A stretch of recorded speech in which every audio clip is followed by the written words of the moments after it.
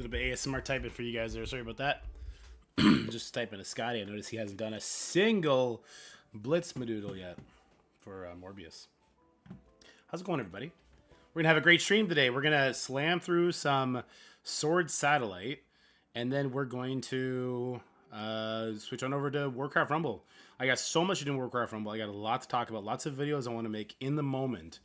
I got to get better at doing that while we stream, though. So if I seem a little distant for like 30 minutes, 40 minutes there, it's because I'm doing some editing. I will, of course, talk with you guys, and we'll go from there.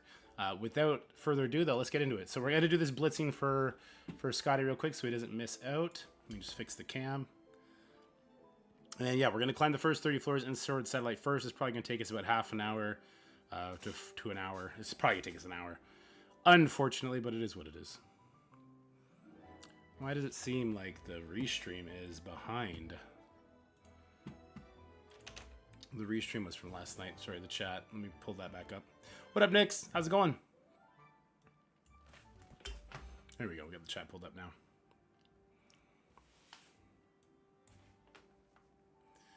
Has anyone else been enjoying their experience at Warcraft Rumble so far? Have any questions, concerns, things they think are super cool that they want to bring up?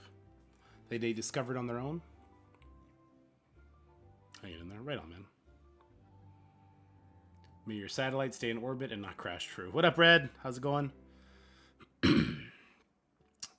Well, we already did it once, so hopefully it's going to be just as easy. I'm actually going to sim this one. This is a very easy one. All right, the next one. No, we switched this around, didn't we? Let's go ahead and use our Shadowlands here. We'll take it off sim now. We'll do the fights piece by piece because it can get a little rough. Let me know if you want any tower advice. Bro, look at you sitting up at the rank 1. I like it, dude. Giving Beta rent for his money. I'm about it. What do you contribute that to, Red? What floor did you have some super secret code for? Or did you just split up like your Doom, your Quicksilver, Apocalypse, and them a little bit better? And let them do their own floor kind of thing? Sword Satellite caught me off guard, so I kind of did what I knew was safe and would get enough floors pushed in. So you got to keep that energy up, though. You got to clear the tower. I will put a permanent red.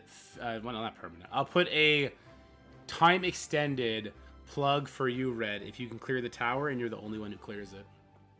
On the screen, on the stream.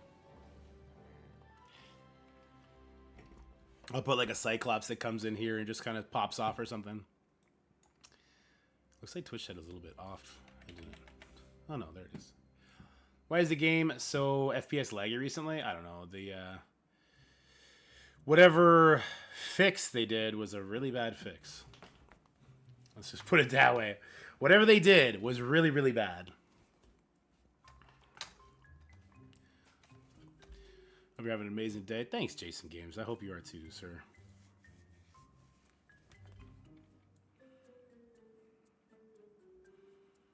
All right. This one we probably could have simmed because it just takes a while. No stuns on the Hawkeyes again. He already has an emote. I did make that emote for Red, actually. I use key characters in big teams. Sus Secret Defenders, Gamma APOC, Dark Hunter Quicksilver. Yeah, but how did you get to those floors without using those characters along the way?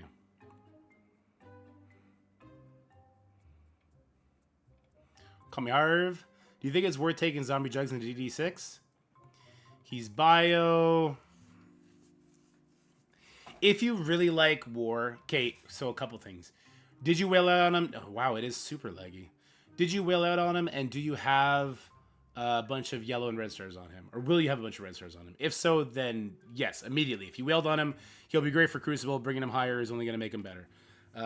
If not, and you just want... what if you're just like a big War fanatic, then still yes. If you have him at like... I'm bringing him to Gear Tier 18, but I'm done DD6. Yeah, so... If you're a big War person, immediately yes. If you wailed on him and you want him to be usable even in Crucible, immediately yes. If you're simply going to unlock him and you just want to bring any character into Dark Dimension and you don't care about war, I don't know if he's worth it at that point. He is an amazing character, though. But he needs stats. It's not like Zombie Iron Man. He can mechanically operate like Zombie Iron Man does, but you're missing half of his benefit of it, having him survive and do damage.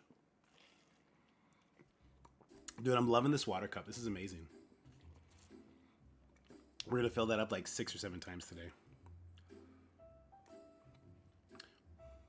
Are the Green Goblin trial teams announced? It's only Secret Defenders? Or is that... Well, no. The Green Goblin trial teams are New Avengers and Rebirth. And you need to build both. They're each going to have their own nodes.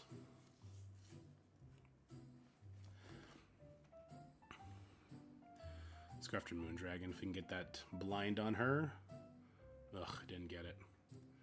Let's get a slow on her and maybe flip that defense up.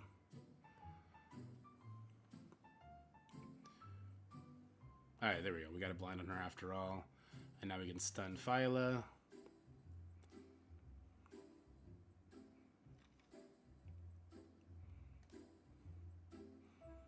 This is going to give Bishop speed. He's going to annihilate a bunch of people. He lost his offense up. Damn, that sucks. That's lame. Here, let's do this. Get ourselves offense up.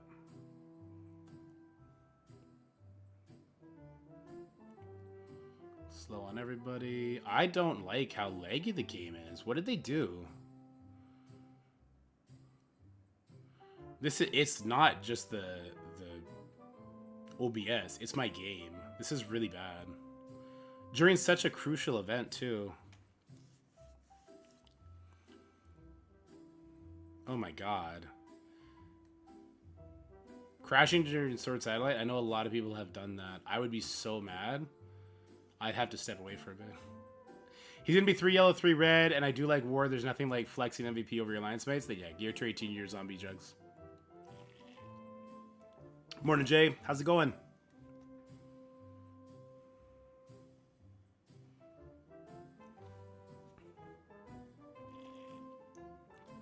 Happy to help, Ryan.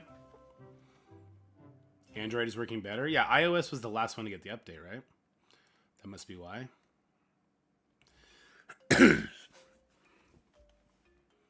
iPhone is like, yeah, maybe I should use an emulator. I really don't want to, though. I bought the initial $100 and I got a few lucky drops, then comp, and then extra drops they sent for me. Those who bought him 6 yellow stars. That's amazing, dude. I did get him to 3 because of all the comp, which is cool. 4 is like possible, but also not possible. So I'm sort of interested to see how that's going to play out. If I can get 4 on him, oh, that'll be juicy. There's nothing else to say. I just be juicy on him. Might be BlueStacks. I switched to LD, no problems. Well, I'm on my phone. I'm not even on an emulator. I hate BlueStacks, though. BlueStacks is always bad, in my opinion.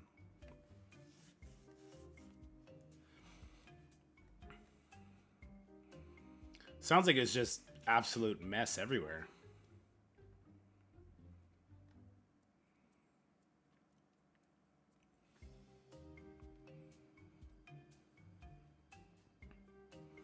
I almost want to make a video like saying unplayable garbage. You can't be running this event when the game is in this state. Like, you should push this event away, rerun it all again. Just make sure, try and get people more diamond orbs. Am I using the same teams as your video? As one of them, yes. We made some adjustments based on feedback. So we switched up Astonishing X-Men and Shadowlands. We switched who they're going up against. We switched up the team we're taking up against Black Order because the Black Order team was struggling in the mirror match because of the inflated tower stats.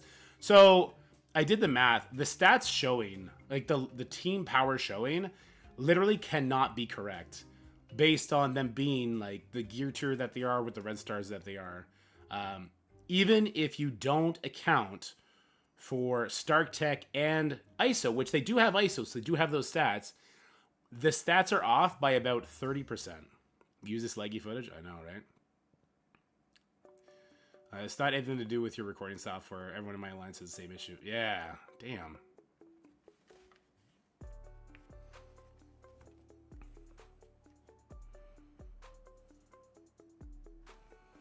right, should I do it?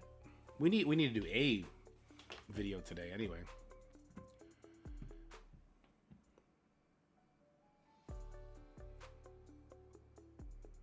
I'm trying to think if I should do a video on it.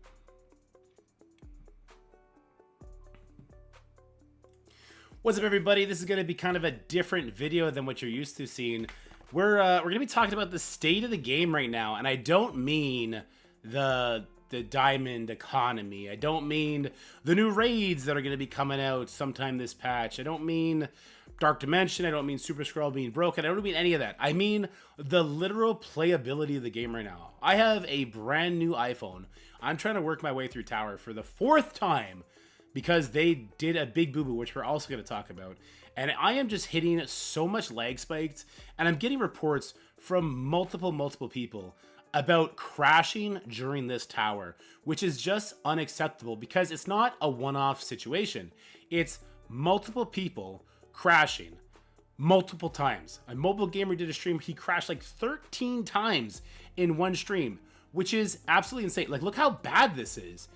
If you crash during your Sword Satellite run, you do lose progression. You don't get to redo the floor. You simply lose that team, which affects how fast or how high you're going to be able to climb in this opening day, which will also set you up for the future days. And that's assuming that by the end of the day today, they can get this under control. Because right now, it's been hours. Normally, I wouldn't make a video talking about bugs and lag or anything like that. But now we're looking at going on past 12 hours, looking at about like 16 hours where this game has been in this state since they did their new like multi-tiered release, and they say that this issue has nothing to do with that. And I think as a community, we got to call like, hey, bullshit. Like your initial patch releases have always been really bad, but none as bad as this. Since that Maria T-pose started in the game, I think that was on Tuesday, people started feeling that.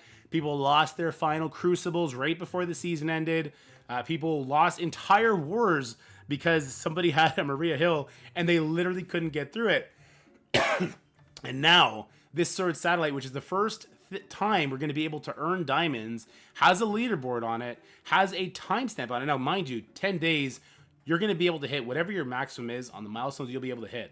But now you may not be able to get that extra 33rd, 34th floor done that you would have if the game was working properly.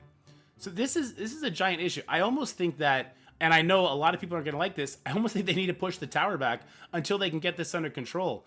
And to compensate us for this, they should let us have all the ranked rewards, all the milestone rewards that are currently in the tower, and all the rewards that are going to come back. They should redo the milestones just like they did after they did their initial boo-boo on the tower. Now let's talk about that, because that was absolutely insane.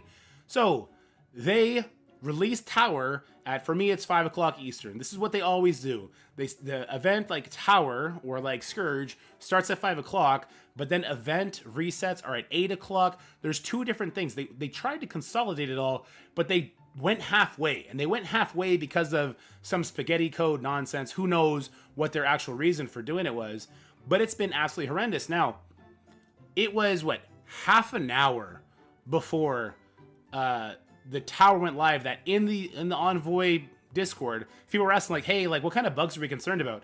And I literally said, I'm most concerned that just like the last tower, it's going to start at 5 and there's going to be 3 hours to get your first rotation in. And sure as shit, that's exactly what happened. I didn't get any eyeballs when I brought up that issue, that warning. I got absolutely nothing from it. They're not doing their due diligence in a game that is super expensive, and a game that if you want to be competitive, they're trying to make it even more expensive. Like, you want to get in on these diamonds, sure, maybe the passes are going to get you there sooner. Maybe you don't have to buy 3 new character offers. Maybe you just have to buy the one, and then 2-3 months from passes, you'll be able to get it done. But right now, it's unplayable garbage. Oh, I'm just so happy that this didn't happen in the last match of Crucible, this crazy lag. But this is absolutely unbearable. I'm very curious to see what they're going to do. And this is also on the heels of just awful event in the Zombie Juggernaut. It's just been bad taste after bad taste right now.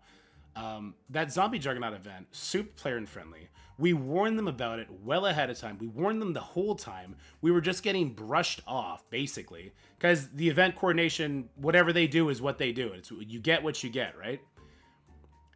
I don't know how to feel about this game anymore because we were told we were going to make things more farmable. It's going to be better, blah, blah, blah, blah, blah. One day later, here's Zombie Juggernaut. You'll be lucky to unlock him if you're not dropping 200-300 cores on the regular. Oh, you guys bitched enough? Okay, now we'll switch it up. So is this going to be a tug and war, back and forth fight with these guys about, hey, like, you didn't do this, like you said you were going to do this? Do we have to hold their feet to the fire forever? Because that sounds exhausting to me. It's not something I want to do. It makes me not want to play the game, especially when there's amazing other games that just came out.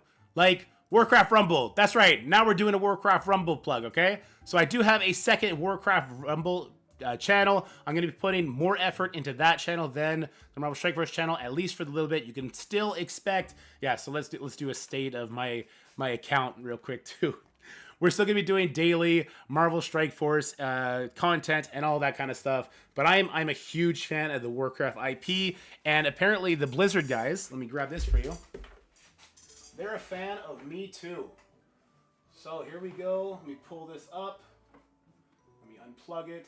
They sent me this just as a thank you. And I already broke it, or rather my son broke it. They sent me this as a thank you. A gift box. Right away, just for playing in the beta, just for covering it. It's a lamp, it lights up. It's going to add super cool ambiance. It also came with a keychain. It came with a bunch of cool stuff. Is this a humble brag? It is, because Blizzard acknowledged us so much faster than Marvel Strike Force acknowledges people that it actively works with, okay?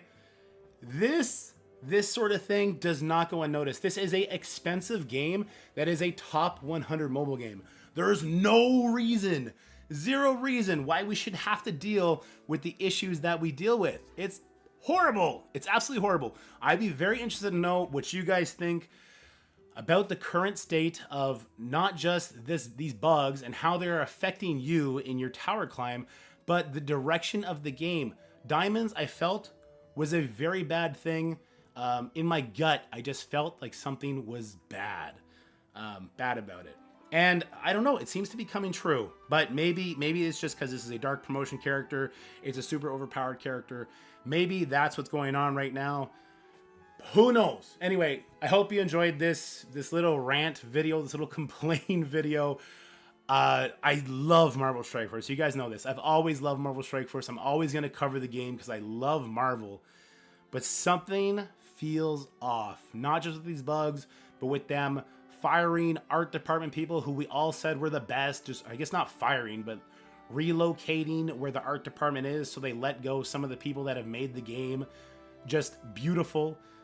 Something feels off right now, and I don't know how else to describe it. I'm very interested to know what you guys are feeling in the comment section below. Make sure you check out that second Warcraft Rumble channel if you're going to play the game. It's super fun. I'm super deep into the game. I'm about 75% of the way through all PvE content. So then we're going to work on PvP. It is an endless grind game if you want it to be, or it is a take your time game and you're not really losing that much progression. It's very cool, very fun, and I hope you join me there. We'll do both games, blah, blah, blah, blah, blah, blah, blah. Stay happy, healthy, have fun, and we'll see you guys soon. Bye for now. That was just a rant and a half video. I think our sheep belongs right there, right in plain sight. Also, what up, Scotty? Maybe I should be paying attention. Scotty didn't want me to lose these matches. Will you post the link to your roster for Tower? I did. It's in a different thing. It's in a different video. I will say I did switch up 2 matchups, so I'm no longer using Shadowlands against the Kree team, and I'm no longer using the Black Order Mirror matchup. Which means I'm using something different against the Rebirth team as well. I'm using Weapon X against Rebirth. So I switched 4 things up.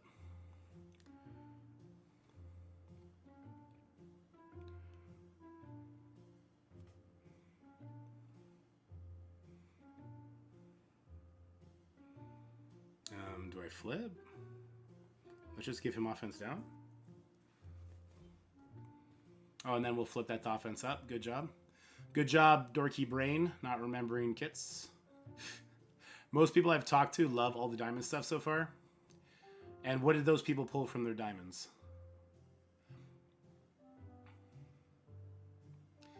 It's not in the description. It's in the comment section. Philip. Let's just get rid of Jubilee, yeah?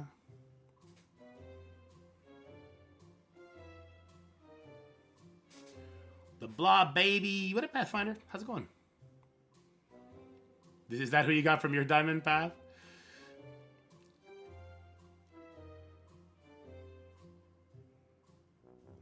Why would you like the diamond system? Liking the diamond system is a super weird flex. It's like saying, I like hunting for 6 and 7 red stars in the old system. Before they made things more obtainable, I liked hunting for 6 and 7 red stars. Yeah, see, a lot of people are having that big Spartan experience. Yeah, sure, let's bring homie back. Wait, why didn't Buddy revive? Oh well, doesn't matter. Oh, the offers are coming, dude. For sure they're coming. It's a chance? Oh, weird. Oh yeah, that's right, there's 3 different things that can happen, right? You got a 2 diamond on your Val? There you go. That's the good one.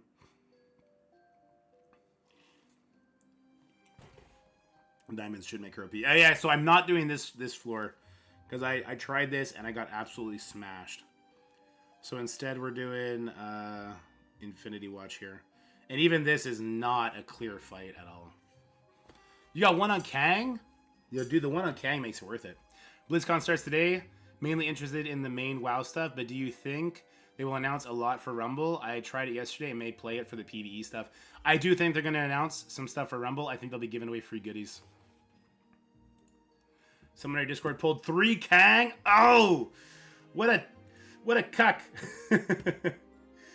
What a lucky guy. Congrats to him. I'm jealous.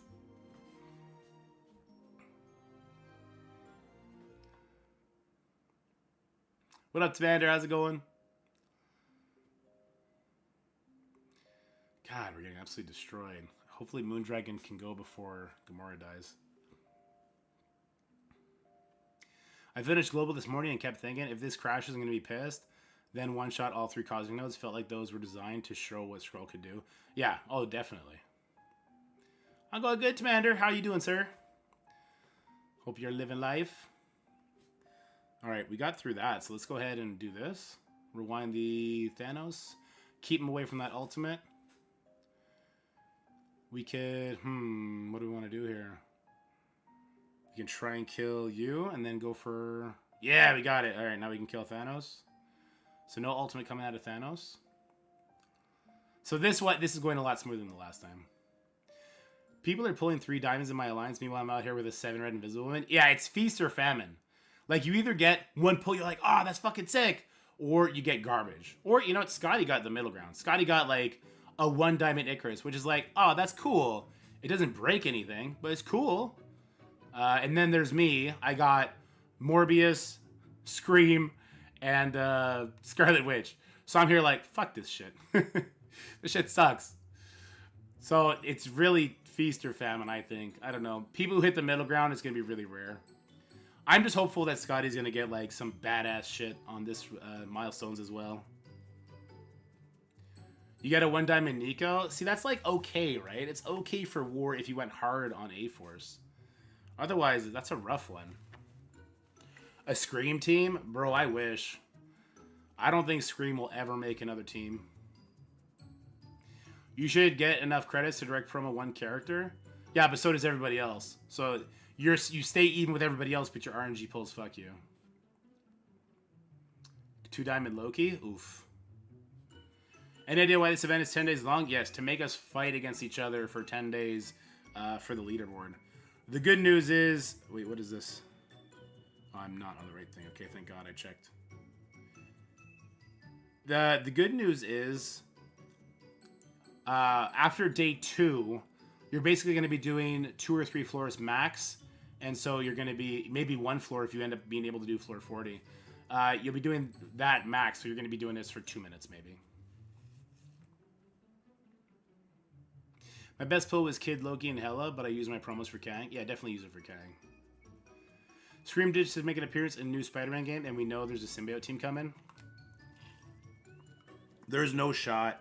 Carnage and Venom and Symbiote Spider-Man, like, those three have to make the team, right? For sure, those three have to make the team. Or at least some combination of those three has to make the team. There's no shot they do a symbiote team without Venom on it. People will riot.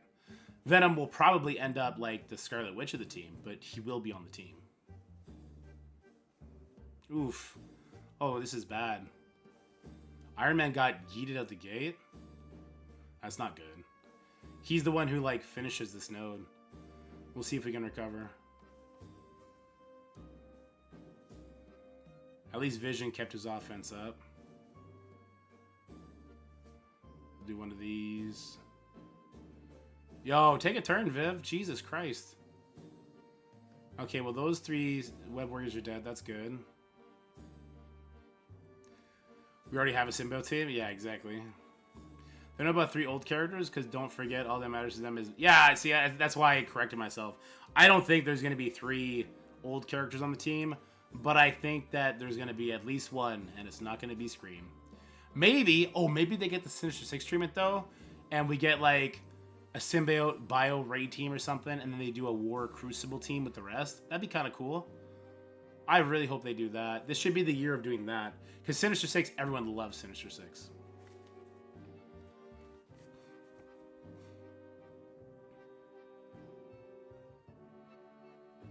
To Diamond Hamdol, I'm gonna beat all the Krakens. Let's go! Oh, you pulled her too. There you go. They probably were gonna make an absolute carnage to skin him on a new tune. Yeah, probably Spartan. That's a good call. I would if I was them.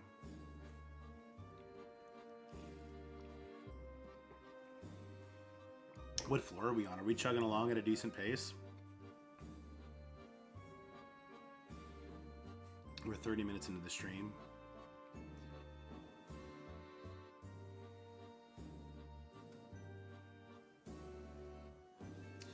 Do I post that thing I just did just like that? Do we got to go a little bit lower effort in the video so we can focus on Rumble? I think so.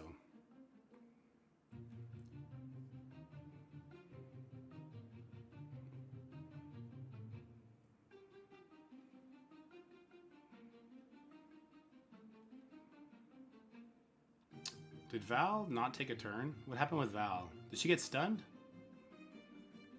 How would she get stunned?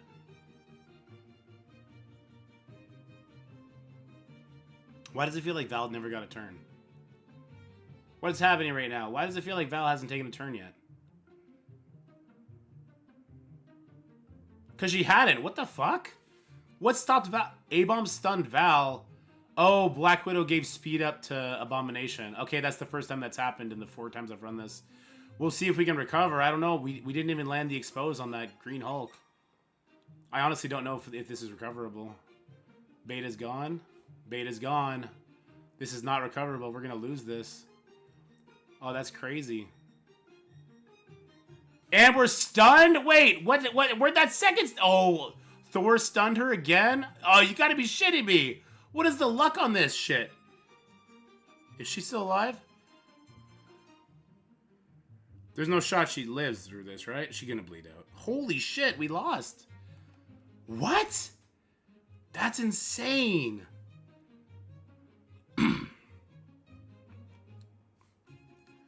Alright, well, hopefully Black Order is gonna be useful here. Let's give it a shot. Yo, I can't believe we lost that. I don't know if Black Order has it in them. Let's go here. Let's see if we can kill the Black Widow.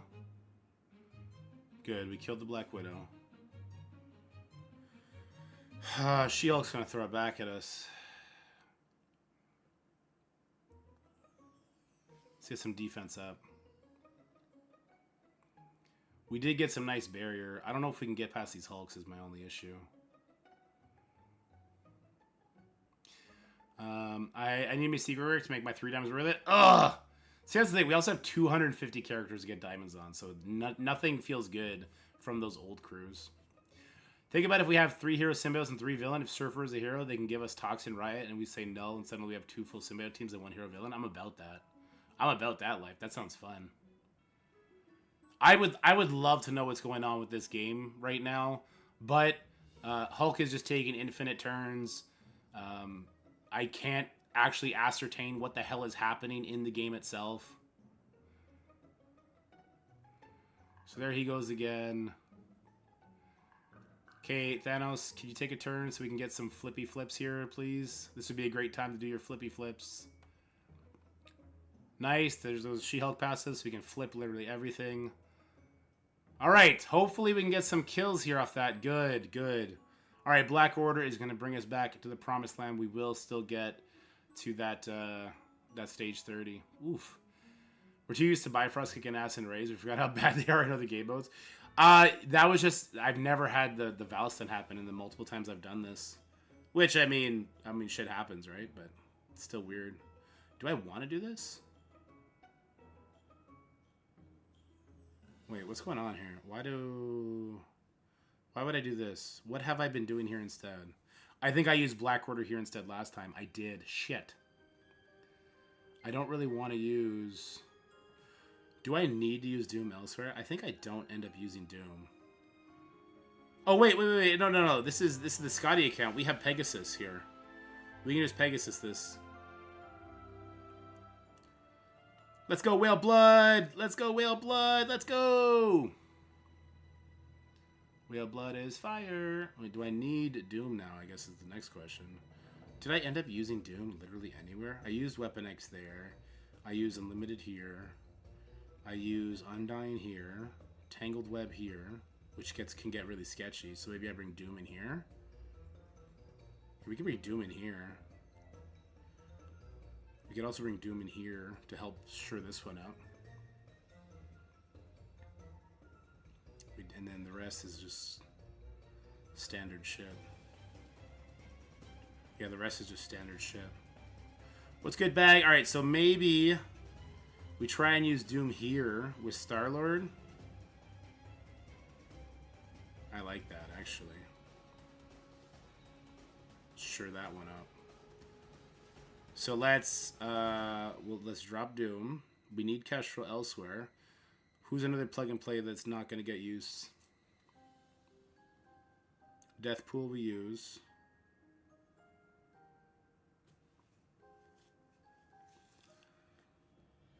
Shang-Chi we use. First of all, let's go not on cooldown. Photon we use, but we probably don't need her. Star-Lord Annihilation. He's going to get subbed out. I get too annoyed at this game mode and just throw my Horseman teams at any floor I drop an attack on. Fair enough. Just chilling. I'm happy. I'm 4 shards away from 6 yellow jugs. Let's go, Bag. That's sick, dude. Congratulations.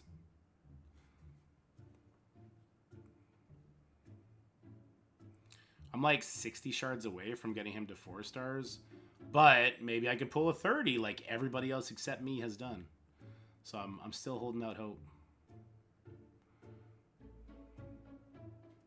The Save Squad, you're welcome. I hope it worked out for you. There's definitely some snags that can happen. The tower floors scale crazy. Have Scotty open your orb. There you go, yeah. I'll just have Scotty log in and open the orb because he got the magic touch. Ooh, that Ironheart stun's not fun.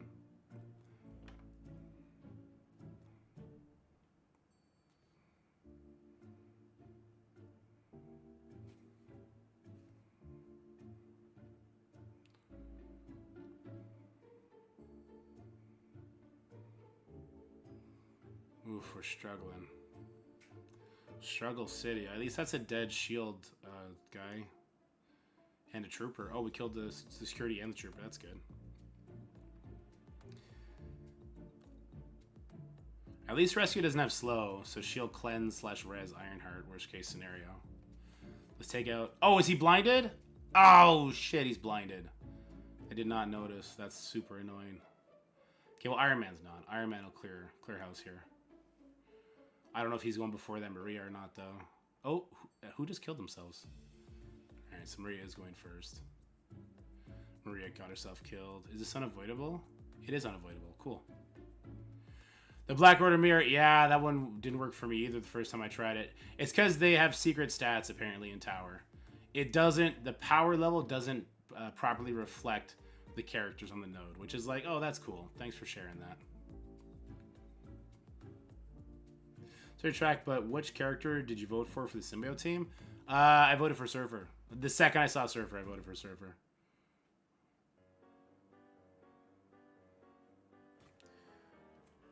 All right, let's upload that video real quick. We gotta make a thumbnail for it and stuff.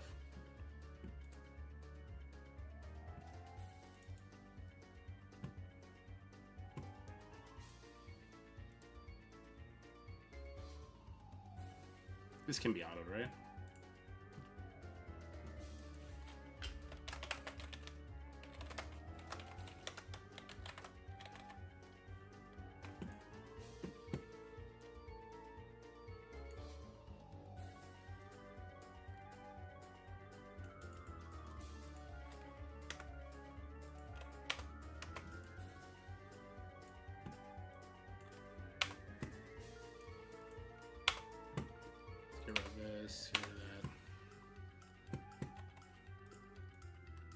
We'll use Doom, I think, here. I'm going to name the thumbnail I'm worried about Marvel Strike Force.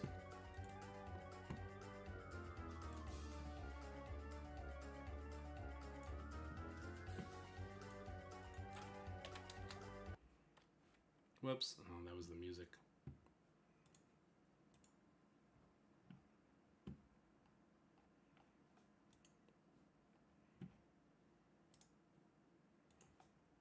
Almost done.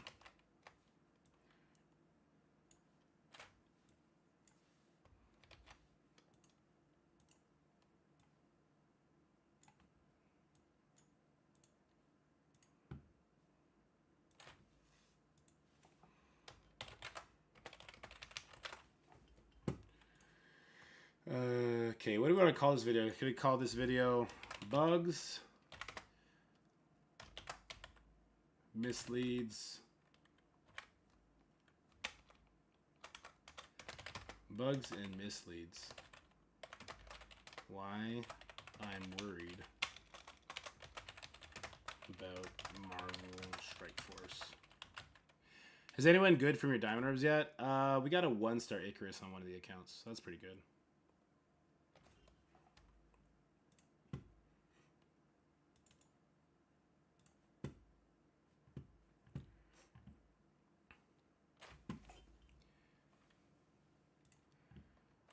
Bugs, Easter eggs, and features. When it resets, do I stay on the same floor? Yes. Yes, Joella. All right, so Bugs and Misleads. Why I'm worried about Marvel Strike Force and what they need to do.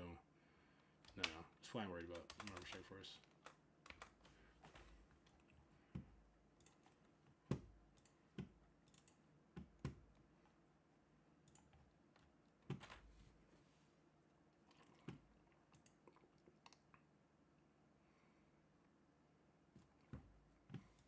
And then you got a 3-red Cersei. That ain't bad. That ain't bad at all.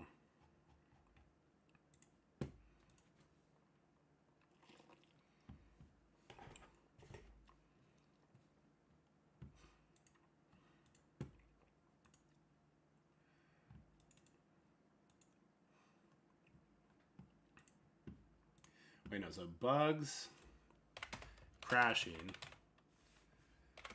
and Diamonds. Bugs, Crashing, and Tower. Satellite. Why I'm worried about Marvel Strike Force.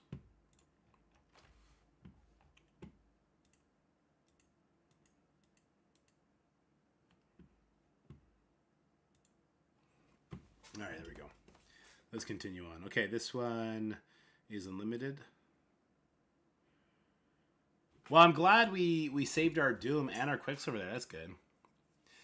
Fell off for a year, grinding to catch up. Let me get your opinion if you don't mind. Baby APOC then DD6 build or Big Boy then DD6? Both at the same time. Gear tier 17 is a lot more available for you than it was, and so is ISO 4 and 5. So you should only be pushing the characters you want for DD6 / the game to gear tier 18, but you should be pushing all your horsemen to get the Big Boy Apocalypse. I don't think there's an either or option there that's going to be really satisfactory.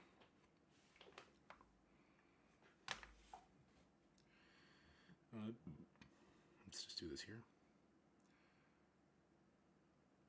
Val 2 Diamond should be 500k. Jesus. That's so strong. But Nyx, there are a couple great characters that you can kind of double up on.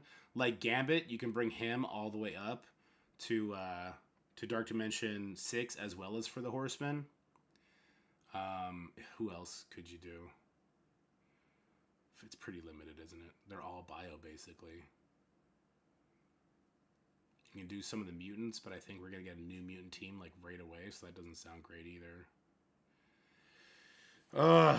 Here's the thing. At some point, they're going to have to change how people unlock Apocalypse. Because the Horseman thing, it only worked because we were all playing when it happened. To make new or returning players do it, oh boy. Oh, Kestrel. Yeah. Kestrel for sure. Weaver for sure. You can bring both of those characters up with you all the way. So that's helpful. Weapon X.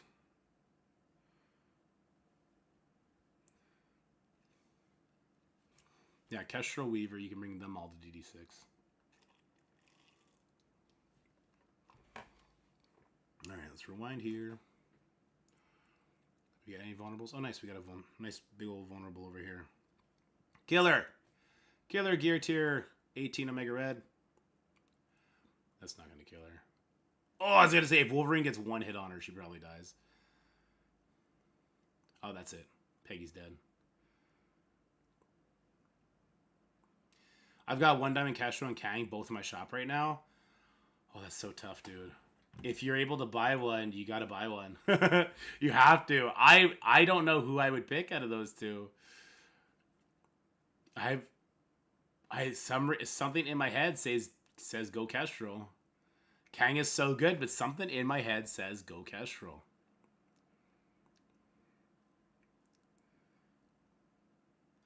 You pick Kestrel, yeah. Oh yeah, Mega Red is fantastic. Here, let me switch my channel real quick. Because I did have a video ready for Warcraft Rumble today. I ended up getting it done this morning. So we did not use Infinity Watch for that, obviously, which means, yeah, this is still good. Let's check our channel, view channel. Apox required being lower to Horseman, only needing Gear Tier 7 to ISO 5 would be good. Yeah, I think if it was 16 ISO 4, that could be okay. Dork leaks? I mean, I think the Kestrel thing is out of the bag, brother. I don't think that's a leak anymore. Let me go ahead and get the shareable link. Let me go ahead and put this in the main channel here.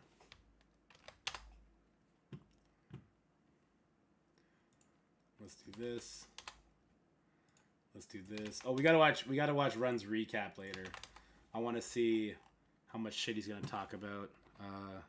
My save squads. Those pings are brutal. Yeah, those pings are definitely brutal.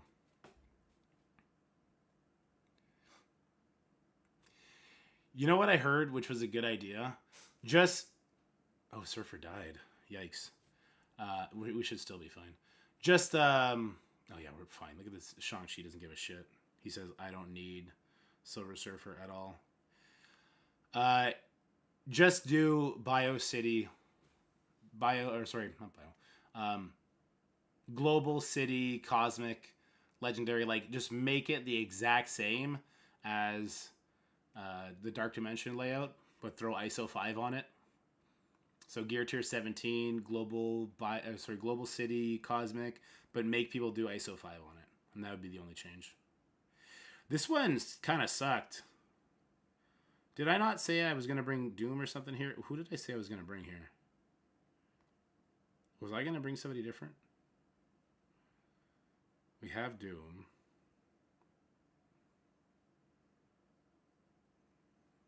I don't end up using purple sticky, so I could use purple sticky here.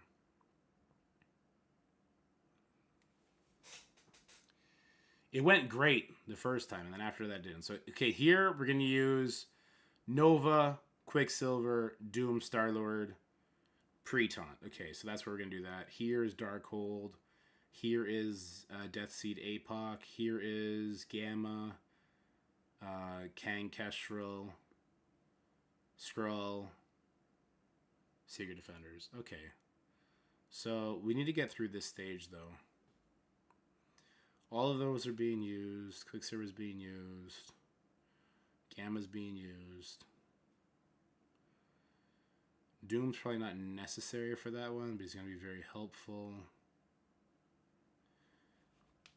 Dorm. Am I not using Dorm?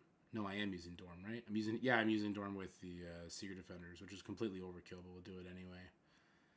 I'm not using Purple Sticky. Let's use Purple Sticky to at least eat the opening attack, right? No, let's just go in. It worked great last time. It's going to work great this time. 25 mil ISO and just 3 ISO 4. Yeah, I know. The ISO 4, it would not be like a free Apocalypse because ISO 4 is rare-ish, and you need it for your raid characters. Damn, we got crushed by that, huh? Please, Weaver, kill, kill, kill. Nice. I don't know why my spider guy didn't go before the enemy spider guy. That's weird. All right, but good. We ate up all that. See, this is going better. You know what I think it is? I think because the enemy 2099 went first, it's actually helping me out here. Seems to be the case, anyway. Special or ultimate? Special to give defense down. Percentile damage. Maybe we kill the yellow jacket. Oh, double kill. You love to see the double kill. Raid! Bendable with the raid. What up, Bendy? What up, Raiders? How's it going? We're doing a quick tower run, and then we're going to shift gears to Warcraft Rumble. So if you haven't seen Warcraft Rumble yet, it's definitely the time to. It's an amazing game. Phenomenal game. I think we have about 10 floors left to climb right now.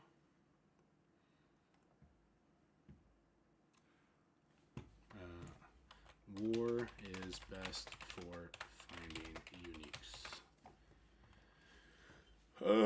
Here, where'd my chat go? That one's public. It's all good. Let's go ahead and switch back to the main account. Sorry, I'm doing some content creator stuff. See, I want to always stream. I love streaming with you guys, and then I fail to do my content creation stuff on the YouTube, which is the only way to actually sustain myself. So I need to get better at doing this side of stuff too. All right, so we're back here. Let's go to my channel. Dang, Bendy getting undeserved. Bendy's the best. Dulom raid. Oh, sorry, I just saw Ben. Dulom, thank you so much for the raid. I see Restream doesn't show me who, so I would just go with the usual suspects. That's my bad. Dulom with the raid. Thank you so much. You're the best. Hey, you're streaming now. That's amazing, dude. I like daytime streamers. One of us. One of us. All right, we're gonna replace. Who are we gonna replace here? We're going to grab Doom, and we're going to grab Star-Lord here. Where's Star-Lord? Is he too small to use? I don't think so. We'll do something like this. This should be fine. No, Dulom's the best! Thank you so much for the raid. It's about 400 to 500k on average per week for active players. What does that mean? Bang! Alright, so we get this done on Quicksilver. That's fantastic. We need to do the rewind on Wong, and then maybe we'll try and one-shot this guy. He's got defense down, and we did one-shot him. Fantastic. Wait. What's going on? Why is this happening? Why isn't did I fucked the positioning up. Oh, God. Oh, God. I fucked the positioning up. We're in trouble. We're in so much trouble right now. And we don't have Korg to bail us out. We are in so much trouble right now. Oh, shit. Oh, shit. You're a silly goose. You're a silly goose. We can't let Wong You're a taunt. silly goose. If Wong taunts, it's over. Let's get these deflects off here. He's got offense down. Let's try and Oh, dorky. do one of those. Do one of these. Oh, no, we're in trouble. If Doom doesn't reach his ult, oh, no, no, no, we're in so much trouble. Let's go for the kill on Agatha, right? We can't stop that Quicksilver. We can't one-shot the Quicksilver without having offense up. So let's go for the Agatha kill. We got the Wong. We got the Agatha. Frickin' Nova is so good. I think Scotty's got that 6-star Nova, and it's showing here. Don't kill Doom. Don't kill Doom. Don't kill Doom. Okay, good. Just don't kill Doom. As long as Doom doesn't die. Extend this stuff. As long as Doom doesn't die, he pops off. We win. Okay, we win. Everyone relax. Guys, you are stressing for absolutely no reason whatsoever. I can't believe you guys. You guys are so silly with all that stress. Sorry, 6 rad? I think your guy is 6 rad. You're a Nova. Yeah, your Nova is 6 rad. I can't believe I fluffed the positioning up like that. That was crazy.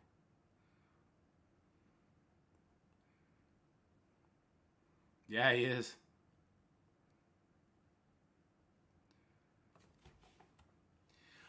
Guys, I said I'm sorry. Dulam, you're the best. No, Dulam's the best. Guys, don't make it a thing. Don't make it a thing.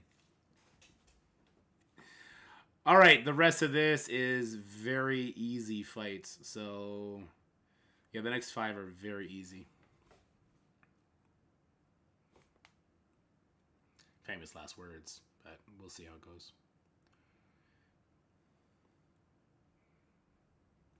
We got some good flips. Long live purple sticky. What do you mean long live purple sticky? Didn't I axe him yesterday? Oh! What do you mean long live purple sticky? Isn't he gone? Isn't he now childless? That baby's coming in the mail to FedEx.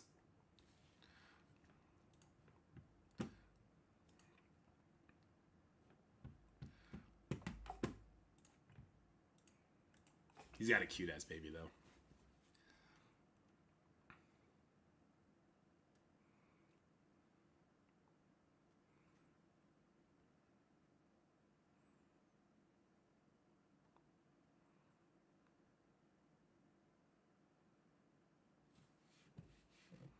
God, Darkhold is so good. Darkhold is so good. I think, Scotty, you got a Gear to 18 Morgan too, don't you? So good. Hey, Scotty's going to get a lot more gear than I have. I want all the teal gear that he's getting. I want this teal gear too.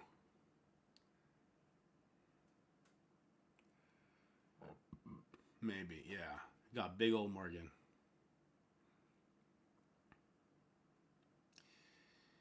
Yeah, so you got extra teal gear too, not just the diamonds. I could use that teal gear. It would let me put Gear Tier 18 on my zombie juggernaut. They better give us the compensation. We are getting true. True.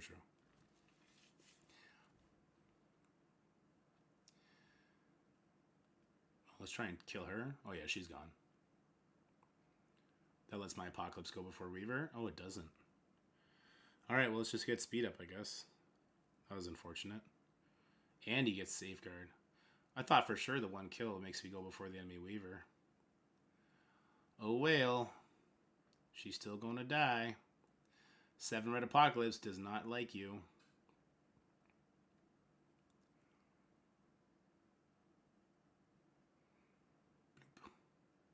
Get lots of bleeds out there. Lots of kills. Lots of death. I guess we're taking the Shuri out. Hey, Apocalypse is going to get a second turn. Let's go. So I think we're going to get up to like floor 36, 37 maybe. Durkey's time to take over Scotty's account entirely. Rename it to Turkey Dad and rename yours to Scotty. Swap the frames and passwords. What's more likely to happen, and I'm not even joking, is one day my first account is just gonna be given away. I'll give it away to somebody, and we're just gonna play on the one account, and we'll share the burden of buying characters or passes or stuff like that. We like doing opposite things. He likes doing raids and blitz. And I'm just like, gotta do what you gotta do. Let's go ahead and steal all these buffs.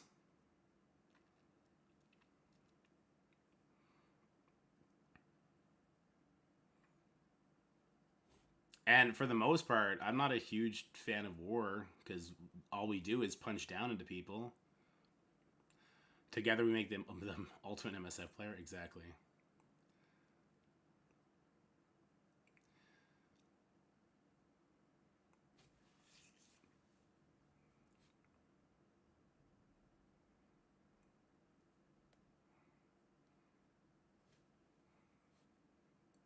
Here comes the pain. Offense up Red Hulk Ultimate. Later, nerds. That sounds fun. Sometimes Goliath needs to step on David. I don't know about that, dude. It's not fun for the other people.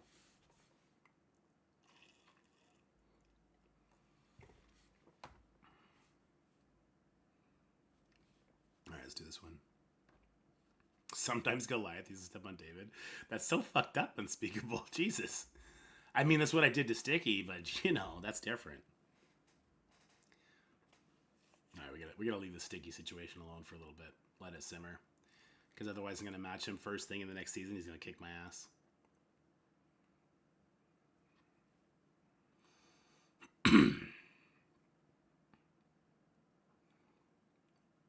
So here's the thing. I could drop down to a lower alliance, but I could literally never leave Scotty.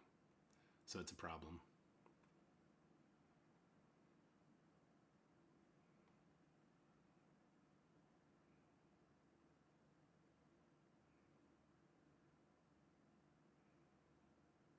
Kang says, no. It's what people want. You know it. You like it. No one likes to watch new players / teams win it. We want dynasties. Bro, you're so fucked up. You're so fucked up, and I love it. I'm here for it. All right, what did we end up doing here? It doesn't really matter, right? So we didn't use you. We didn't use you. No, we went on under villain at least. Is Union Jack a villain or a hero? Oh, wait. We do the infestation, but with Skrull. That's what we do. Scotty won't let me leave him. Well, it's hard for Scotty to let me leave when I've shackled myself to his legs. we try to be nice. I better stop it until Dorky offends people by calling them baby lights. That you could tell Scotty, that guy felt bad. He was like, fuck, I overreacted. He was just frustrated. He heard the word baby and he thought I was like making fun of them or something. But you could tell he felt bad. It's fine. Everything's fine.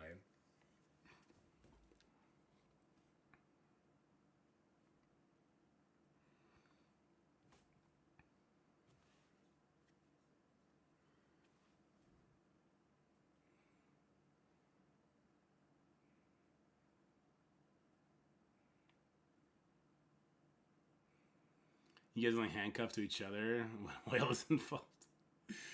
Y'all got some serious fanfic, huh? It's too bad we didn't get to that 7K on the charity. Could have had a straight up bitch slap. We only win because of collusion? True. Do you know how much collusion went into that, 700 billion punch down we did?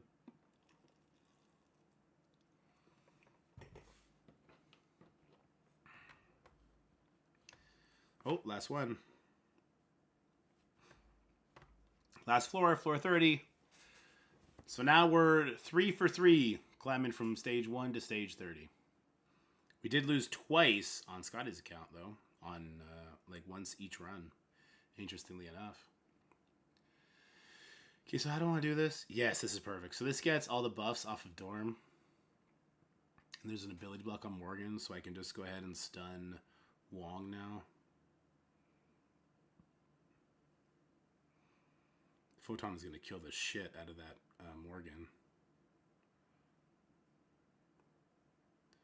Oh my god, Secret Defenders is so good. Dormammu was completely wasted here, but that's fine. We're going to use him for anything else anyway.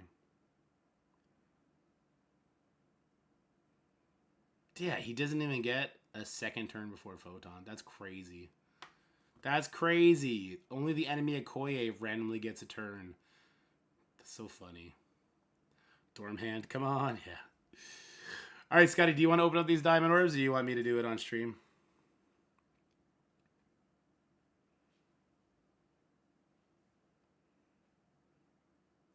All right, can I put another level into Phantom X to finish them off? Or do you want me to do some Sinister Six members?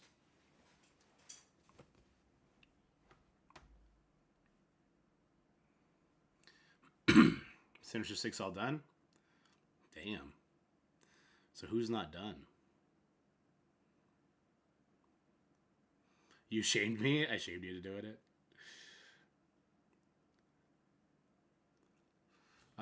We was climbing the ranks of war until we got top 75 and then matched an alliance whose top 10 players had higher TCP than our whole 24. Yeah, dude, that's the war system, though. It sucks. When I call your moonstone small. And now she's a giant bitch. She's huge.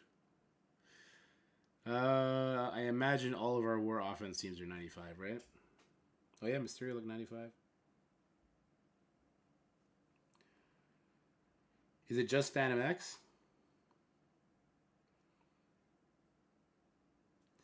Bionic Avengers, Dad Bros, Squirrel Girl, Noir. I don't know if any of these characters are going to get any love anytime soon.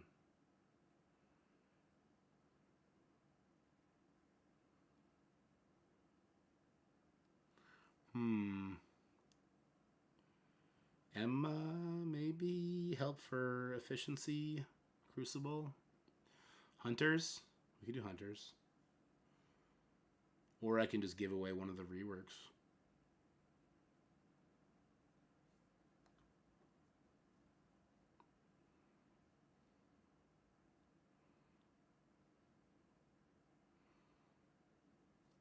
Tracks.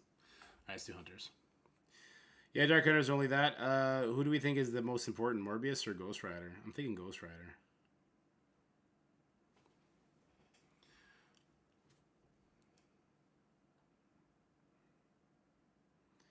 All right, let's open up some orbs. We got 7. Here we go. We need a no whammy. We need at least one good upgrade, and we're going to get it here in 3, 2, 1. It's the 7 red star. All right, 3, 2, 1. It's a diamond. It's Kate freaking Bishop. All right, I mean, I suppose it's an upgrade. Here you go in 3, 2, 1. It's a diamond. It's magic. Okay. Valley flying with a raid 24. What up, Valley Maniacs? Hope you guys are doing great. All right, here we go. Whew. Whew. 3, 2, 1. Diamond. Nope, 7 red star. 3, 2, 1. Diamond. Symbiote Spider-Man. Well, maybe he'll be part of Symbiote rework at some point. Probably not. I don't know. 3 Diamond Vulture. Let's go. Someone called it 3 Diamond Vulture. Nope, we got a 7 red stars. We have one final orb. For the love of God. Look, it doesn't... We've only got characters we literally never use. I don't care if it's a tertiary character. I just want 1 diamond from this 7 orbs for a character that we will use. Just 1 character that we use. Please, on the daily... Diamonds are a fucking scam. They suck. It's trash. Diamonds are trash. It's garbage. Oh my god. Aren't you so excited for when you get to buy diamonds, guys? Garbage. We got a diamond on her. A diamond on him. A diamond on her. I really hope they do like a Sinister Six symbiote style rework where they add Symbiote Surfer with a bunch of other symbiotes. One of them goes to war, one of them goes to Crucible Raid, whatever the fuck it is. Just do something with the other symbiotes. Please don't leave them to die. Scotty's at 120 right now, which means he could do a couple characters. I know he wants to do his Dad Bros, then we can get to level them to 70 or to 95. Or he could do Mysterio. He just brought Mysterio up. Let's go. He could do Infinity War Thor, because maybe he'll live to do a turn. No, none of these characters are worth it. Refresh that store? Hell no. We're not wasting cores on that. Have I learned nothing from Mobile Gamer? True. Ultimus, that's the way. All right, guys, we did up to floor 30. You're a silly goose. I hate to You're a hijack silly y'all, goose. but the whole plan You're a silly goose. was the satellite climb to 30, open those orbs, and then do Warcraft Rumble. So we're kind of heading off to Rumble. Yeah, I could log off now. Yeah, before I upgrade something, Scotty's like, get the fuck off. Just get off. 750 for Ultimus. Yeah, but that's Dark Diamond credits. That's something different. Daily Diamond Dawn Orb from the web store. Isn't it only 1,000? I don't think it's a full orb.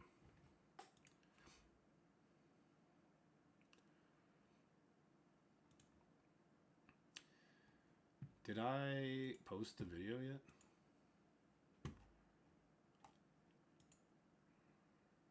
Did I post this video or did I just upload it? Oh, I just uploaded it. Okay.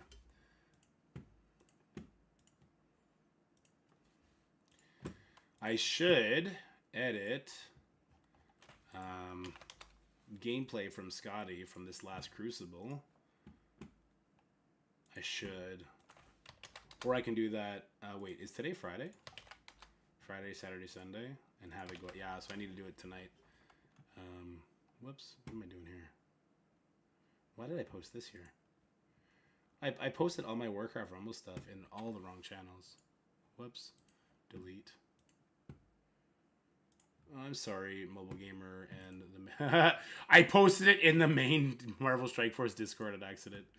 Whoopsies! Sorry, Valley. I posted it in your server too. My Warcraft Rumble video. I just have the habit of going to each server and post them. All right, what do I want to do? I want to media Giphy. What kind of GIF? Woo! Yeah, okay. I want to watch Run 7's his recap before we switch on over. Because yesterday was a fire day, so you know it's going to be fire. What's up, MSFers, and happy Friday. Run. Come on. Relax. You just got to wait, buddy. Wait till I get you up top. All right. Let's just do a brand new one. Who cares? Window open, capture this. All right, let's see what Run 7's got going on today. Friday. What's up, MSFers, and happy Friday. There was a troubled start to the launch of Sword Satellite yesterday. A frustrated mobile gamer goes over multiple crashes and the early launch of the game mode, which had to be taken down. A lot of people were able to reach floor 31 and receive those rewards, while others like myself had the game mode removed before they could collect those rewards. However, Scopely says there's a compensation coming. It says balance out the rewards with that compensation. No idea exactly what that means, whether it'll be an Oprah Winfrey style free orbs for everybody, or they'll have something that specifically targets those who didn't receive rewards. There is a free claim for Diamond Dawn orbs. However, some people were having trouble seeing that. Don't worry, Scopely has the fix. I'm just going to read this one verbatim. On the website, some players may notice that the diamonds do not appear right away if they go to the web stats table during their first session without having visited an individual character page. If you notice this, you simply visit an individual character, and the next time you come to the stats table, it will be back. The team is targeting to resolve this visual bug early next week, and then there's a clip to a video where you can see that bug in action. Now remember, tomorrow's free claim of diamonds, if you want to get that, you're just going to need to use a touchpad. Go in holding your left hand up, raising your right foot 6 inches off the ground, holding your chin to a 30-degree angle, and repeat the phrase, "Scopely smiles on my roster," and those free claims will be yours. Easy peasy. If you don't mind randomly losing teams to crashes as you climb through the tower, then Dorky Dad and Mr. Hargrave have videos showing you how to climb through the tower. Mr. Hargrave specifically says he has troubles with floor number 10. That's that Infestation Masters of Evil hybrid, and it is deceptively tricky. In other news, Pathfinder Gaming joins Valley Flying for the weekly news update, where they talk about all things Marvel Strike Force. including Incursion 2, the new Nexus campaign nodes, You and can of barely course hear the 'em. Sinister Six. We've got a data mine coming out It's about loud on my Shuri end. now unlocking at 4 stars. However, the data mine labels it as symbiotes required to unlock her, where previously it was always Spider-Verse. Data mine's of course subject to change, so don't go building those symbiotes just yet. Like and subscribe, and be sure to leave a comment down below and let me know what you received in your first Diamond Dawn orb opening. I got it raw. And as Scopely stumbles through this Sword Satellite situation, I'll be sure to keep you updated with all of the latest. I'm Run7, bringing you yesterday's news today. In other news, Pathfinder Gaming joins Bally? And as Stopely? Following Scopely's struggles as they stumble through the Sword Satellite situation. That is not easy to say. Oh, I love Run. He's the best. Is that gonna get my stream demonetized? It might. It might. I don't know. Watching a different YouTube video while being a YouTube live stream might get it demonetized. We may never be able to do that again. We'll see. We'll see. We'll see how that goes. Yeah, Tangled Web will counter Eternals for you.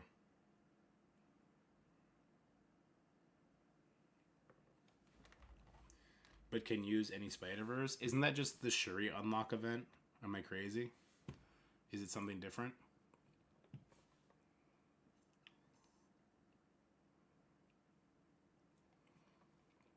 That's true, Steven. Can I sim with your teams, or do I need to actually play? You need to play. It's going to get tough, Storm. You can probably sim like the first 10. Yeah, you can probably sim the first 10. Just switch to... Switch the Shadowlands with the Astonishing X-Men. Switch their positioning. Yeah, it's just the Shuri unlock. So what's the big deal?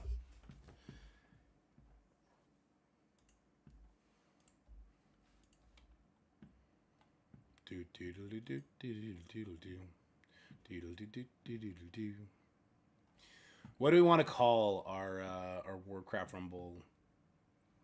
What do we want to call the stream title? No worries, Loots. So I will be here. I will be able to answer any and all Marvel Strike Force questions throughout the day. You want to talk about Tower, Teams, Arena, whatever you want. We'll still do that, but I am going to be moving over to Warcraft Rumble. We're going to do beginner traps to avoid, pushing baby account. Dungeons explained. We'll reach dungeons today. Warcraft Rumble beginner traps. We'll talk talents. We'll talk everything.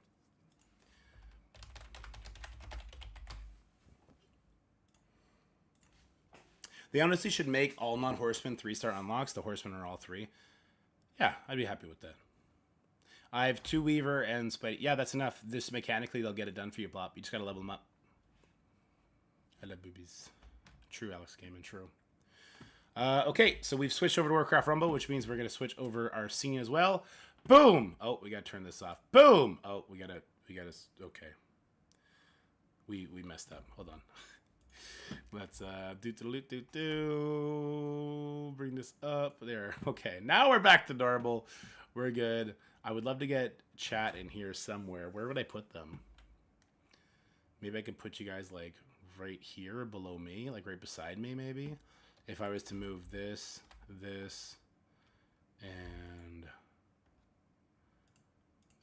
this over. If I move all this over just a little bit. Then I can have Twitch chat like right here beside me. Sorry, Restream chat. Let's go grab Restream chat.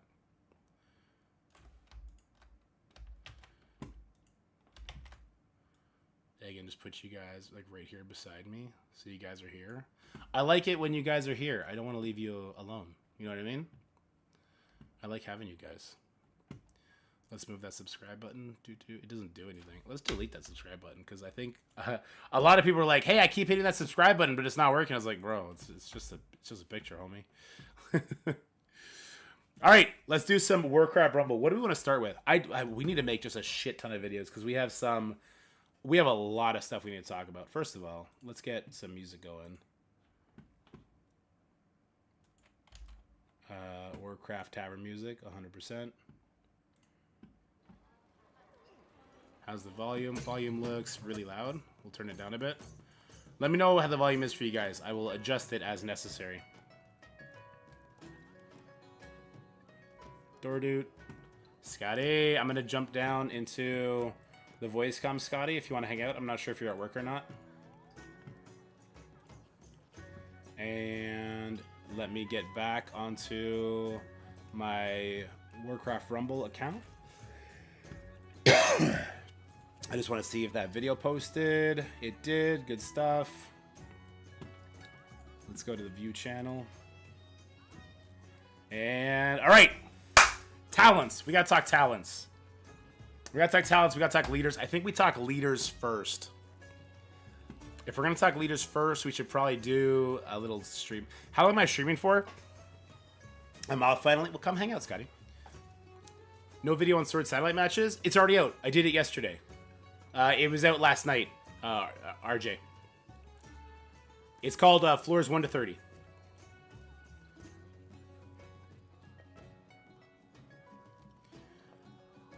I have 9 characters of 5 stars. Rooms aren't friendly towards noobs beginnings. Yeah, Plop. You're right. 100% you're right. Yeah, my baby account struggled. Oh, that's too bad. What up, Jerry? The stars, especially. Yeah. See, I disagree when they say like the tower is actually just gated on the difficulty. You wouldn't be able to get through with lower star characters anyway. It's like, have you heard of Tangled Web? Have you heard of the Eternals? Have you heard of Kang? Have you heard of Undyne? Have you heard of these teams that you put in your game? Like, you're just wrong. Mysterio and Electro higher priority for Sinister Six in War? Yes, 100%. Scotty, have you started playing Warcraft Rumble yet? It's downloaded, and I played it like maybe a week ago when I was waiting for something, and then I haven't touched it since. Oh, sorry. Yeah, I misread that. Mysterio and Vulture. Mysterio and Vulture are the highest priority Death Chief. Also, at a Pathfinder. Thank you for correcting me there. For some reason, I just read Vulture instead of Electro. How do we want to start this? We want to start talking about talents. We probably need to switch our position here. Not like that. Something like this, but not like this. I'll tell you what, let's duplicate this one. Warcraft Rumble Video Maker. We're going to make a new scene. You're going to get to go up in that chat. So we're going to reset the transformation on this one. It's got to be a full screen. Or not full screen, rather. It's got to be, the full vertical needs to be showing. Which means we're going to pull the gameplay in. Make it coddle right there.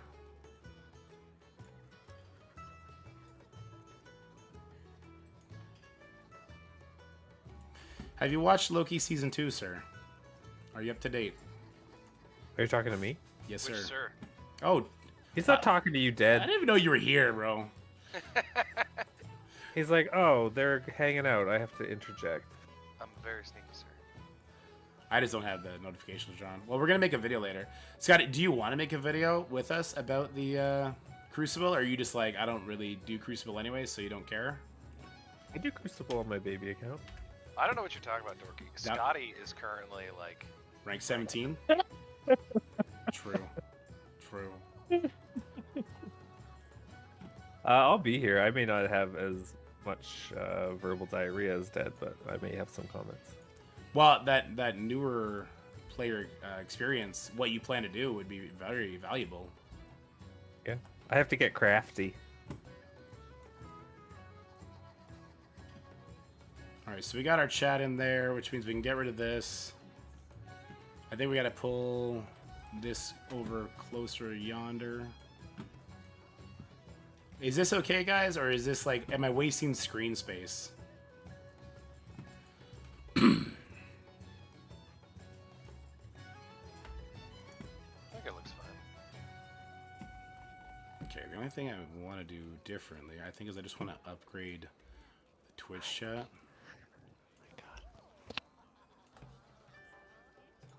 Twitch chat's big. Yeah, it's restream chat. Well, but I mean all of it. Like it's just, I don't know if you can, like you only get like 1.5 messages. Yep. That's it. If you want to be in the video chat, you better be active.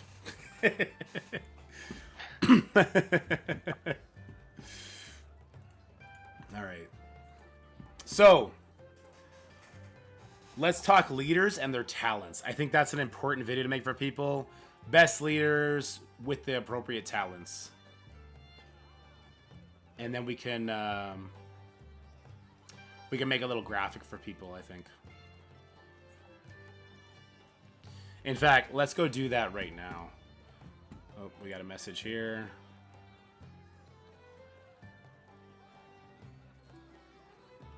Hey, did your guys' like daily streak bonuses work? Yeah. Yep.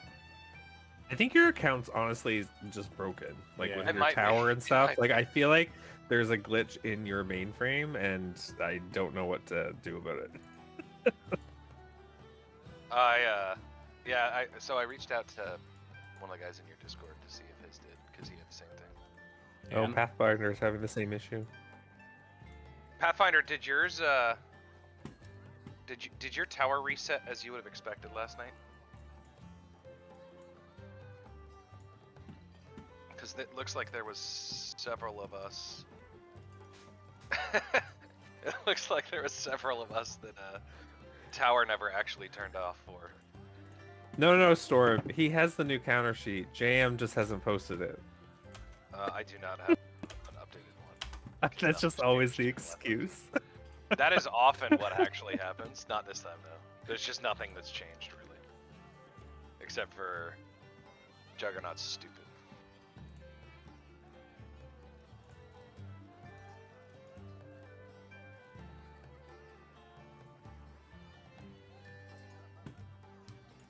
So we're doing a little bit of an infographic here, guys.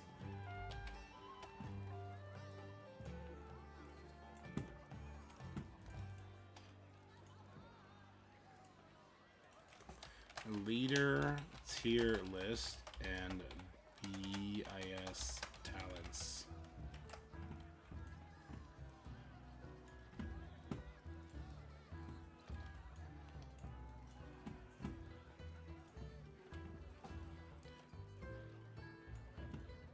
Make this a bit smaller.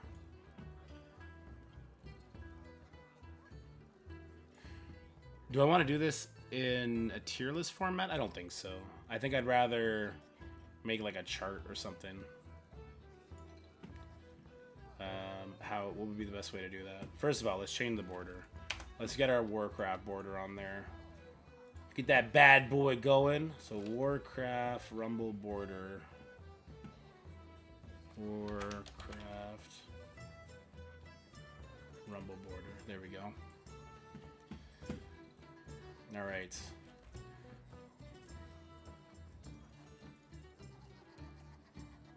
When is past streaming? Wow, rude. Whoops.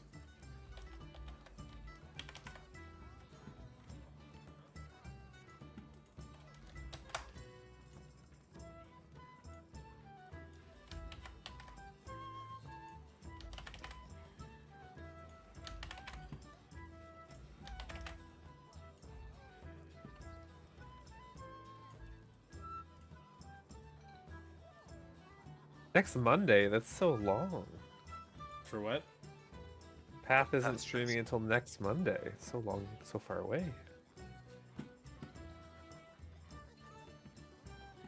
All right. And with him, yeah. What's going on, Path? You on like vacation or something?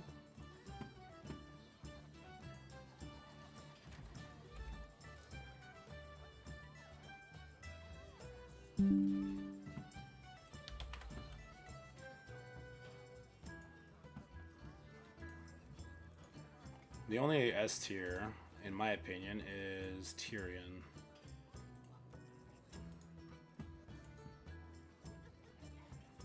And so we're gonna have to, since we're gonna be resizing all of them, I should probably do it all at once. Yeah, I should probably do it all at once. All right, let's do that. Copy. Paste. Alright, let's switch this other. Otherwise, I'm just going to keep going to that side. Steven, we're actually going to be talking about Crucible today. Yes, sir. At some point. I would like to get Juicy in here, too.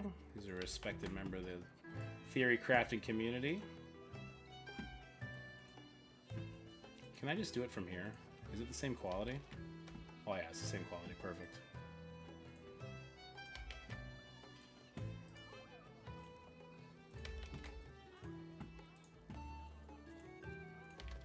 Gonna scam me harder than Scopely does. What? Who said that?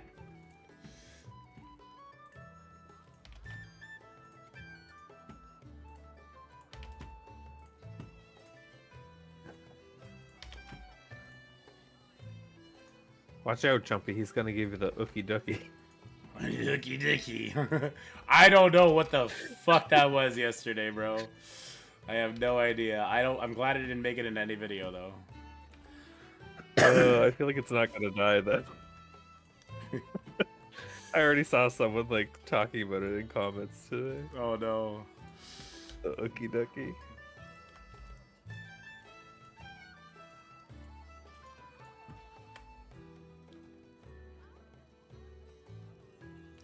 I'm not gonna lie, Jutsi has done more for my success in CC than anyone. In CC 32, his defense went 5-1, I think.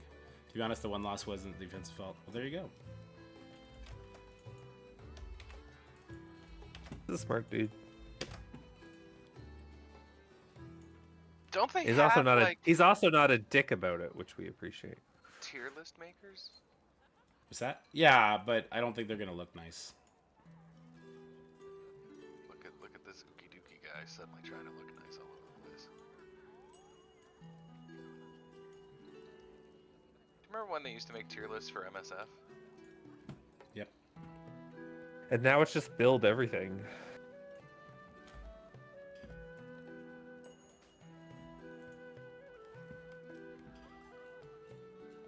What was the last skippable team? Ravagers? 2 years ago? Well, Ravagers and Uncanny. I forgot it was Ravagers and Uncanny. No, was it Uncanny or was that when Madeline came out? Marauders, Ravagers, and Uncanny all came out at the same time. It's the same patch. Is that the last skippable team? I think so. 6 months ad free. Let's go. Thank you so much for the sub, Dorky. Jumpy, you're the best. I was about to thank myself. That's some high quality streamer narcissism right there.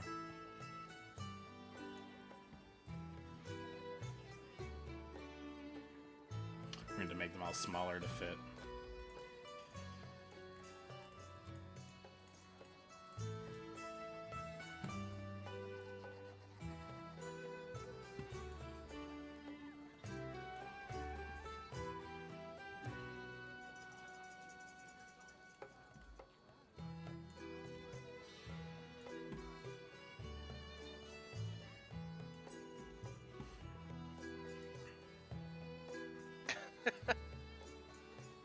Notice he didn't say that till after you subbed.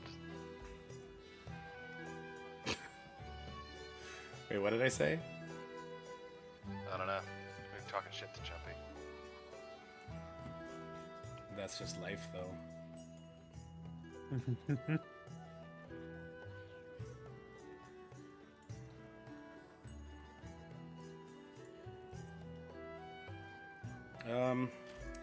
See, this is kind of tough.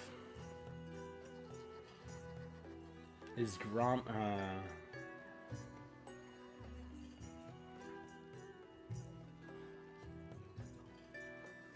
I'd say you make B tier.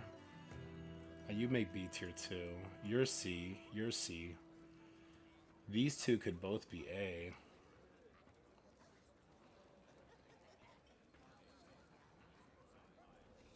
I think you're better.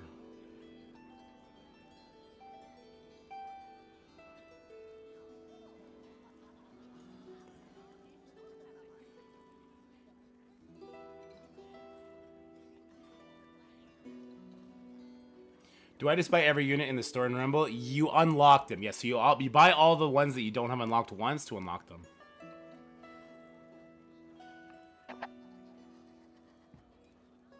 Yeah, we repurposed it, Jumpy.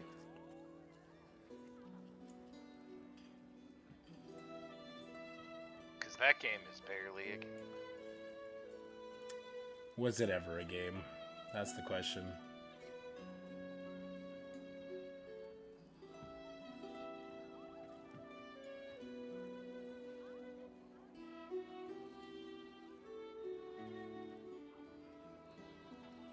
Am I happy with this? Tana quit LTR? Fuck, that game's dead. I don't know if RJ's gonna have enough juice to keep it alive. I think he just wasn't making enough money on it.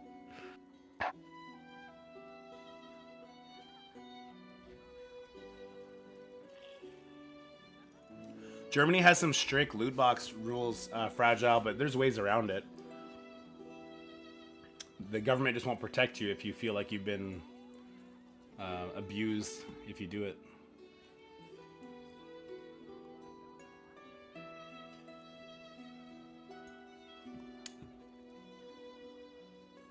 I have no qualms with Tana being back in the Envoy program. I do take issue with him saying in one video that it's like he's putting his data mines there for us. Like, bro, stop trying to take credit for random shit that makes no sense. Just chill on that.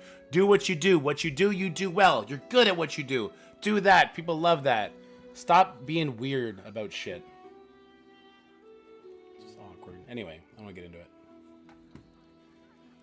I think I'm good with this. Because he's slow, costs a lot. He just is nothing compared to Baron. Jane is nothing compared to Tyrion. Grommash is actually a lot of fun. Sylvanas, Maiev, Old Murkai. Old Murkai tends to just be really squishy. And she's trash.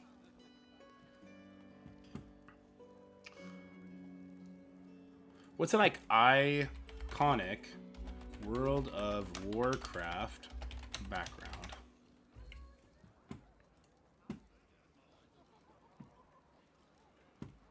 Or Stormwind Throne Room.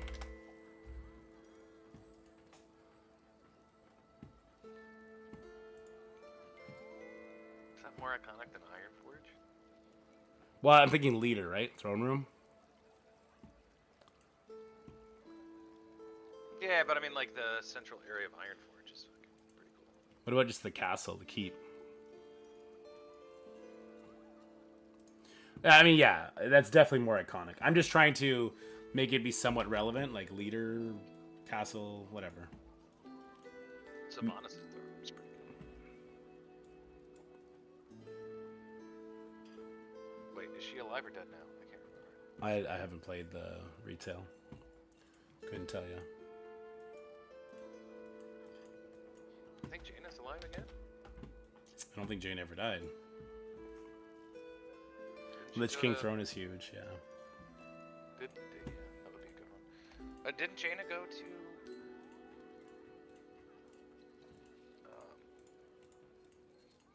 like the fucking Underworld or some shit? Yeah, they all Not did. all of like last expansion? Okay.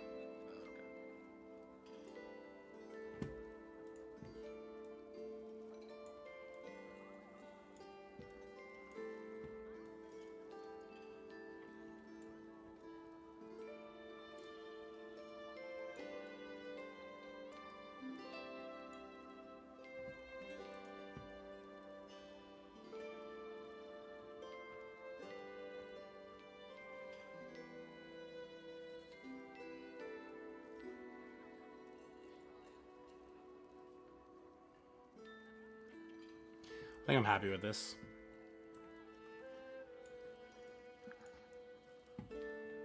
Alright, so let's start getting their best talents then.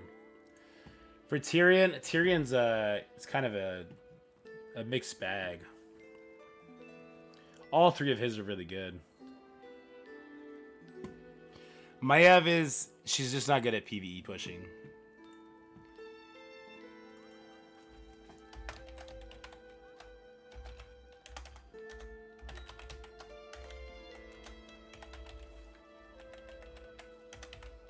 I'm gonna make sure it's recognizes for PvE focus, because PvE is will snowball your PvP.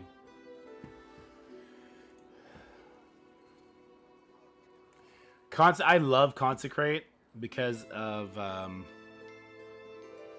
it kills all the squad minis. And it rips enemies apart. Like tank minis, it does a good job there too. The Divine Shield, gaining magic shield for 30% health, absorbing all damage for 50% for 5 seconds. That's really impactful too. It makes him last longer for like help to come, or for you to get a gold and drop a safety unit, or Worgen or whatever to save him. Then he heals himself back up. And by delight, heal the primary target twice as much is also very strong. This is a really tough one for PvE. I think Divine Shield is BIS for PvP. I think it's either of these two. Thanks, Chubby.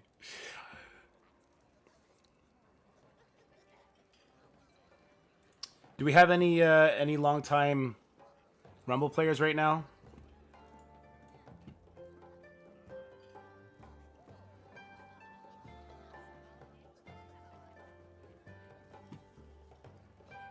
% of immunity. Is it immunity or is it just a 30% shield? Immunity. And? Oh, at 35. At 30%. Okay, that's right.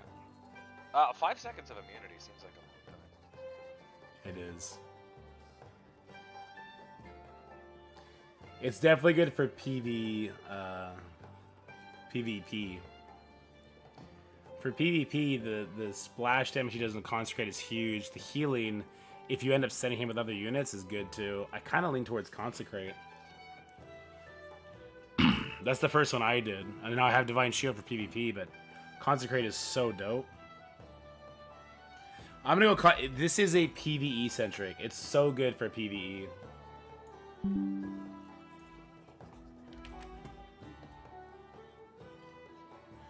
I'd like for them all to be like the same size.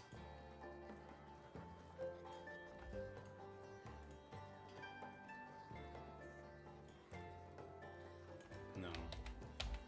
I'd rather not be squished.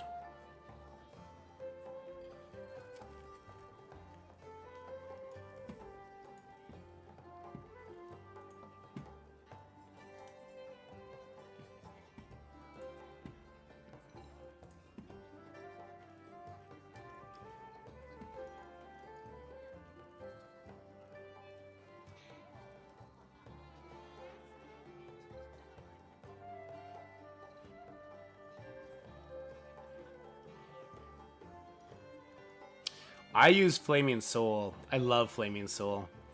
But Scale and Steel is kind of nice too. Being armored on the ground, so he's really tanky, is clutch.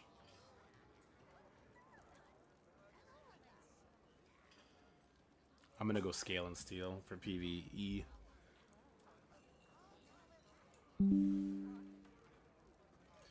For the Horde. He's actually not Horde though, Jumpy, so get it right, nerd.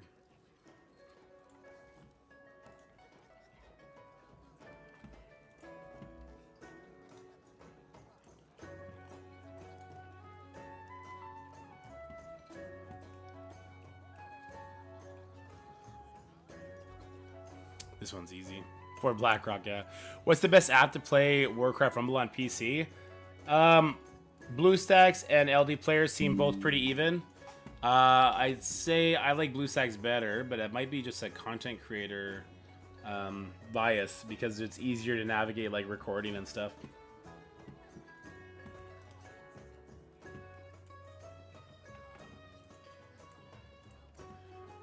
Let's grab Hogger.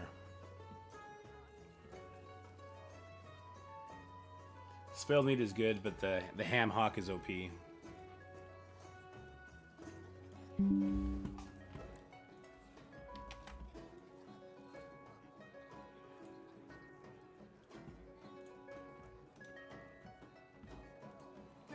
Sneed is really easy. His is Lead with Greed.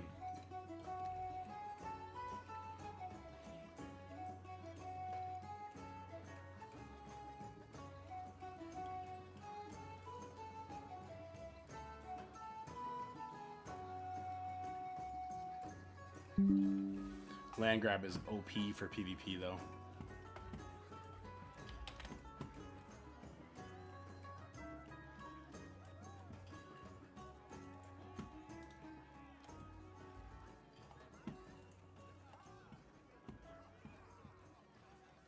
We didn't do Blood Mage. We'll just do it randomly.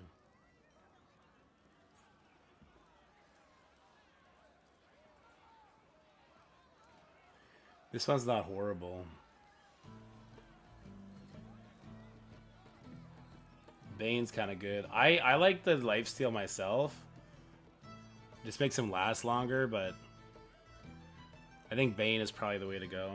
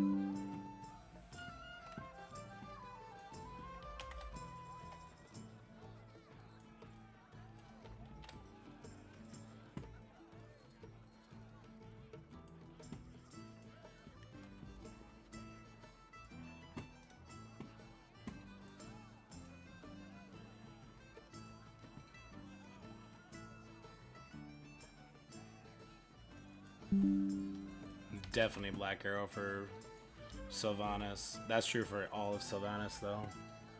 Get this way up there. This is annoying me. Sylvanas PvP is also this.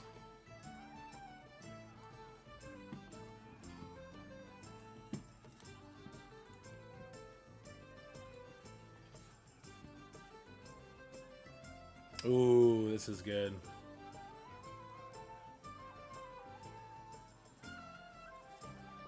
Was wondering what this Rumble game was you were talking about. I need to do satellite though, hoping we get Black Cat Trial back soon. I think we will.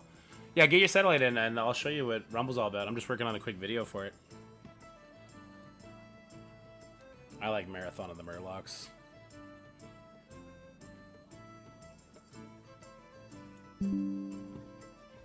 Especially for PvE. PvP, it might be the spawn on him, but here it's this one.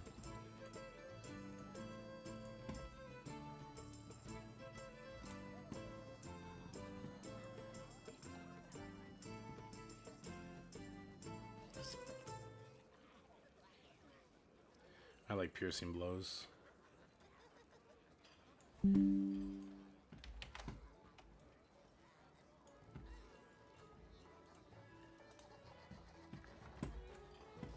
I like clear casting on Jaina.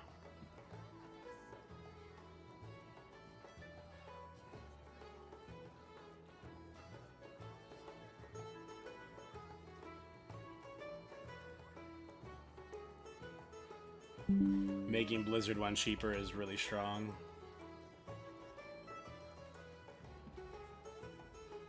Sissy! How's it going, man?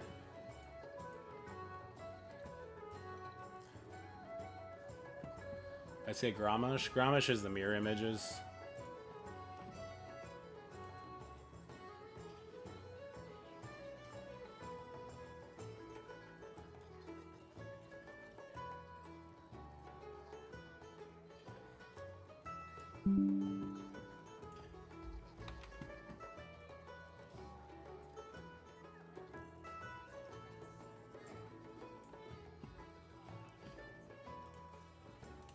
I don't even want to do Charga. Be the one that makes her one cheaper, probably.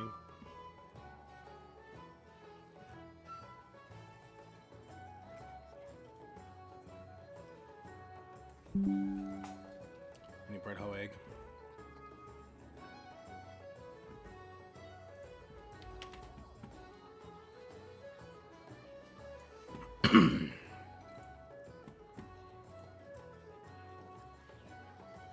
Alright, let's make like very small little boxes. Don't fill, we'll do an outline. Do red. Or sorry, we'll do Greed.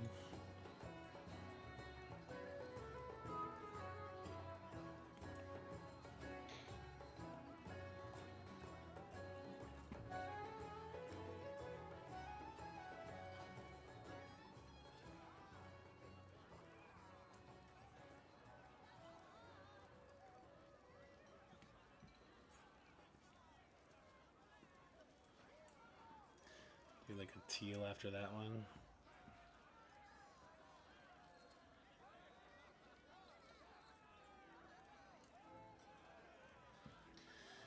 Start getting a yellow.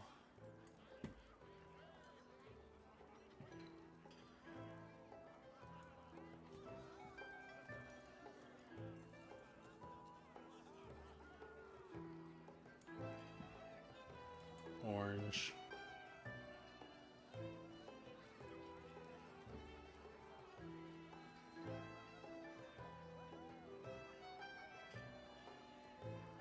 I'm glad you're out, Sassy. That's the most important thing, brother. It's great to have you back.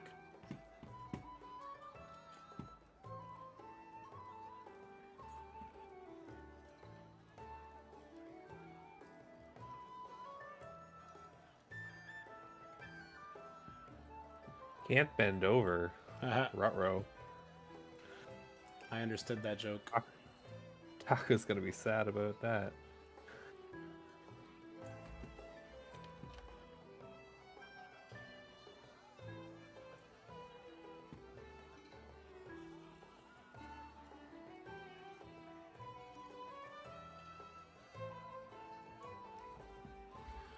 Just want to make the colors line up well. See how it kind of inclines, but then yellow, orange, and red are all good. But the teal...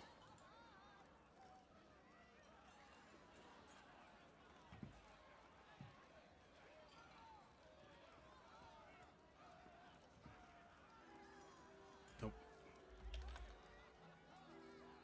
Nope. Here we go.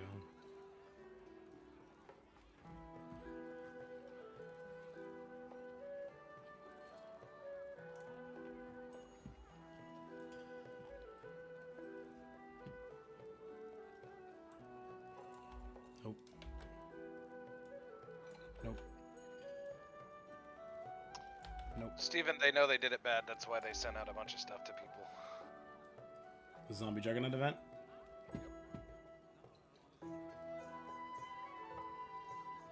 There we go. Does this look somewhat palatable? Is it somewhat segregated in a way that you understand?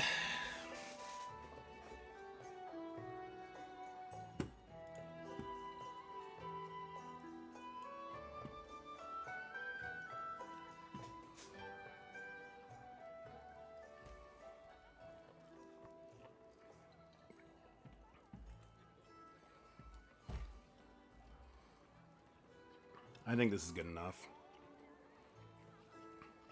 Let me put it to the test. Let me send it to Maxi. Leader, tier, and talents.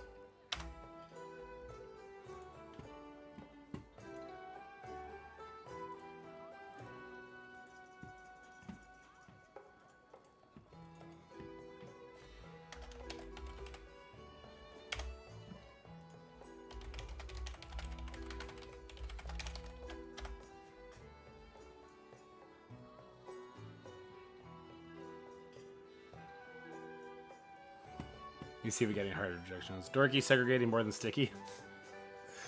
Oh man.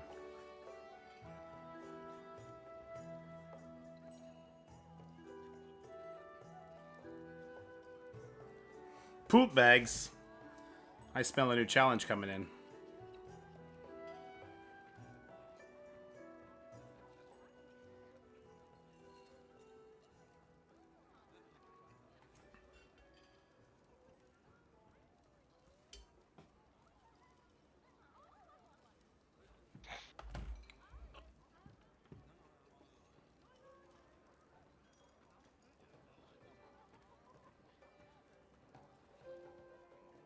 Who? Who quit Marvel Strike Force? I didn't quit. I will, regardless of how mad I get, regardless of how stupid they are, I will probably play this game until they close the doors on it.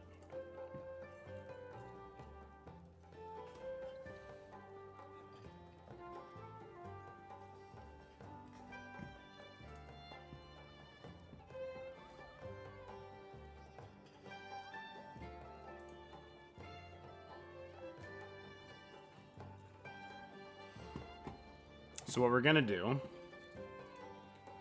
whoops, I was reading comments on the last video. We're going to talk about leaders, and then we'll talk about talents.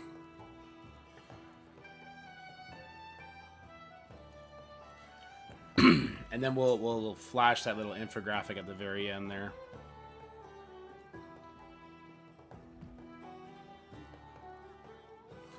Sorry, Norm, you're gonna have to come play. You're gonna have to come play Warcraft Rumble instead, and I'm okay with that.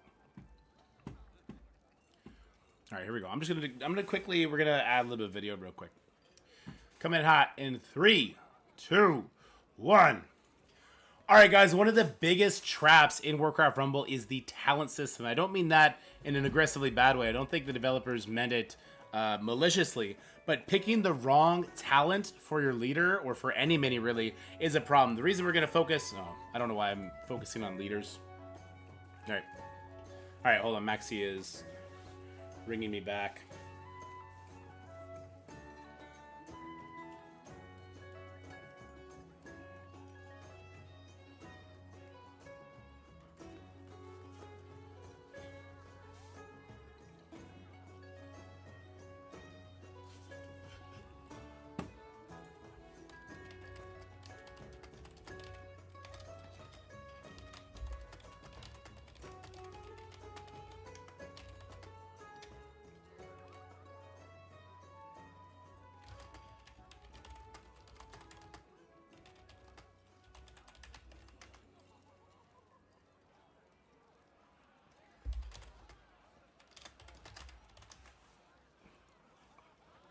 Now I'm gonna sneeze.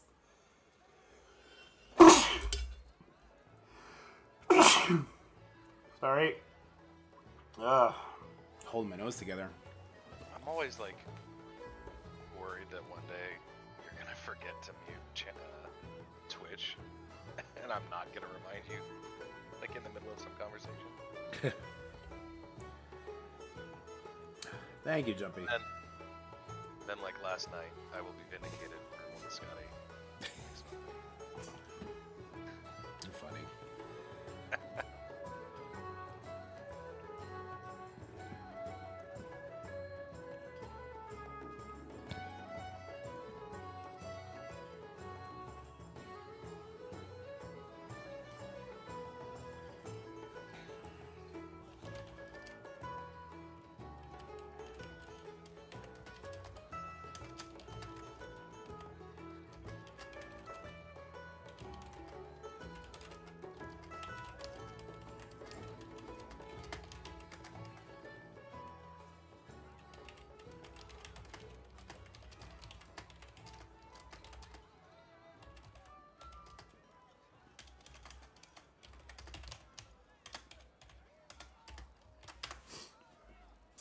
All right, we've had some feedback, and we're gonna make some switches here.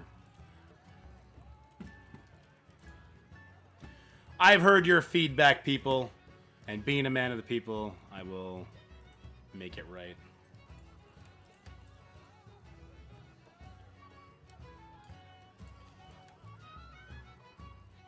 Well, this isn't a Twitch chat tier list, is it? No, this is people that have been playing the game, that whose opinion I greatly respect. Okay.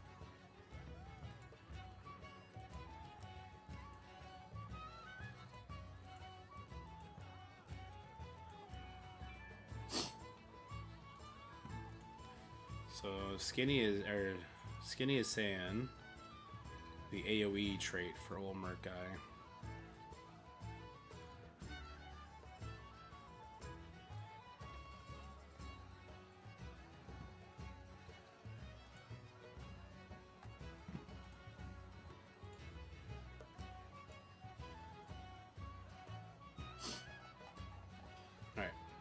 right, I think we're good. I think we're happy with this. Let me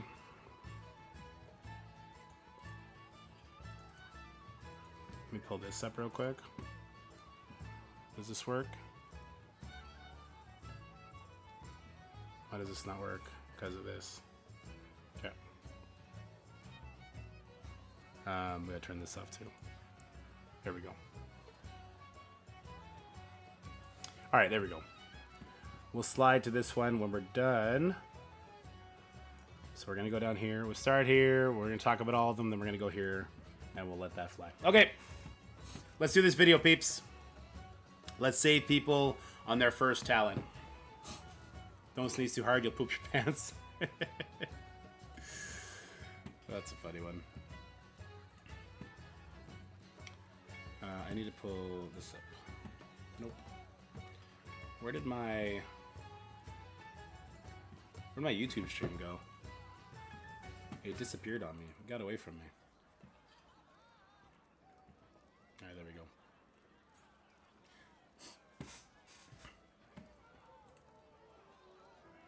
Okay. Here we go in 3, 2, 1. How's it going, everybody? One of the biggest decisions when you're starting off Warcraft Rumble is who your leader is going to be, and shortly after, the talent that you're going to put into that leader, or whatever leader you've unlocked along the way. A couple things I want to address right away. Okay. Your first leader is important, but it doesn't end your enjoyment of the game if you pick a bad one. So if you're watching this, you've already picked your leader, you've already picked your talent, don't worry, it's not the end of the world.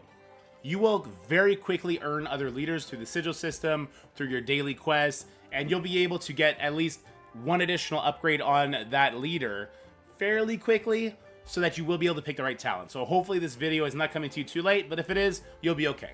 What we're going to do is we're going to go through all the leaders, go through the talents, and I'm going to talk to you about my experience with that leader and what I would suggest as like a picking order for them at the end. I'll have a little infographic I'll share with you. I'll put in the Discord. You can share with your friends if you find that my information is reliable. So far I've had good feedback from it.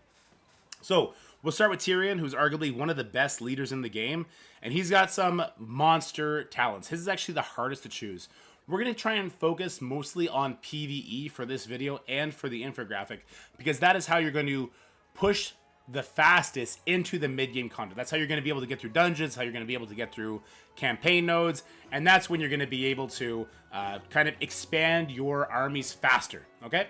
So, for Tyrion, he's got Consecrate and By the Light.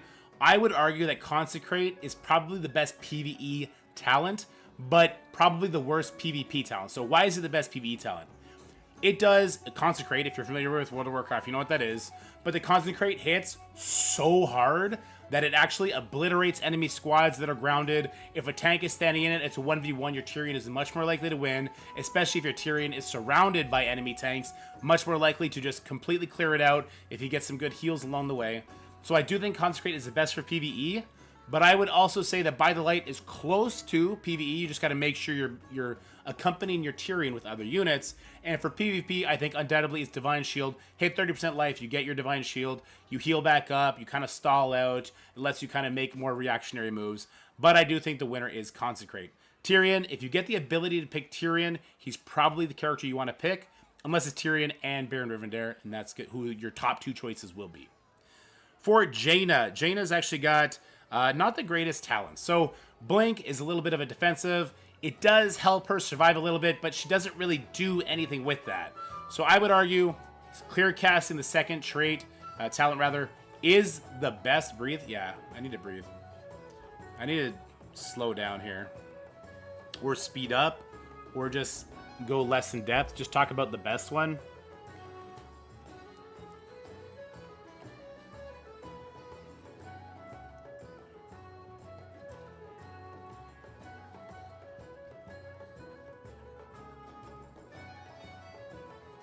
It flowed well.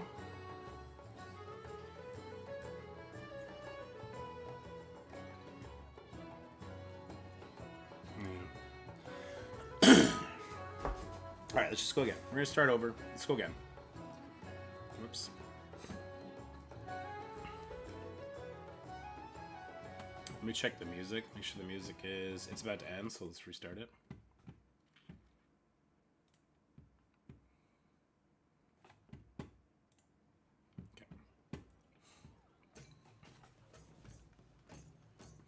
easier to cut bloat than add space.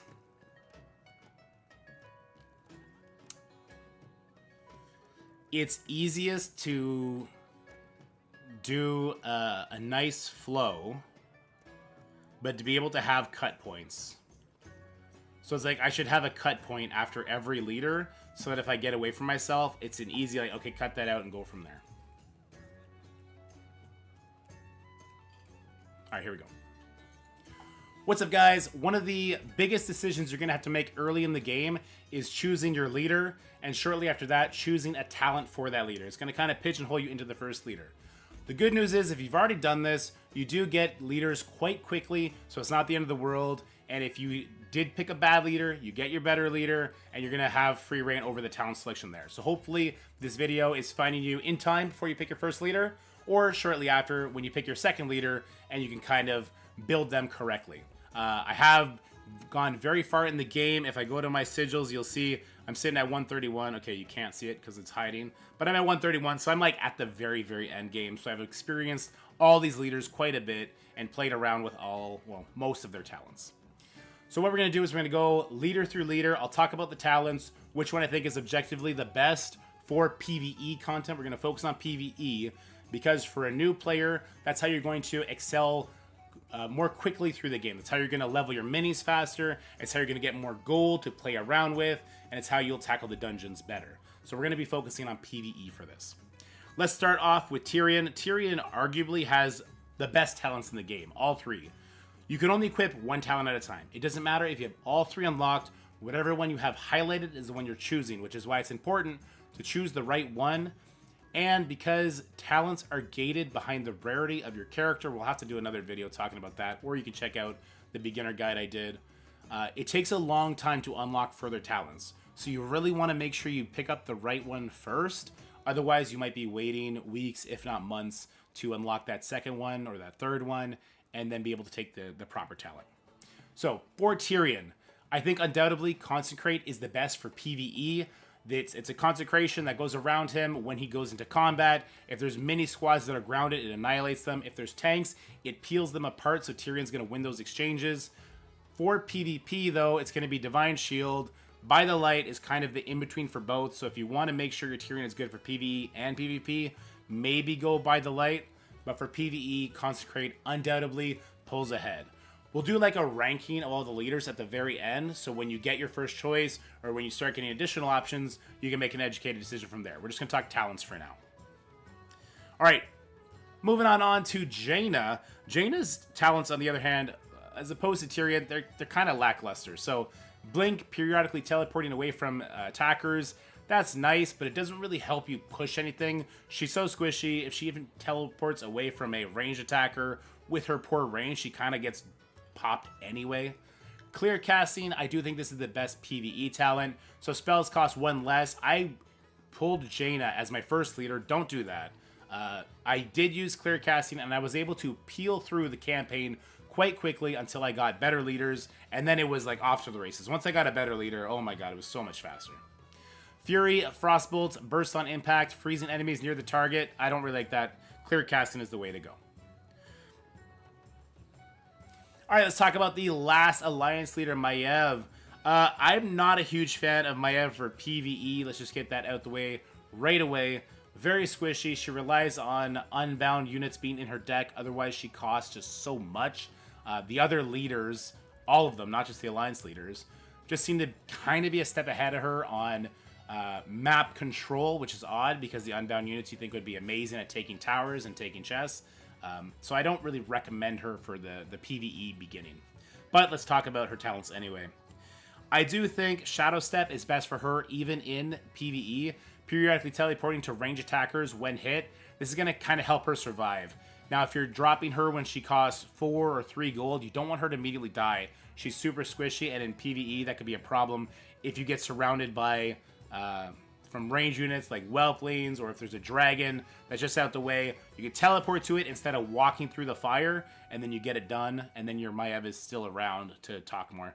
Now, Enveloping Shadows is very interesting. Cast Smoke Bomb on deployed, so you can kind of make a stealth unit to cross by somebody, especially if it's flying units and you're trying to protect, I don't know, chickens, or you're trying to protect your Worgen or your safety pilot, your whelps, whatever the case may be.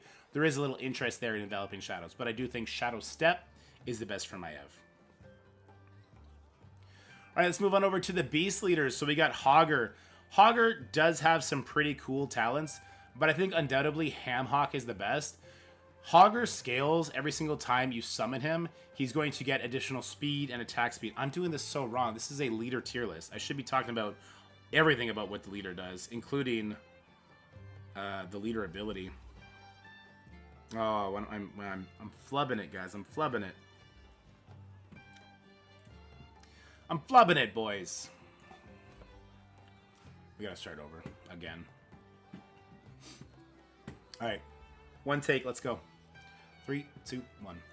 How's it going, guys? One of the biggest decisions you're going to make when you start playing Warcraft Rumble is which leader you're going to choose. So in this video, I aim to help you pick the right leader and pick the right talent. You're going to quickly be able to put a talent on your leader afterwards, and it's important to pick the right talent. Talents do get gated behind rarity, which is going to be a very time-gated process that we'll talk about in another video that we also talked about in the beginner guide if you want to go check that out. So you make sure you pick the right talent. This video is going to help you do that. So let's get into it, and we're going to start right away with Tyrion Fordrang rather. And let's just talk about what he does in general. So his leader ability, his Holy Light, he heals all nearby friendly units. He's one of, I think, 2 healers in the game. It's very impactful. He is one of the best leaders in the game. We'll do a tier list at the end so you can kind of see it all in one shot, make your decisions better that way. He also happens to have some of the best talents in the game. We're going to focus on PvE for this video. So I think PvE is objectively the best way to push your account as fast as possible. Get through the campaign. There's lots of gold there. Get into the heroic campaign. There's even more gold there. So much experience to be had there. And also in dungeons, you're going to want PvE stuff there. So Consecrate is great. It drops like AoE fire on the ground. If you're familiar with World of Warcraft, you know what Consecration is. It kills squad minis in one shot. It rips apart tanks, so he kind of wins those exchanges better. That's for PvE. For PvP, it's probably Divine Shield. And By the Light is kind of like a happy median in between the two for PvE and PvP. But I do think as your starting one, you're going to want to go with Consecrate. All right, let's move on over to Jaina. So Jaina, she's okay. Look, she does have a leader ability, Arcane Brilliance, increasing the level of your spells by 3. Jaina was the first character I chose as a leader, and I did end up getting what I think is the best talent on her. So I did get to climb quite quickly through the campaigns, but I would never suggest her to a new player. And the reason for that is pretty much because of her range. Her range being 7, and because of how squishy she is, she loses any exchange with another range character. It's really unfortunate. But if you are going to go Jaina, her talent, Clear Casting, is the best for PvE. So it's going to cost 1 less for your spells. I paired Jaina with Blizzard. I would drop Jaina. You then immediately have to use your Blizzard. It would eradicate people because it's like an extreme level because of her leader ability and because I put a lot of experience into leveling Blizzard. So I do think Clear Casting is the best for PvE. Blink is probably better for PvP, but if you want to do an alliance leader for PvP, I think you're better off just doing Tyrion. Or our next character, which is going to be Maiev Shadowsong. Now, Maiev is the Unbound Queen, so Maev's cost is reduced by 1 for each Unbound piece you play. She costs 6, though. Now, she is not worth 6. So her leader ability is also something that just you have to do to play her. Because she's so squishy, she can immediately get popped after she comes out of stealth. So you do want to drop her cost down. So you're kind of pigeonholed into using a very Unbound heavy army. That's not super conductive to the PvE hardcore campaigns, or heroic campaigns, if you will.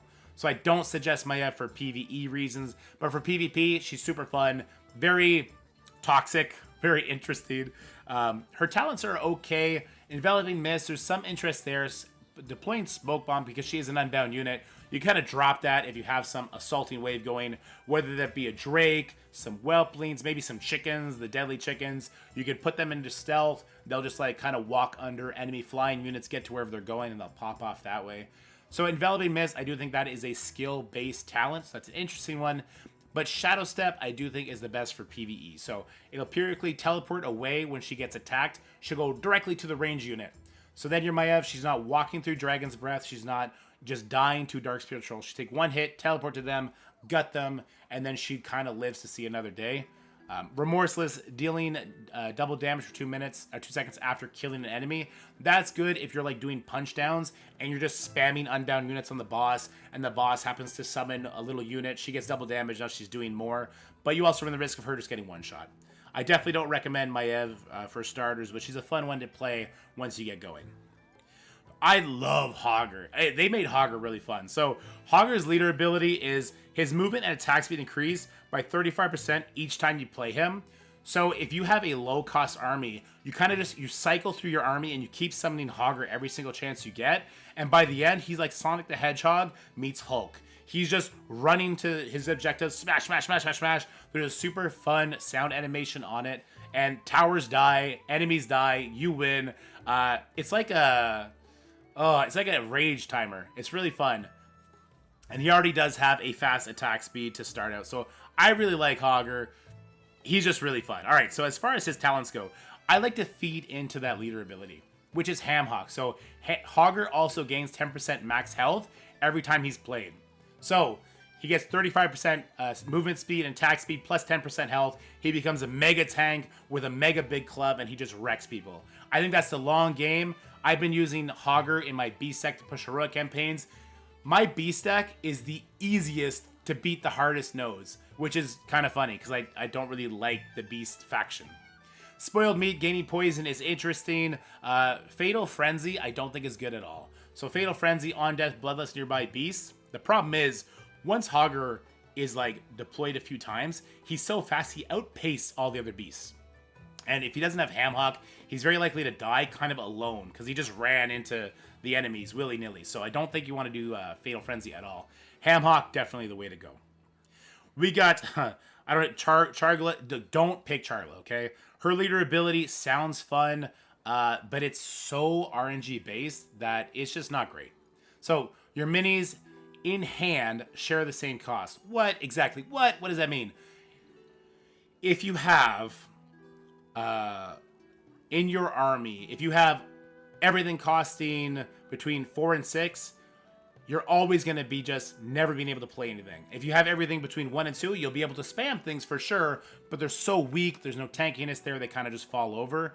And if you have a mixture of things, which I think is probably the way to go, then you're at the mercy of RNG. So what ends up happening is, if you have like a 6 costing Blackrock Golem, right? And he's in your hand, well, all of a sudden, your Kobold is going to cost 6, your Golem is going to cost 6, your Harpies are going to cost 6, everything's going to cost 6 until you play one unit, and there is nothing worse than summoning a Kobold at 6 gold because you need to just kind of get your cycle going again. I really don't like Chargla. Maybe there's a skill cap there, maybe there's a happy median keeping your deck between 1 and 4, and you get to play cheap Blizzards. That's what I do whenever I have to use her for like Arc-like Surges to help with the guild progression, but I just really don't like her. As far as her talents go, I do think the obvious choice is Cavernous Mist. The play cost reduced by 1. That's going to help the deck's overall RNG cost drop lower. Nature's Grasp is kind of cool. Root 2 additional nearby enemies. That's what she does. She's a ranged target that roots. She'll die to aerial targets.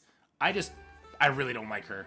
And then there's the Spirit Passage. Minis played for 5 gold, gain a level, and deploy in stealth. That might be cool for PvP, but the second you start having 5-6 gold pieces, once again, you start summoning a Kobold for 6 gold, and that Kobold gets a level. Cool, thanks. So I don't really like that talent whatsoever. The last beast, old Merc guy. So I have a friend, Skinny Boston, who swears by his character, says he's the absolute best. He's interesting, okay? So his leader ability, for 5 seconds after deploying, he'll summon a Murloc Tidehunter on your base, your main base, for each gold spent. So when you summon him, all of your gold becomes like little green dots, and for every gold you spend, you're going to summon a Murloc Tidehunter. So if you wait till you have 10 gold, you drop him, and then you summon a six cost unit in, you're gonna get 6 Murlocs. They're gonna start running towards. They're all Tidehunters, so they're range units, and they start firing off. He's an interesting character. He is fast, so he moves quickly. He kind of gets himself into trouble, so you really gotta wait until your gold is stockpiled. There's a little bit of a skill cap there. And then he also has really bad range at 6.5. So he gets himself in the trouble, and if he dies, you lose this leader ability. You're not getting all those Murlocs, so that can be an issue. As far as talents go, he does have 2 really interesting ones. Tip of the Spear, so the Tidehunters spawn at Old Murkai's location instead. This could be really cool if you summon your Old Murkai, and there's chests along the way. So chests are popping, you're getting more gold, so you're able to spend more units. Well, those Tidehunters, they spawn on top of him, and then you have a little army doing their thing, instead of having just like a trail of the Tidehunters running towards the objective. Marathon on the Murlocs, I think this is the best for PvE. You do end up having that trail, but in having that trail in PvE, you tend to get great objective control, and then you can get an easy win that way. So what does it do? It increases his leader ability by 5 seconds, so there's another 5-second window where you get to summon in more of those Murloc Tidehunters.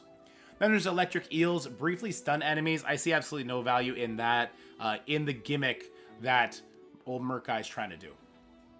All right, moving on to Blackrock.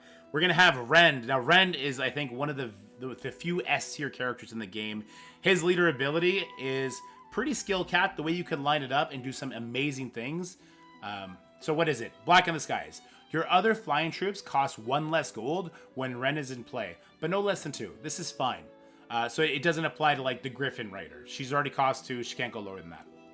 But Whelplings that cost 3, all of a sudden you have an Unbound Whelpling that costs 2. You have Drakes that cost 3 instead. Harpies that cost 2, or if you have the gold trade on the Harpies, they cost 3.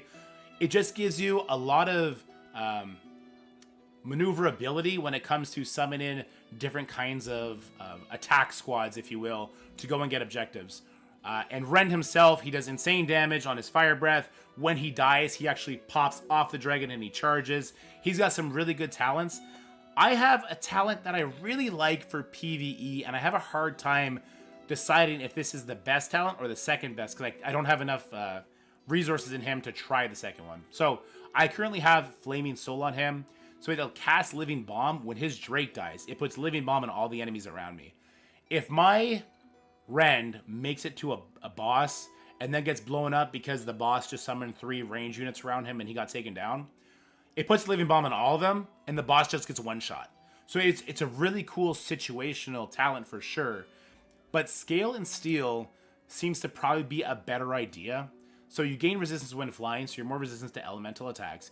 And you gained armor when you dismount. So when you dismount, if you're hitting a tower, he's getting hit a lot better. It's making a lot more sense.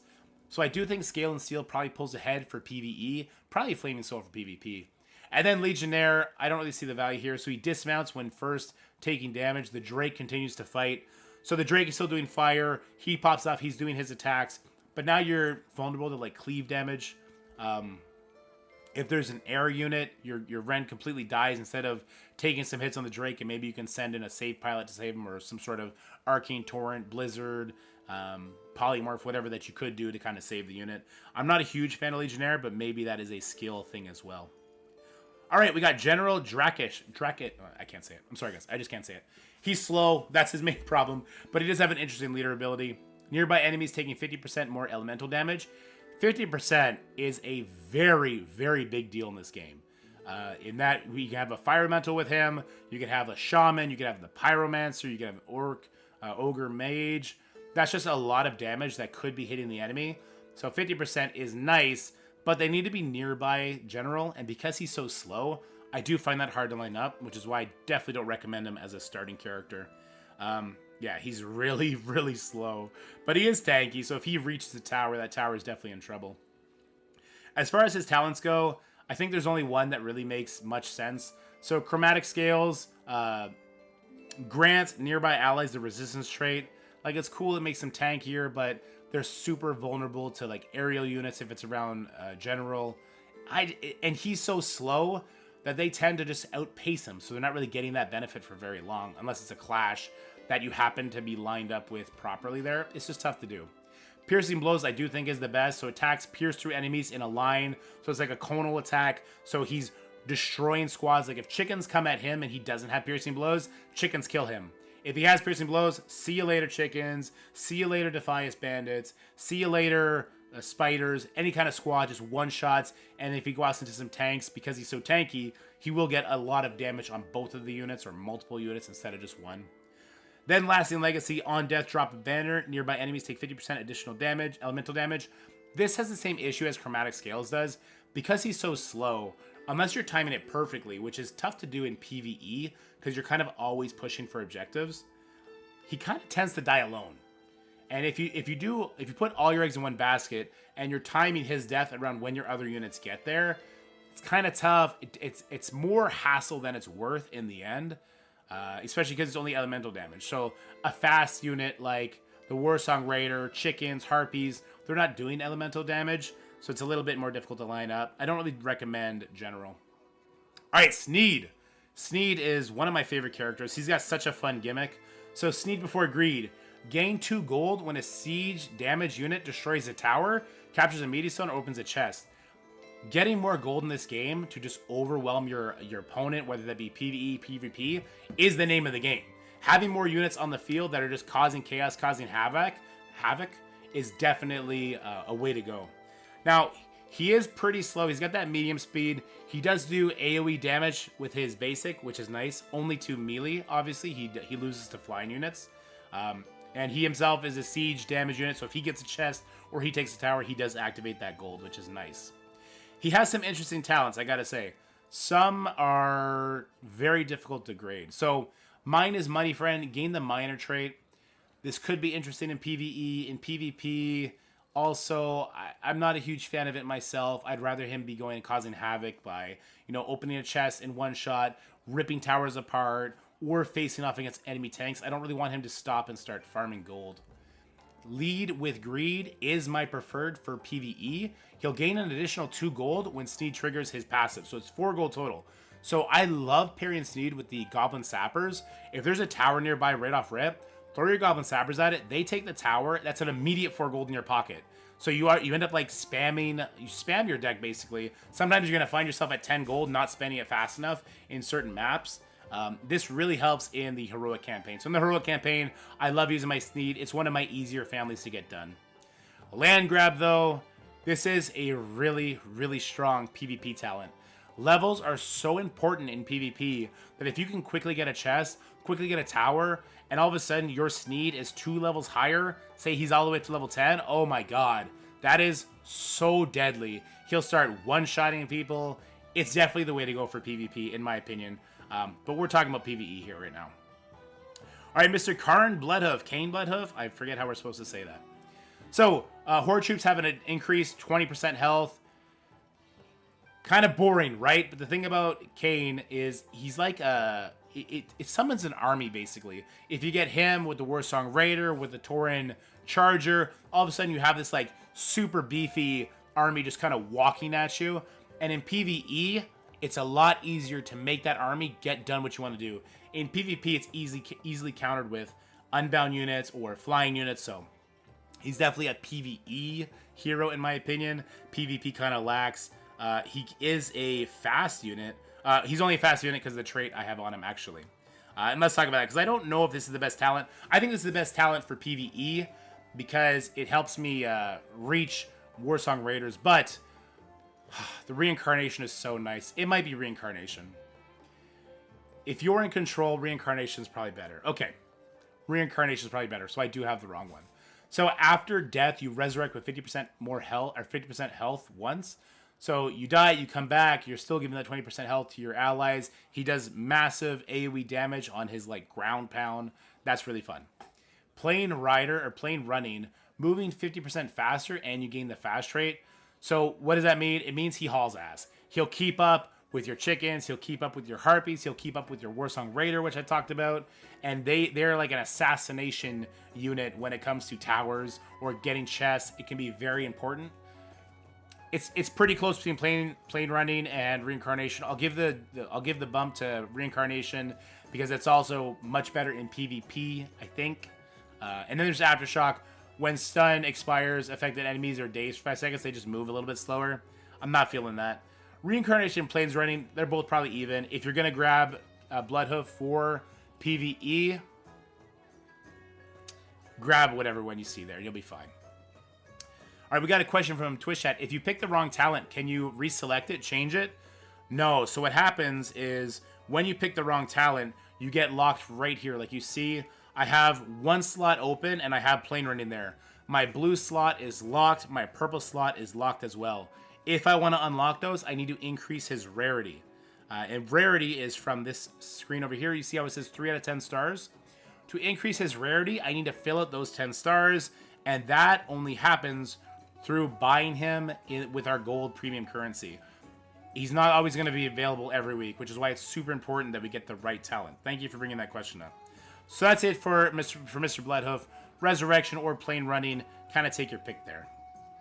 Grommash Hellscream. I was sleeping on Mr. Grommash Hellscream. He's really fun, and Bloodlust is really impactful. So all nearby friendly units gain Bloodlust. If you can make an attack unit follow him, and they're getting Bloodlust the whole time, like the Darkspear Troll, the Tauren Charger, Bloodlust on those characters is crazy powerful, and it just kind of lines up really well. What I will say is he's a little bit on the squishy side as far as a melee character goes, but that's just the way it goes. All right, so for Grommash, he does have some interesting talents. Blade Storm, gaining AoE Blade Spin ability, damaging all nearby enemies. Sorry. Very powerful, but I don't think it holds a candle to the next one, Mirror Image. So it'll summon 2 fragile mirror images when entering combat. These mirror images rip people apart. Absolutely rip people apart. So I do think that is the way to go. Savage Strikes deal double damage on enemies who are below 50% health. This does help him rip through enemies that are weakened, but also towers that are weakened, bosses that are weakened, i.e. when we're talking about PvE, they're considered part of these enemies. It can be very good, but I think Mirror Image helps you get to that point faster. So if you're struggling to get an enemy to 50% and you're running out of time, it could be an issue. I think Mirror Images helps you beat bosses faster. Do healers heal faster with Bloodlust? I believe their cooldown to heal is reduced. I do believe I've had a Tyrion gain Bloodlust from a Ogre Mage and just spam healed like crazy. All right, and then our final faction, Baron Rivendare. I'm just going to come out and say it. Baron Rivendare is the best leader in the game. If you get to choose Baron Rivendare as your first leader, do that. He's amazing. So his Army of the Dead, Rivendare periodically summons skeletons at buildings you control. So at your main base, he's going to summon 2. Every summon stone, every tower that you take along the way, he's going to summon an additional unit. But we're going to talk about how we're going to make those units even better. It's a very weak skeleton, but it puts constant pressure on the lanes. And the best part about it is, once you've progressed further into controlling the map, and you're at the top end, just about to start weakening the boss down, all the chests that are behind you, you tend to start ignoring them because you're focusing on what's going up here. Those skeletons will collect all those chests for you. They'll make sure any kind of unbound unit that sneaks by you, they'll start beating up on that unbound unit. It's a crazy ability. But not only that, he is a fast unit. Obviously, he's on a pony, right? So he's super fast, and he's armored. So he tanks hits like a champ. He gets to objectives quickly. In PvP, he's running to chests. He's holding units off. He's such an amazing character. And he only gets amplified by his talents. So he's got all 3 talents, I think. No, sorry. 2 talents are amazing. 1 talent's dog water. Deathback. Periodically sacrifice a nearby skeleton to be healed.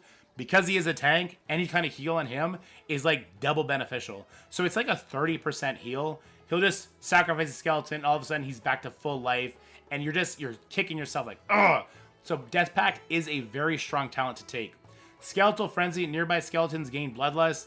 Because the skeletons are so squishy, I don't really love this. But you can also summon in skeletons to get the Bloodlust. So it's situationally okay. But Deathpact is, I think, way better because of how tanky Baron Rivendare is.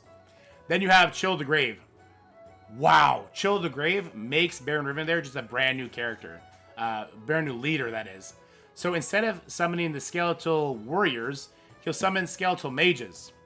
These mages are range units with very good range, and they slow, so they do ice bolts like Jaina does. So if there's an enemy Abomination, an enemy Cain Bloodhoof, an enemy whatever the slow unit is, it's almost like a stun at that point. So these skeletal mages, they're such a pain in the butt. They also obviously take out range units. They'll destroy harpies. They'll take out dragons. They really disrupt the flow of the game. So Baron Rivendare, I think, wow. If you get Baron Rivendare, it's Baron Rivendare. If you get no Baron Rivendare but Tyrion, you're going to pick Tyrion. We'll talk tier list here in a second. All right, Sylvanas. I think there might be a skill issue with me and Sylvanas. I don't really like it very much. You can see by her leader ability that she should be amazing, but maybe she's supposed to be amazing in conjunction with playing with another player. So we do know that there's going to be modes coming where we're going to be doing 2v2s. So maybe one player is going to be Sylvanas, and that'll be like a supporting role. Let's talk about what she does. So all undead and horde minis gain 30% movement speed when they're near her. The problem is she doesn't gain the speed, so it's not like all of your units are moving faster. Your units just kind of outpace her, then they keep that distance. So she's always in the back line, but because she's squishy, almost to the extent of Jaina, she's vulnerable to unbound units, like a Worgen coming in and gimping her. A Whelpling summoning on her is a death sentence. The safety pilot is a death sentence. And yeah, as we just said in Twitch chat, she's so expensive at 6 gold, and that doesn't decrease like Maiev. And the Banshee is unreliable. The Banshee is so squishy, easily squashed. And her range, I wish her range was at least 0.5 higher. I wish it was 9 so that she could at least trade with a Darkspear Troll. As it is right now, a Darkspear Troll, which costs 3 gold, will kill Sylvanas before she gets an attack off. So that's an even leveled, I should say. So that's a problem. And her talents, I chose the 2 wrong talents, which is why I think it's important to make a video like this so people don't make this mistake. Black Arrow, piercing through enemies in a line, dealing elemental damage, is by far her best talent. This rips through squads like harpies. If they come at her, she'll kill them. If she doesn't have this talent, she'll actually die to the harpies. Same with whelplings, same with chickens, all that kind of stuff. She'll die to those units if she doesn't have this. So it's by far the best. Banshee's Wail, I thought this was interesting. So Scream on Death, stunning nearby enemies for 3 seconds. This is like the only way the Banshee ever actually lands on a unit. The problem is it always lands on some nonsense unit or some unit that has 5% life. So this Banshee, because you're not in control of when she dies, because you're at the mercy of whatever the AI in PvE or the player in PvP when they take out your Sylvanas, it could be in a very inopportune time. There could be a cleave coming down from an abomination the second your Sylvanas dies, and that one shots the Banshee, so RIP that. Not very utilitizing. I don't know, I just made up a word. Anyway, and then there's Forsaken Fury. This is the one I thought was going to be the best. Nearby horde and undead minis gain fury. So just like we fed into the Hogger, every time he summons, he gets attack speed plus movement speed, and then now he's getting health as well. I tried to kind of make these go together. So undead and horde minis got 30% movement speed near Sylvanas, and then also the fury trait. The problem is, like I said before, a nice distance is created between them, and then they're just not benefiting from it. So it's just like really poorly designed in my opinion. Sylvanas is one of the few characters that I would say just avoid as an opening character. I don't know if she's available as an opening character yet. So anyway, let's talk about the last character, Blood Mage Thalnos. He's pretty good. He's right on the verge of being great, but he's overshadowed by Baron Rivendare. As far as like, I want to make sure I have the best undead leader / army for when I do heroic campaigns. Like, Blood Mage is great, but Baron Rivendare is amazing. So let's talk about what he does though, because he does do some interesting things.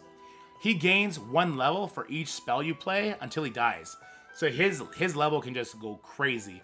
I don't know if it can go past 30. Maybe it can. Maybe there's no cap on that. But it's just an amazing character. He also does AoE on his range attacks, whereas Jaina and Sylvanas are doing single target attacks, and they're just getting destroyed unless you got the piercing thing on Sylvanas, of course. Blood Mage Thanos, he does like an AoE explosion, so when he throws one attack at a harpy, boom, all harpies are gone. So I do think Blood Mage Thanos is probably the best like slow-moving caster leader. He's got that going for him, and he does have that 8.5 range, the same as Sylvanas, but he gets way tankier because he's getting those levels. He is unfortunately slow. But that kind of helps. You want him kind of taking his sweet time to get to where he's going, so you can spam spells, increasing his level as you go. As far as his talents go, I do think Bane is the best. So right now I have the wrong talent on him. Upgrading him is going to be a problem. Once again, this is what I'm hoping to help a lot of you guys avoid, is picking the wrong talent. Bane increases the attack speed by 30% for 5 seconds after you use a spell. So because he's doing AoE, because he's gaining levels, if you can make him do attack speed in these heavy combat times, he'll really pop off. So I do think Bane is definitely the way to go. I chose Drain Life. I was like, oh, if I could level him up, 20 times and then he gains lifesteal, he'll be an unkillable unit. No, he just dies, right? If they get some tank on him, an Abomination pulls him in, it's a wrap. So the lifesteal didn't work as well as I would have wanted it to. And then Dominance, spells costing 4 or more grant an additional level. I don't hate this, especially in PvP with like a Blizzard. I think this would be good. But because we're talking PvE more in this video, I do think Bane is the way to go. So that's going to be it for leaders for now. Whenever we find new leaders, we'll definitely bring them up. What I want to share with you now is a tier list that I made for choosing new leaders. So I broke this up into S, A, B, C, D, and it cascades down. So if you were given one of these 3 leaders, either Baron Rivendare, Tyrion, or Rend, you want to pick one of them. If you get to choose all of them, choose Baron Rivendare. He will carry you so fast through the campaign. A, I think we're looking at Sneed, Hoggard, and Kane. Oh, wait, actually, here. I'm going to redo this. I didn't update it.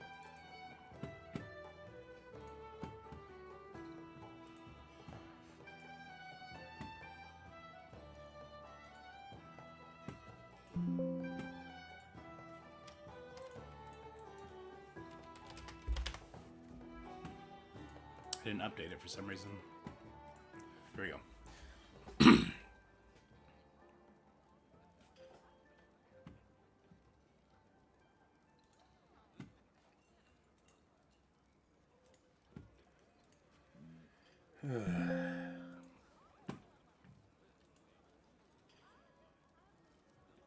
Why is that border on it? Where's that border coming from?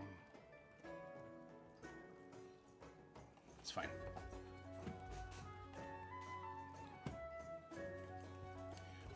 All right, so I made this tier list to kind of help you choose your first leader and also show you what I think is the best talent for PvE. This will be posted in the official Discord. It's also right here if you want to take a picture of it. Obviously, I'm hiding Rend, unfortunately.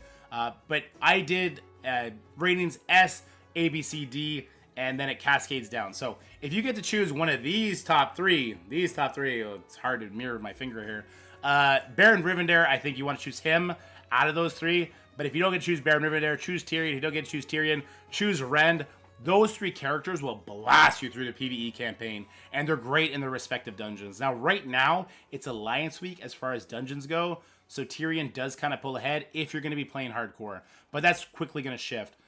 What I will say is we've recently had an undead dungeon, so it might take a bit for that to pop up, but it's going to be here sooner or later. For the A tier, I think we go Sneed, Hoggard, and then Bloodhoof and Grommash. I think we can go either way there. I did decide to go with Reincarnation on the Bloodhoof there. But so what we have here is great. So there's 5 families, right? And we have, I think, in my opinion, the top 5 leaders are all in a different family. We have Undead Baron Rivendare, Alliance Tyrion, Blackrock Rend, Sneed Horde, and Hoggard Beast.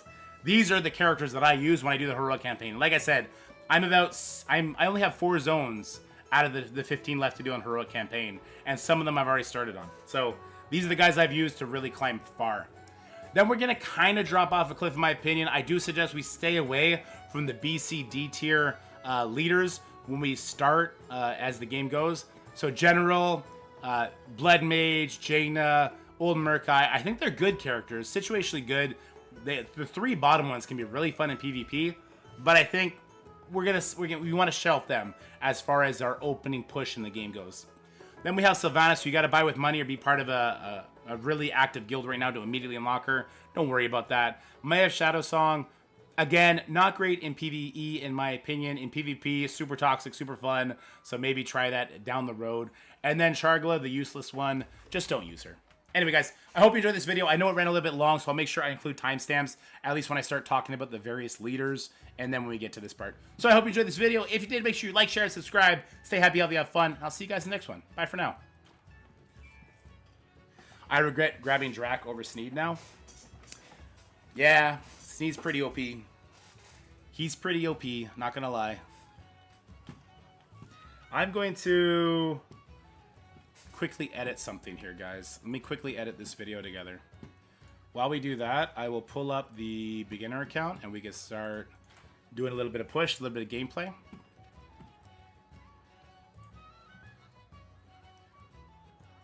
I just need to switch this. Yeah, because nobody wants to watch me just push the super endgame content right now. That's kind of useless. I'd like to unlock dungeons and go to dungeons because we just got Tyrion here. All right, file, new project, leaders and their talents.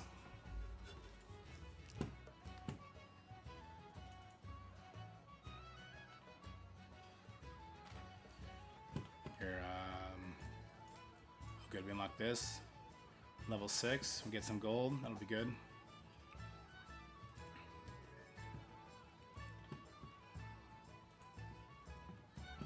There we go. Videos.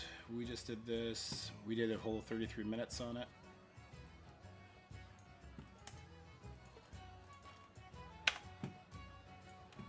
Alright, I gotta pause this music for a second. Is it important to do PvP? Yeah, it definitely gets to be important for sure. Do we just like this better? We might just like this better, huh? As far as like keeping up with chat. What do you guys think about this? I like having chat on the screen. How's it going, guys? One of the biggest decisions you're gonna make. Feels weird not to have your units that you're gonna build. Well, they're gonna be on the bottom here. Oh, you extended that? Okay. Yeah. And Kane, oh wait, actually, here. Either Kane is the way to go. So that's going to be it for leaders for now. Whenever we find new leaders, we'll definitely bring them up. What I want to share with you now is a tier list that I made for choosing new for now. Whenever we find new leaders, we'll definitely bring them up.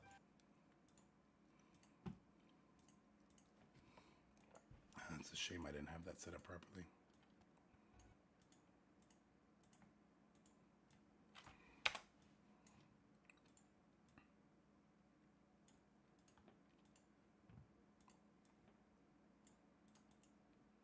Up. Alright, so I made this tier list. Whenever we find new leaders, we'll definitely bring them up. Alright, so I made this. Oof, that was such an ugly cut. 1, 2, 3. Let's try and separate it maybe. Sorry, I know you guys can't see what I'm doing. I'm trying to.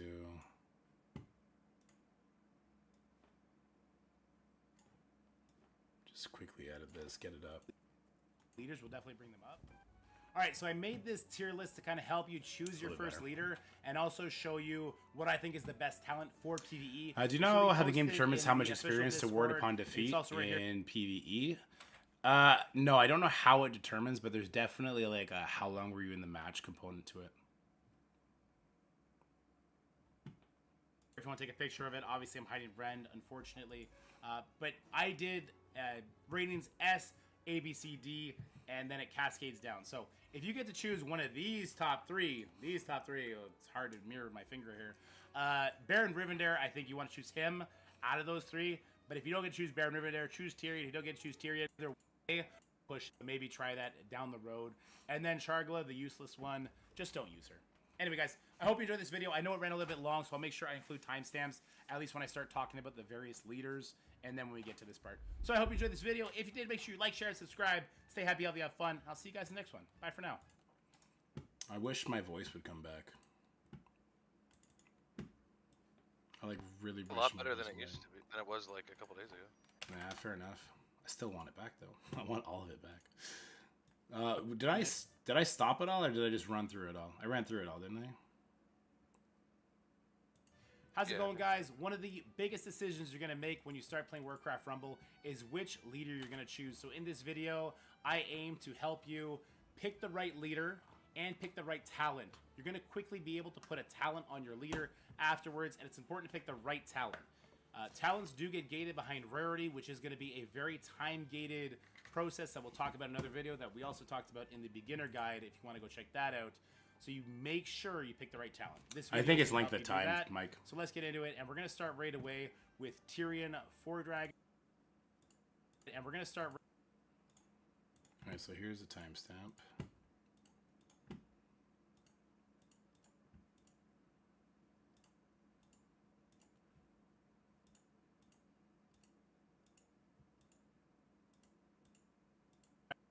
Dragon's Breath. She's not just dying to Dark Spiritual. She take one hit, teleport to them, gut them, and then she kind of lives to see another day. And you're she's starters, but she's a fun one to play once you get going. Here's the timestamp here. I love Hogger. They made Hogger really fun. So it's Hulk. I really like Hogger. If you have like, as far as your talent, this could be really cool when they're Blackrock. We're gonna have Rend now. Blackrock. Moving on to Black. Here's the timestamp here. Moving on to Blackrock. We're gonna Black Cross to you have the fire breath when on him doing fire. I can't. So slow that they tend to just outpace him, so they're not really getting that benefit for very long unless it's a clash that you happen to be lined up with. Blows. See right there is the name of. All right, Sneak to line up. I don't really recommend General. All right, Sneed. Sneed is one of my favorite characters. He's got such a fun gimmick. All right. The fucking tongue click. I'm sorry about the tongue click, guys. It only happens because I'm fucking sick. All right, Sneed. It drives me Sneed insane. Is one of my favorite characters. He's got such a also much better from his part. Would be amazing, but units off. He's such an amazing character, and he only gets amplified by his talents. Bear people apart. We're talking about PvE. Good. So if you're looking at a time, it could is Bloodlust Baron Rivendare from a Ogre Mage and just spam healed like crazy. Alright, here's the final timestamp. I'm just gonna break it down from piece to piece. I don't think I'll do... Should I do all leaders, or do I just do factions? Because it's all leaders, I should probably do all leaders, huh?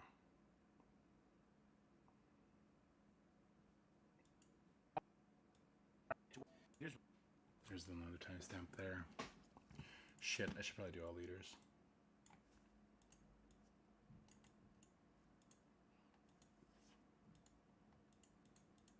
I'll tell you what, let's play the game. Let me upload this. Leader, T-list, and talents. Okay. Alright, let's do it. Let's do a fight. People have been waiting long enough. Let's do a fight.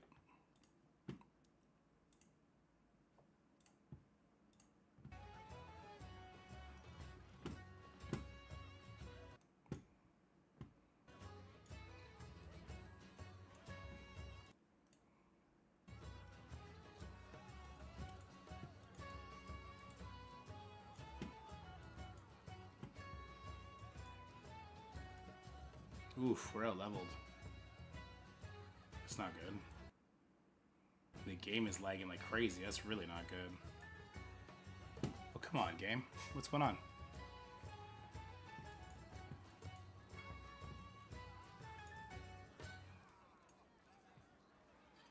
Is my Barons got levels on him at least?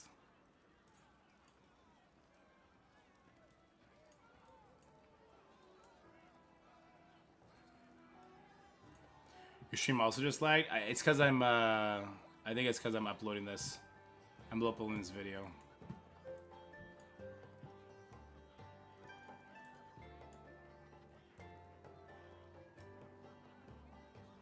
It's already at 7%, so it'll go. It'll go soon. Oh no! I think we might need to do a little bit of questing. We're a little bit under leveled now.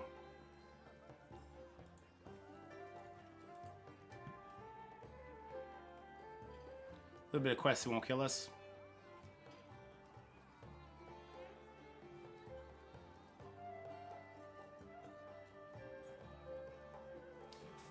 Also, let's check what's in our deck.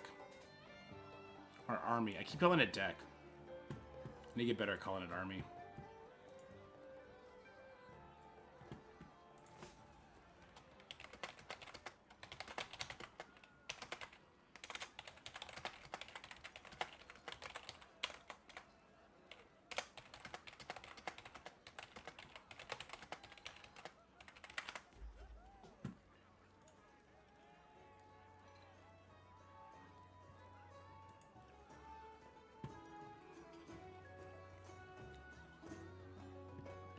So what's going on here? What did I miss?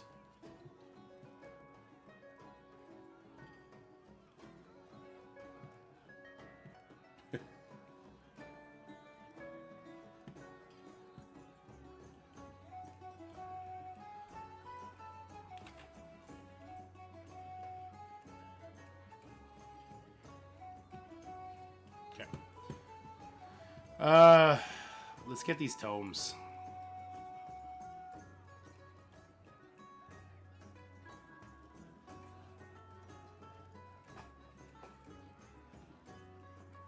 Let's do it on Blizzard.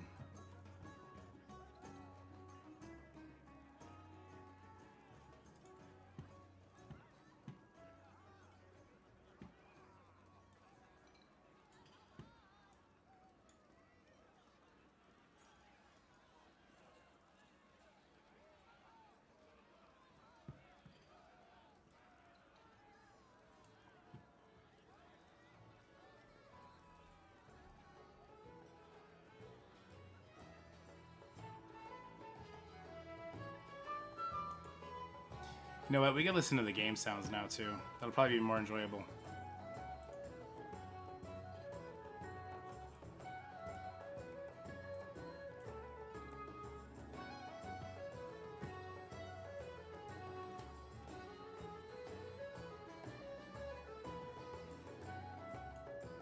I hate this level so much.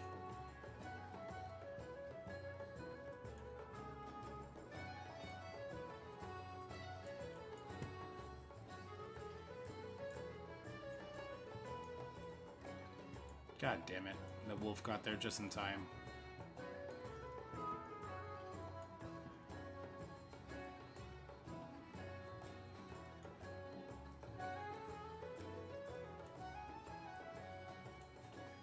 The worst part about this level is that oh man. So much, I guess. There's so much wrong with this level.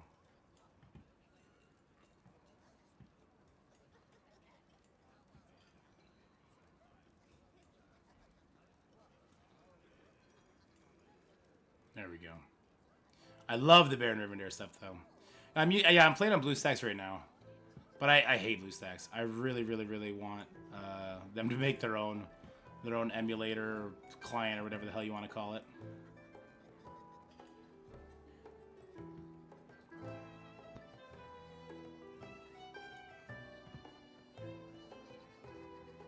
Look at that Dark Spirit Troll. It throws them so far.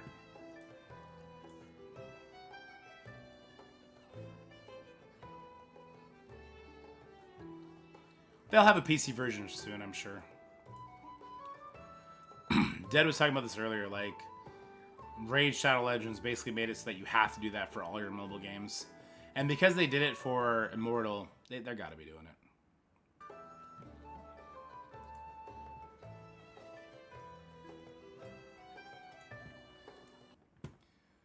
Here.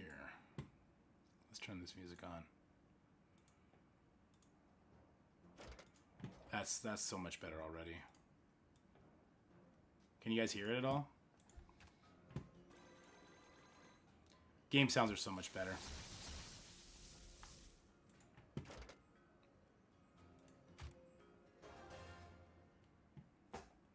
You don't have phone games, Gabe, yeah. That beam's hilarious. So your level, can I give you... I'm actually a really high level. I have 130 sigils on my main account. We're just doing a new playthrough. We're doing a new playthrough to make guides on stuff. Here, where's my chat gone? I lost both my chats.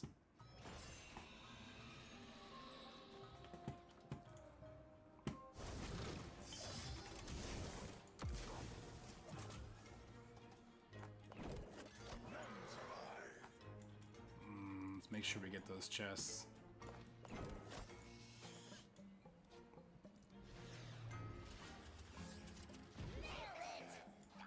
Wow, this is a random summon.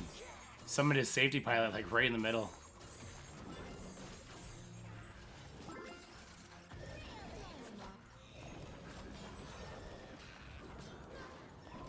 This boss's poison smoke sucks. Does the game slow down at 130? Yeah. But not really, because I still got to do all the dungeons. I got to do PvP. I got to do a bunch of other stuff, right? So I definitely am not bored. I still have a lot of stuff to do. In fact, I'm still pushing the heroic campaign. Like, I'm not done pushing the heroic campaign. I got 4 more zones. And if I didn't want to make content for YouTube and stuff, I could probably be pushing that right now. I could level my minis through PvP relatively quickly. Yeah, I'm definitely not at a standstill or anything.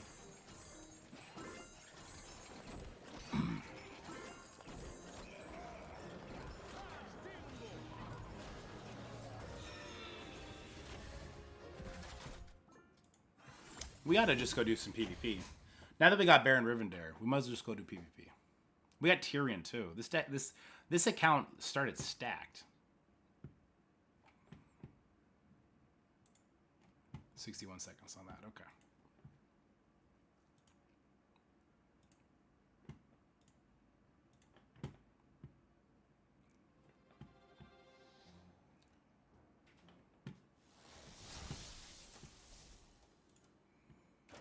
Is Pilot really better than a lightning spell? Oh yeah. Oh my god. Pilot is amazing. Her talents are crazy good too.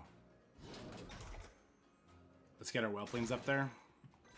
Whelplings and Pilot will carry you through the PvE part of the game. She's really good too. So the Footman though. I'm not a big fan of Arcane Torrent.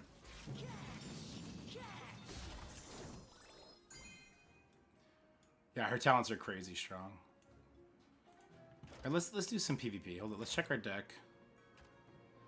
We got no talents. That's the thing. We only have the 1 talent, which makes me a little skittish, but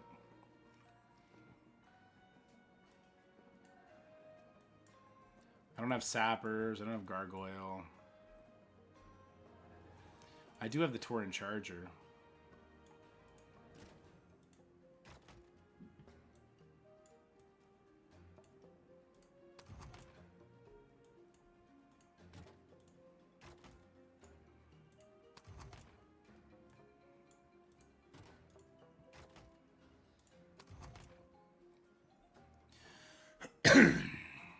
Can we use Abomination in PvP? I don't think so.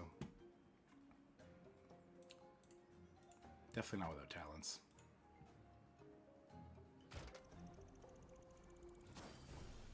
He starts at 150?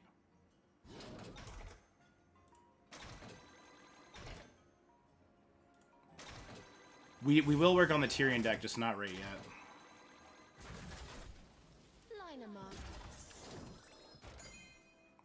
I forgot about the gold chest you get at the opening PvP bracket benchmarks.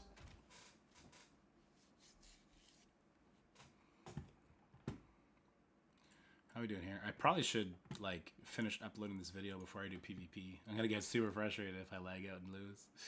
Super bad, super duper bad. That'll be funny though. That'd be really funny, actually.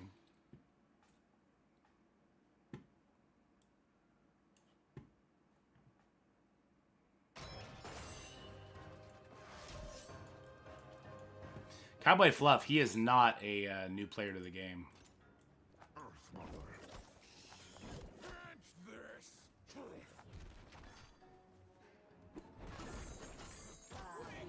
He's got the plane riding thing too.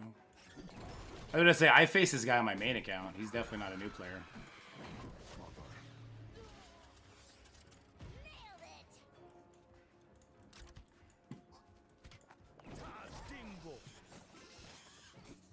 Maybe he's a bot?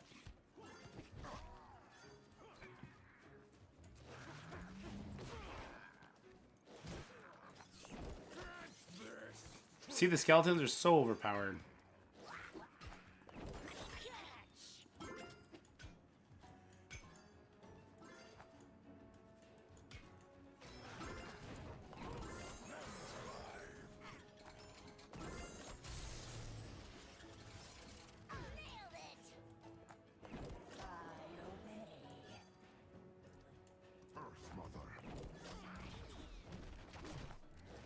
Man, she's gonna grab him and that's gonna be over. That's a wrap, kids. It's over. That was faster than doing quests, right? That was way faster than doing quests. The only downside is we only get experience for the pieces we're using. So that Torn Stonehoof and the Banshee, we're not gonna see.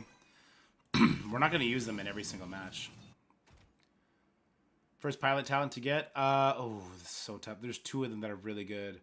The coming in hot is really situational, so you can just send her in faster. Like as soon as you get the gold, pops in, can save your whatever your bad outcome that's about to happen. You can get ahead of it and end it. But the cloaking device for PvE, it guarantees her to get that second shot off on the boss, and she hits so hard that it can be very, very valuable. Yeah, the Gnomish cloaking device. That's what I used for the longest time. What's floor 26, RJ? Is that the Doom node? That's what I... If that's the Doom node, that's what I used. Ooh, we're gonna go Tyrion.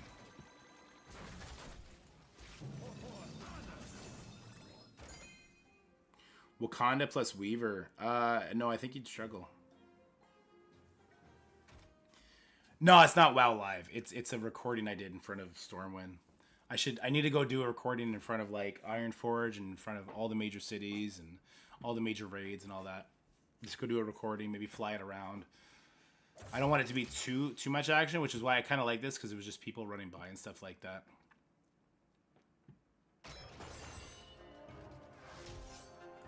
See, I faced this guy before too. Let's go do this here.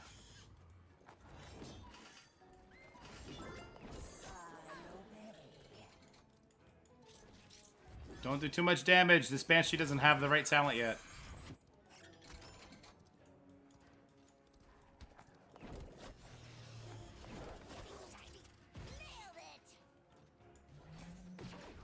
Did he give up? He might have given up.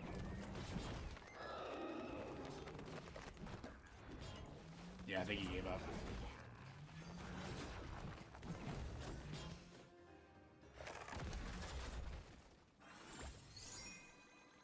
So you see, you get a lot of experience very quickly doing PvP. I should make a video on this, shouldn't I? I should be like, oh, I got stuck in PvE. What should I do? Go do some PvP. If you're a function adult, you're going to be matched against bots. You'll crush them, and then you'll move on and get lots of levels. Let's do that. Yeah, you know what? I'm going to do that.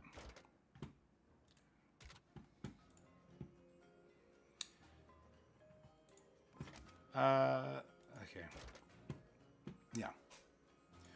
All right, guys. Another great tip for this Warcraft Rumble game is going to be to out-level the PvE content, or at least be in line with the level. So as soon as you start getting out-leveled, you can run into some very difficult nodes, and you just start getting one-shot, and that's no fun. So that's what just happened to me here. So the thing you want to do is go quest. Psych, I'm just kidding. Questing is a very long drain on your time. There is a limit you can do daily, although that limit does snowball into other days, so you'll probably never hit it. But questing just takes a long time. It doesn't give you the most experience. Actually, if you want to grind experience, you want to do it through PvP wins. So grab your leader, especially if you haven't PvP'd yet at all. Get in there. You're going to be matched against some bots, and they're really bad. And just also, it's a lot of new players, so it's the time to start getting good at PvP, or just to get okay at PvP. The matches are so much faster. The wins give you about the equivalent of a blue quest of experience, and you're going to just quickly level up your character and be able to tackle new zones. So let's get in here, and I got lucky. I got Baron Rivendare as my first leader. And what I'm going to be able to do is... Oh, well, you know, Hogger is kind of a nice counter to Baron Rivendare. Let's see how this goes. First Hogger's up. Let's take him out. He's going to get that chest. Not much we can do about that.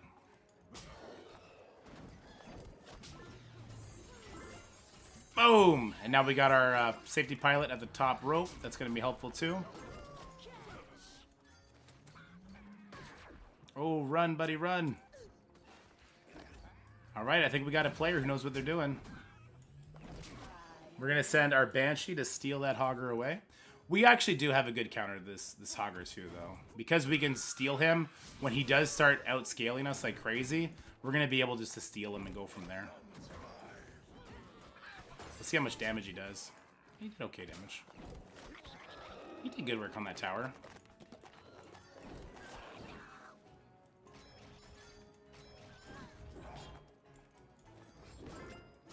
Alright, we're actually going to chill for a little bit.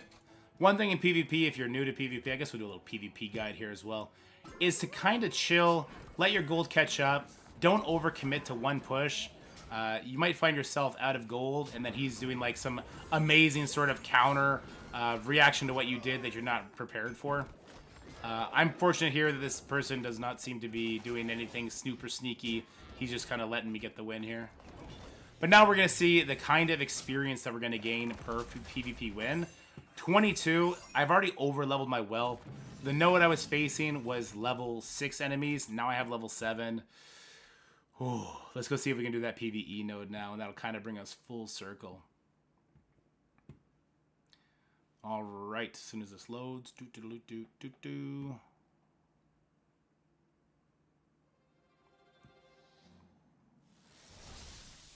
All right. Oh, also PvP counts towards your daily tomes, so that's super helpful too.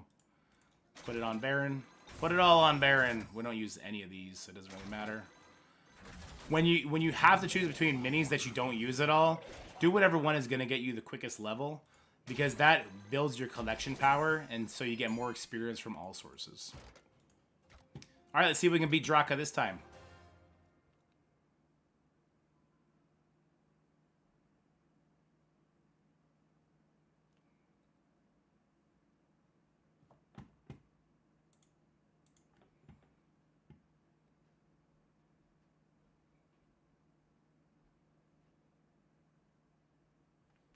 Come on, load. Oh, the video is ready to be uploaded. Let's go ahead and do that. Demolish them!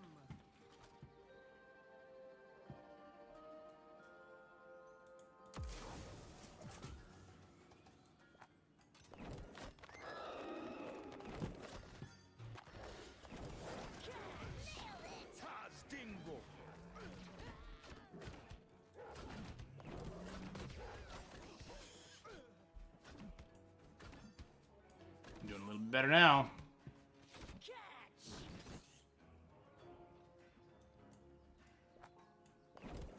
Oh, Torin's level 4. That's not great. Woo! Still one-shot it. Oh yeah, I'm taking that war song.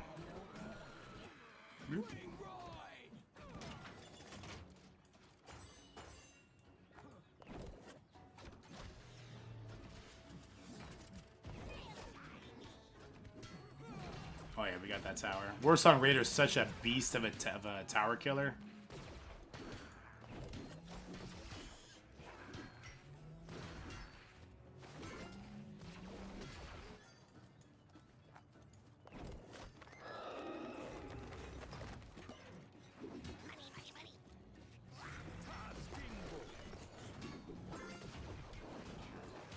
Where did it go? Oh.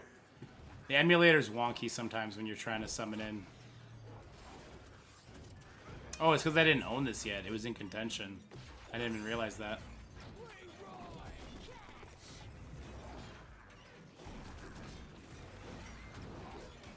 And there we go. Throw them fireballs. Get your bases, collect the gold, go from there. If you get out leveled, head on over to your favorite PvP match and level up your units. Let's go. All right, we saw some questions in chat about Banshee. I love Banshee, by the way. Banshee is 4 cost. Does it work to steal 3 cost units? So you want to be capturing very valuable units, which for the most part are going to be above 3. There would be some units that would be exceed that rule, like the stone golem. If there's a stone golem beating on your base, especially in the heroic campaigns, and you like all you have is melee units and a banshee, throw the banshee at it, steal the stone golem, and it'll head towards the enemy's stuff instead, right? But for the most part, you really want your banshee to avoid any sort of squads. In Baron Rivendare or mirror matchups, it's an absolute nightmare because you end up having to face that damn skeletons, and the banshee just keeps stealing these useless skeletons. Because it costs 4, you want to get some value out of it. Ideally, stealing an enemy abomination or the Blackrock guy like you saw me steal, that's the way to go because you just decimate them. In PvP, if you summon a 6-cost unit in and it gets bansheed, oh man, it sucks. It's a feels bad moment for sure. But you could also use it just to kind of save your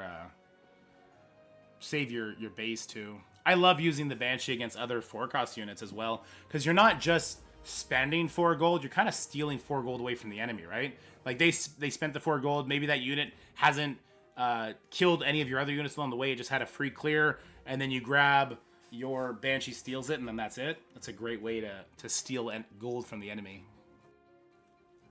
How many leaders? There's 3 for all factions except 2 for Blackrock. So what's that? 14? 14 leaders right now?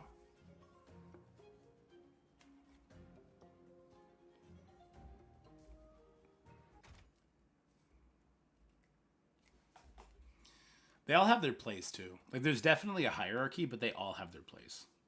This thing is so cool that they sent me. This is charging pad. It's so dope. It's so sleek. Really cool.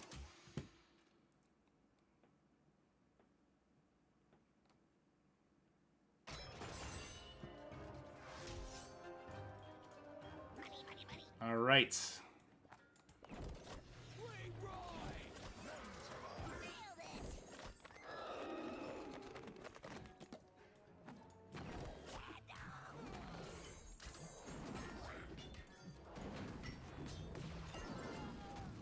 See, I wish I did my Banshee for that guy.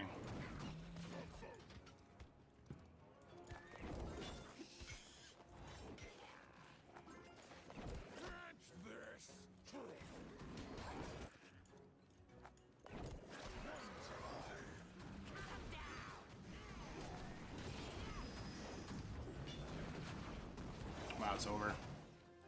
Well, okay then. He didn't get many summons off now, did he?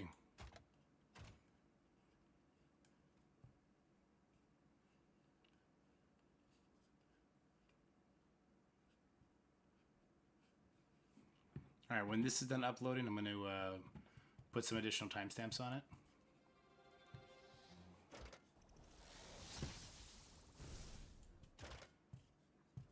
So wait, oh, I kind of need to stop after like 1,000 honor, don't I? Because it's going to put me against level 2 units and I'll be level 1 or level 3 units or something like that. Oh yeah, I need to stop after... Once we get to 1,000, we basically have to stop PvPing. But that's okay. It'd be a nice little bump.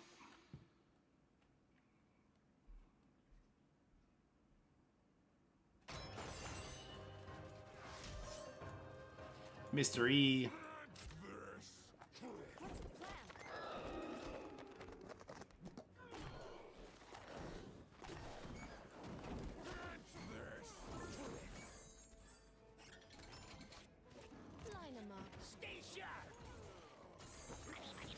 Oh no, I forgot I don't have the right talent on the safe pilot. That's annoying. Possible to get Sylvanas faster somehow. So if you're in an active alliance, or sorry, an active guild, you'll get it pretty quickly. I believe there's probably an offer for her still. I don't imagine they took that offer down already. And yeah, PvP is probably the longest way to get her, but it is a way to get her. Oh! Oh no, Torin. I was really hoping Jaina was going to finish that for me.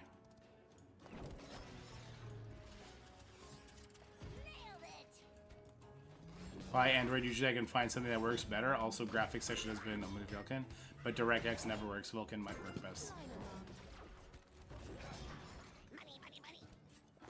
I'm not stuck on anyone. I could probably push more. I'm just gonna out level it a bit.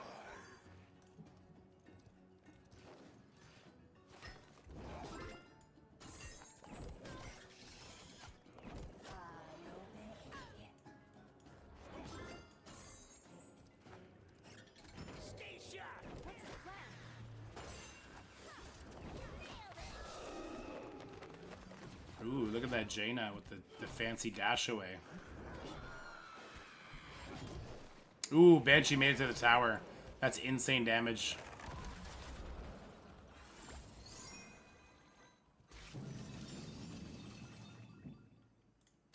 Banshee level up, let's go.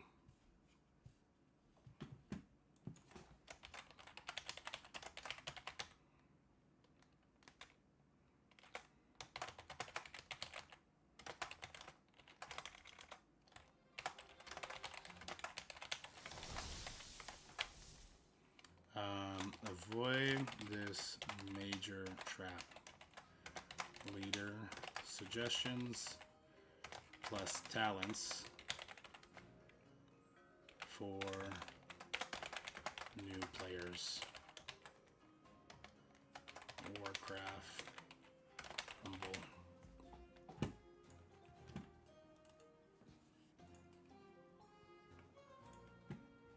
I do need to put timestamps on that at some point. I didn't make a tier list for this, or thumbnail for this yet. That's all right. Let's see what we got. What do we get?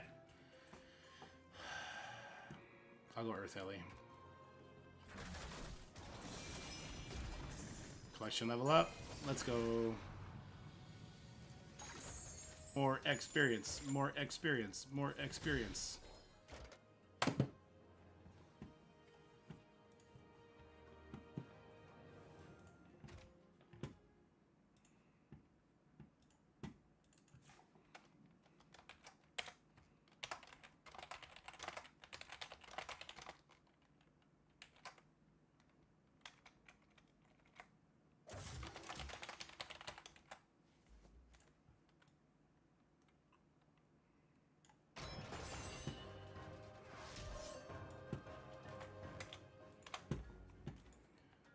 Start you there. Cold over here. Wait, why did... Oh, what? I didn't even know there was a thing here. Whoops. Well, that's not good. That's really bad. And I just killed my save pilot, didn't I?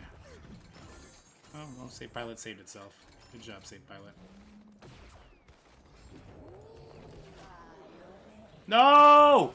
I put you away from her! God darn it. Gosh darn it. Well, at least Baron Rivendare's over there just kicking ass.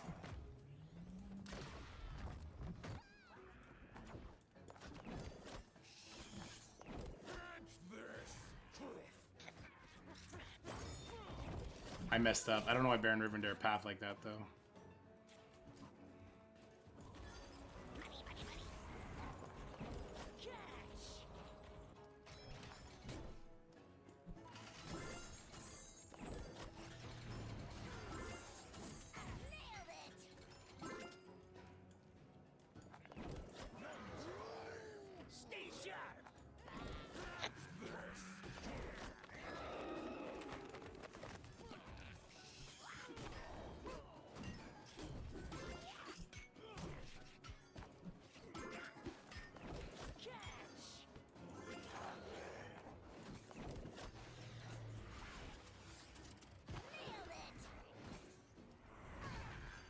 See him. I do like Blood Mage. I think he's good. He's an interesting play, if nothing else.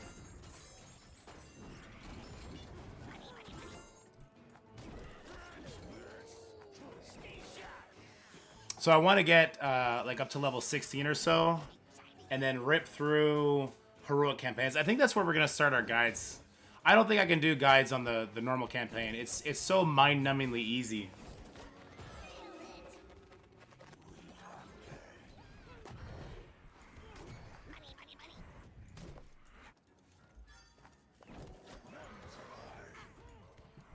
That's right, Torin. You get him, buddy. was hoping the chest would respawn by then.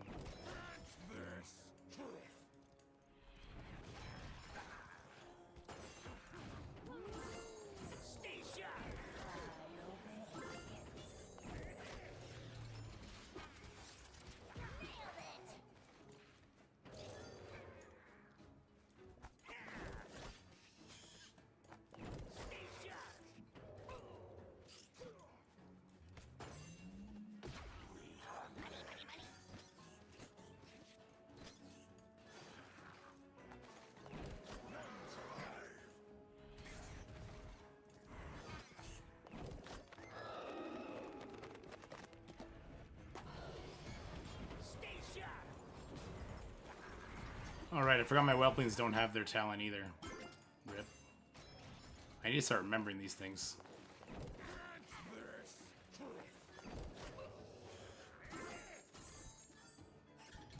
I use custom resolution, for example, 14 by 16 will give a wider screen. I'll try that. I do want to make the screen a bit wider.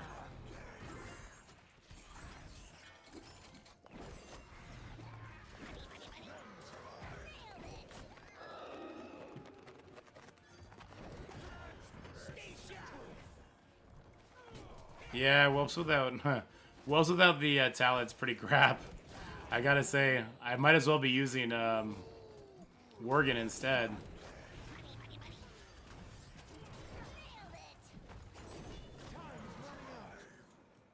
If I had a talent, or a skill rather, I would have ended him a long time ago. He did a good job defending. I don't know why he wanted to waste that much time though. Kind of awkward. Yeah, if I had Blizzard, it would have ended a long time ago. How did that Torn Stonehoof did pretty good for me. I don't think we want to get rid of her just yet.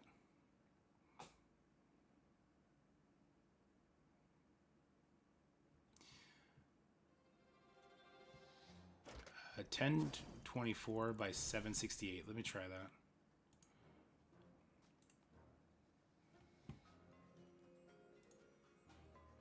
Display.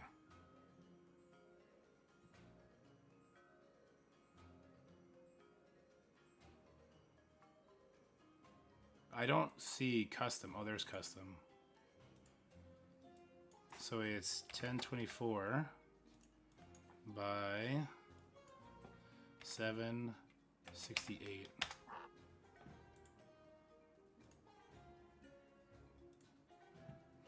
Let's see. I have to restart BlueStack? Yeah, whatever. We restart BlueStacks. Hey, Macho. Hey, how's it going, brother?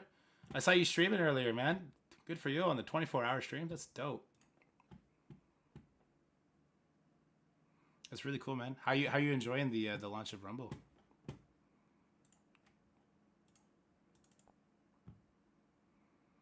Oh, I'm loving it, man. I'm a big fan of this game. Ooh, that does make it nice and wide. Let's try this. That'll be game changing if we can make it bigger, to be honest with you.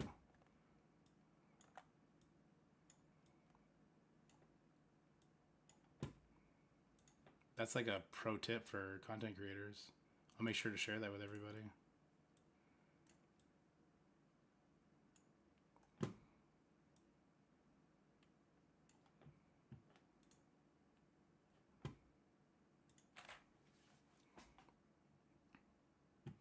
All right, we had that video going.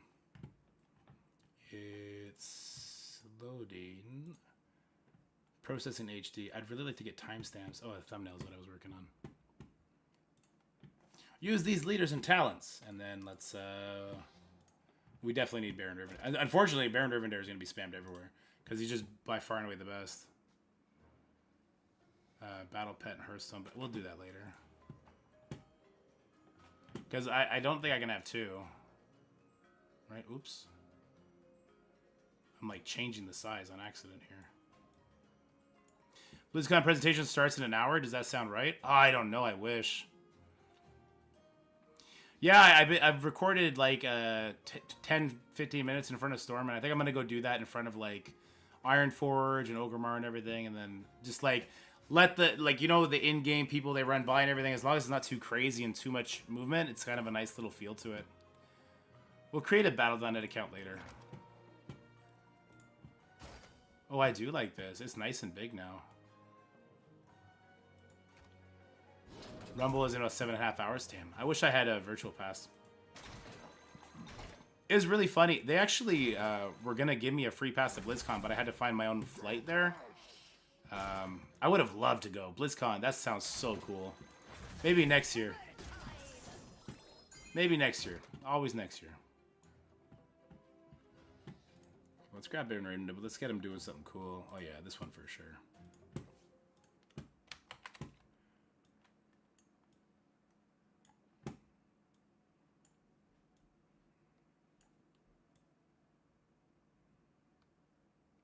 Here we go.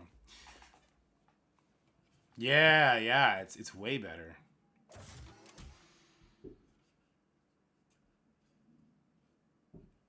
Did I beat the game? No, I got to 130 sigils on my account, my main account. So I still have 4 zones, but the level...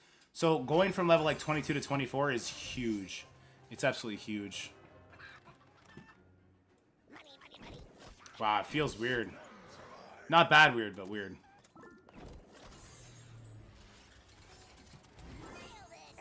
Alright, so hopefully we get to stop that goblin too. Or kobold, rather.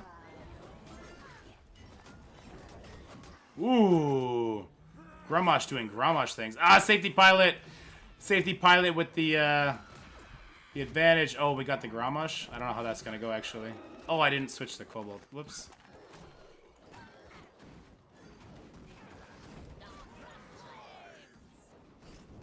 Message from the wife. Please take 5 minutes to come help me. Okay, I gotta go help the wife for 5 minutes.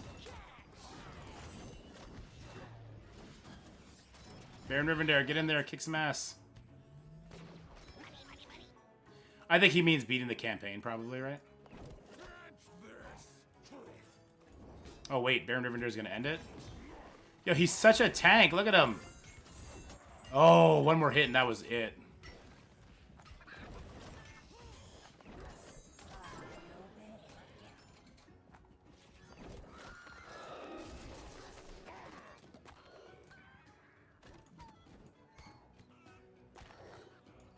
Tor in charge. Boom! Alright, I just gotta go help my wife for... Did she say 5 minutes? Wait a minute. For 1 minute? Okay, I'll be right there. There's also a DPI setting that determines the pixels per resolution. Alright, Dead, entertain the people. You got this, buddy. I'll be right back, guys. That's probably Talk about Rumble, Dead. You don't want me to do that.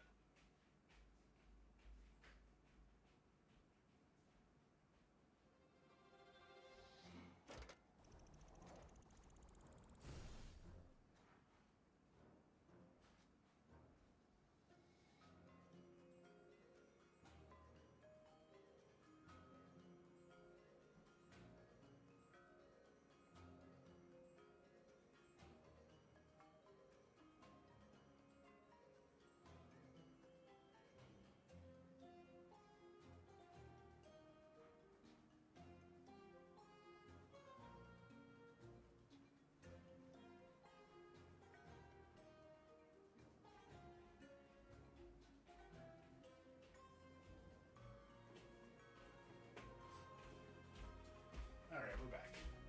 Little man just didn't want to go to bed. He got one look at his dad, he ran back. Oni's the hardest level 30? Yeah. I think people have already beaten her though, right?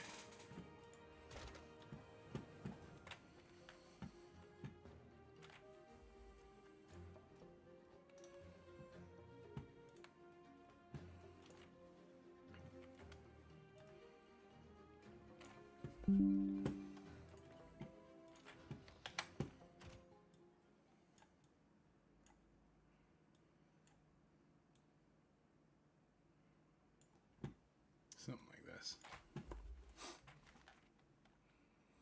With Oni's breath, did he destroy you? The campaign is fun.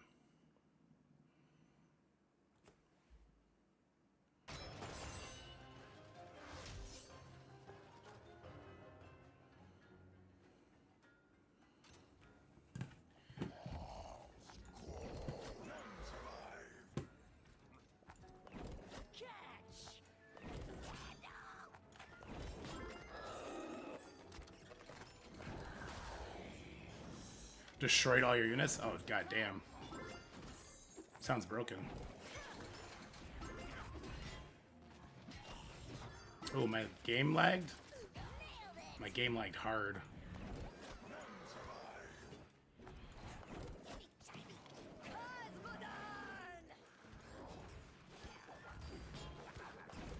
Is Vulture a good choice for CDDD6? Yes, sir. I think it's a great choice.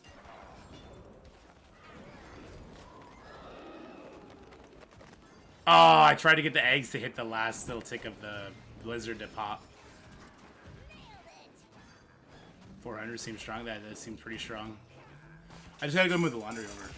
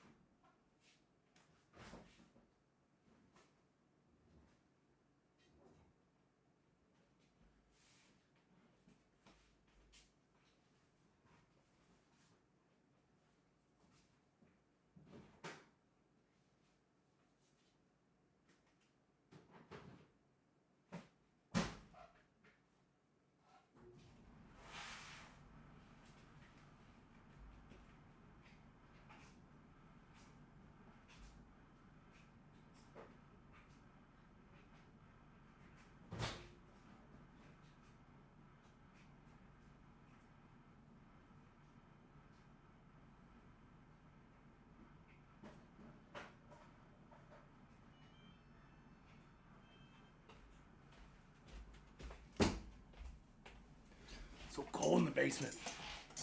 Yeah, I'm currently playing on BlueStacks. It's good. It's pretty good. I'd say, yeah. It's running well. Now that we have the new resolution, way better. We're making videos at the same time.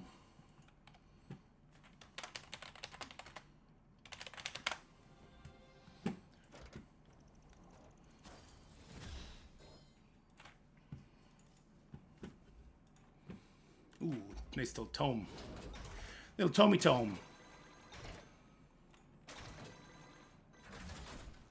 Oh, we're gonna unlock dungeons soon. Good, I'd love to do a dungeon for the new players. I think it's Alliance. So we'll try and get people to get that tier in. When I post this video, I'll say like a pinned comment, hey, it's Alliance week. It's a great week to get tier and unlocked and start building them up. And then soon to follow a video about the dungeons. And we'll do that. Oh, that's such a good video idea. Let's go.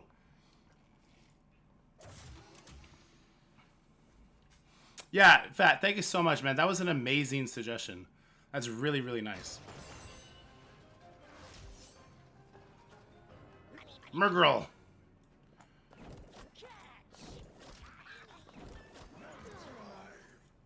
Mmm. I'm not a huge fan of this person in the back right now. Well summoned by this guy.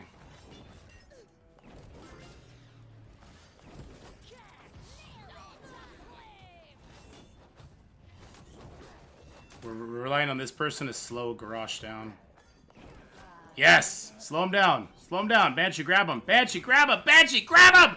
Grab him, Banshee! Why did you do it when he has 1 life left, Banshee? You fucking suck! Banshee, what the heck? What was that? Got the unlock to guild? Nice. Guilds aren't super... I keep forgetting I don't have the talent yet. Oh, we're kind of dead here without that talent. And we cannot go for those chests yet because she'll kill us. Let's do this. I love this game. It's so hype. It's hype in all the ways.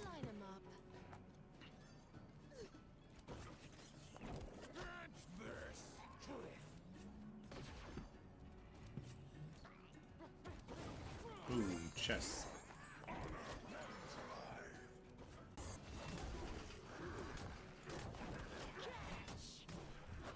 Come on, Torin, pull it out. Torin's not gonna pull this one out. Oh, he did! Very nice.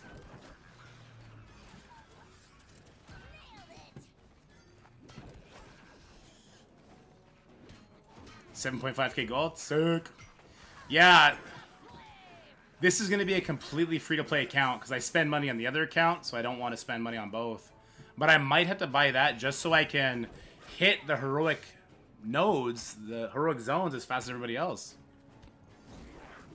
Yeah, yes, and me, Daedalus, and others will be doing a Cosmic Crucible video sometime today, actually. Should be dope. We have a lot of thoughts.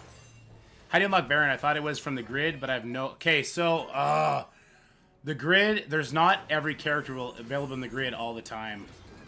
It's really... I think they should have had, like, an everything day. Or everything opener. But yeah, you can't... I don't think every character is available in the grid at all times. It's like Alliance Week right now, isn't it?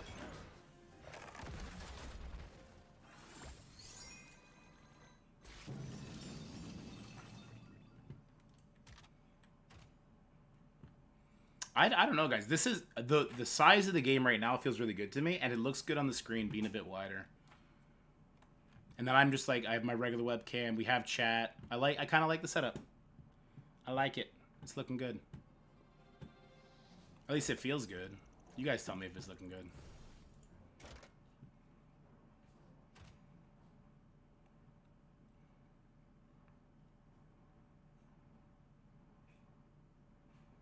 Because when it was too skinny, it was a problem. So here's the thing. I normally play on my phone. It's super skinny on my phone. It's because you got that super tall iPhone problem. Yeah. Super tall iPhone problem.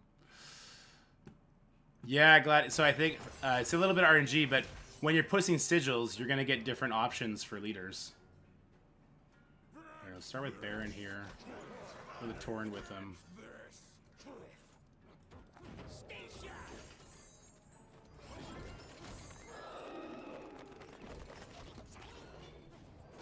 So when he pops those whelps, he's basically killing himself.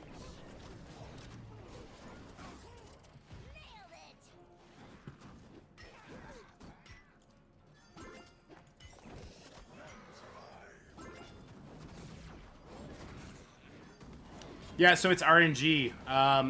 The first 3 leaders that you get offered is completely RNG, which is kind of dumb. It would have made more sense if they did like a basic 3 that everybody gets. It would have been easier to give recommendations to. This one's over.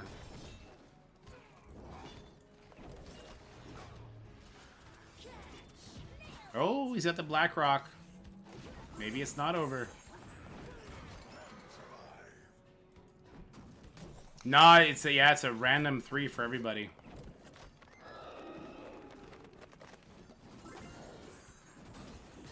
Yeah, I mean, you could reroll till you get the characters you want. The Blood Mage Thalos, he's okay. He's no Baron Rivendare, but he's okay. The difference is kind of staggering between the characters. Not gonna lie. I should put a spell in this deck. It's getting kind of old. Alright, there we go. Hey, we got a level on him. That's perfect. The best to kill Oni, though, because it's a long fight, long map, maybe. Oh, you're good, Gladdy. You don't need to reroll. Over time, you're going to get the leaders. Once you start pushing the campaign, you get your sigils, you start getting, like, you get a different leader every other choice, and you could get Baron from there. Yeah, Tyrone or Tyrion. Tyrion is the best. We're going to be doing our dungeons on Tyrion once we get a little bit further here. The lifetime bundle that was like $15 for perma, yeah. You don't need to reroll. You don't need to.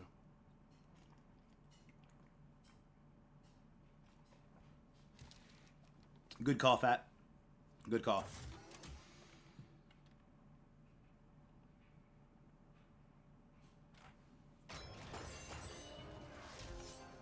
Ooh, Baron versus Baron.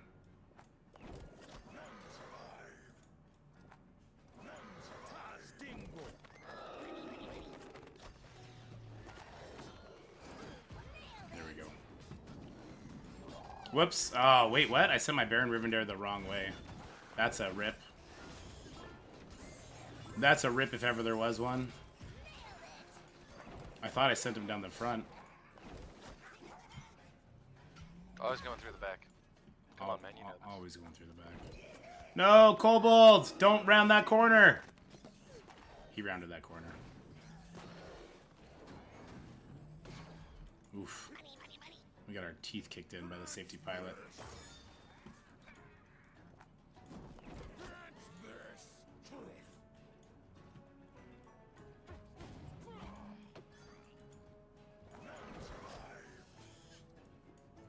Chest should be repopping any second.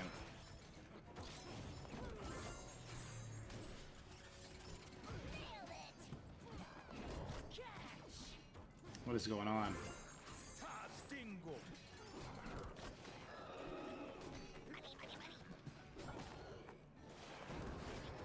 I don't have a spell. I wasn't expecting to play other people who know what they're doing. Yeah, the heroics is super fun. I was not expecting to play anybody who knew what they were doing.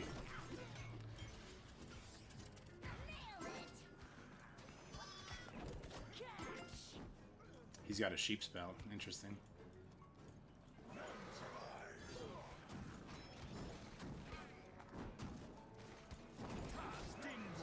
Okay, good.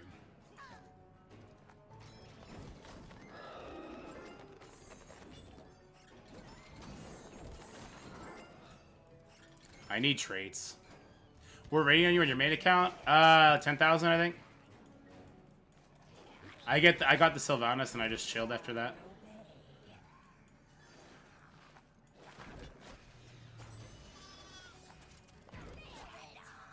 He had to use another sheep. Are you kidding me? His guys beat my guys? That's crazy, though. Oh, we got this. Did I Banshee steal him? I did. I Banshee stole the Baron. Let's go. The traps to avoid. Okay, yeah. So, picking the wrong leader. And then the talents are the biggest trap to avoid. Let's go do that. Let's go talk about it. It came out today. Oh, it was in beta as well. There was early access, Gladdy. Yeah. Stuck at 30. Well, I'm using blue stacks. I'm pretty good. I'm not sure why. Buying XP boost from the shop. Yes. Do not buy XP boost with money or with gold. With nothing. All right, we got some gold. Perfect. So, like, yeah, here's trap number one is don't buy these at all. You collect this. You don't need to collect it every 4 hours. It'll actually accumulate over 24 hours. So don't feel the need to log in all the time. Definitely don't buy this. Oh, my God, don't buy that. Premium currency, like, if you're a whale, you're a whale. Have fun with it. But and then when it comes to these, the first thing you want to do is you want to unlock every character.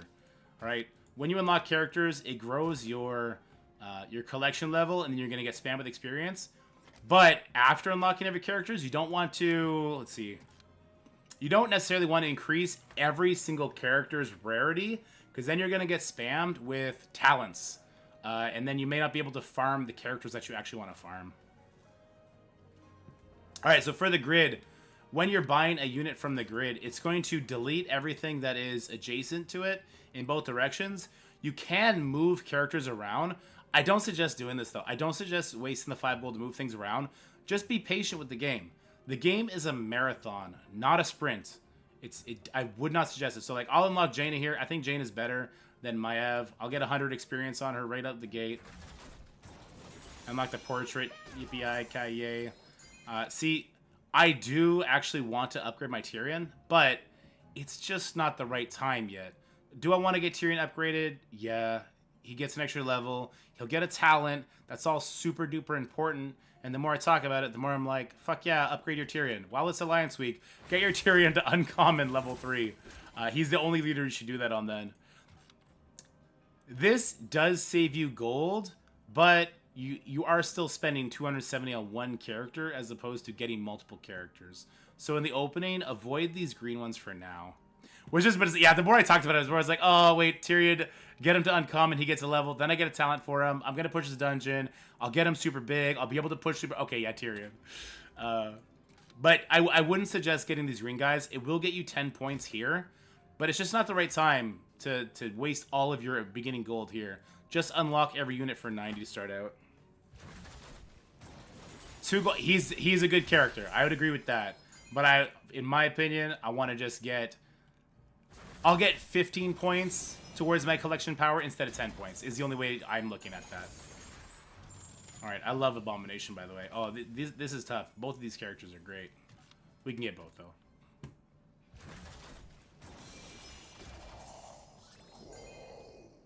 We could unlock Maiev, I guess. While it's Alliance Week, we'll unlock her so we can put some stuff on her. Execute, I don't like it. Jaina or Maiev? Jaina over Maiev, in my opinion. But Tyrion over both of them. And then, let me see. Do I have any grid rerolls? I probably should, right? I got 2. We might try and hunt down 2 more for Tyrion. Maiev is insane. So she caps out in PvE.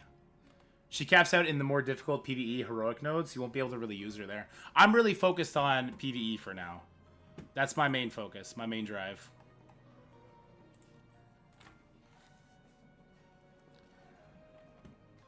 Yeah, she's mid, in my opinion.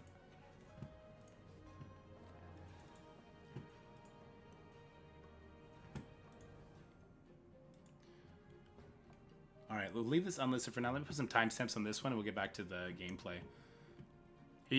Does anyone ever showed you guys what YouTube looks like behind the scenes? For you who are not used to my Marvel Strike Force people who just don't give a shit and show everything always. Here, let me pull this up. Oops. Oh, we gotta go over everything, huh? So this is what YouTube looks like behind the scenes. Your overlays. I know. It's kind of wonky.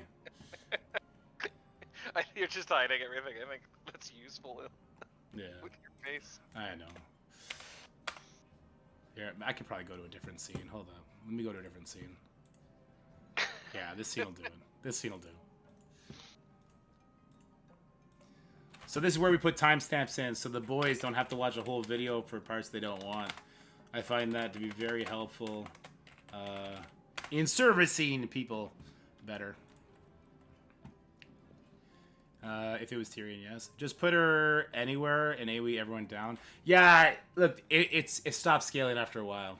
The boss of Ashenvale, let me go take a look at that Vein Killer. Just let me get these timestamps on so I could upload this video and share it with people. Help them avoid some pitfalls. Alright, guys, another great tip for... And I guess I'll pull this up to you too so you can see what I'm doing.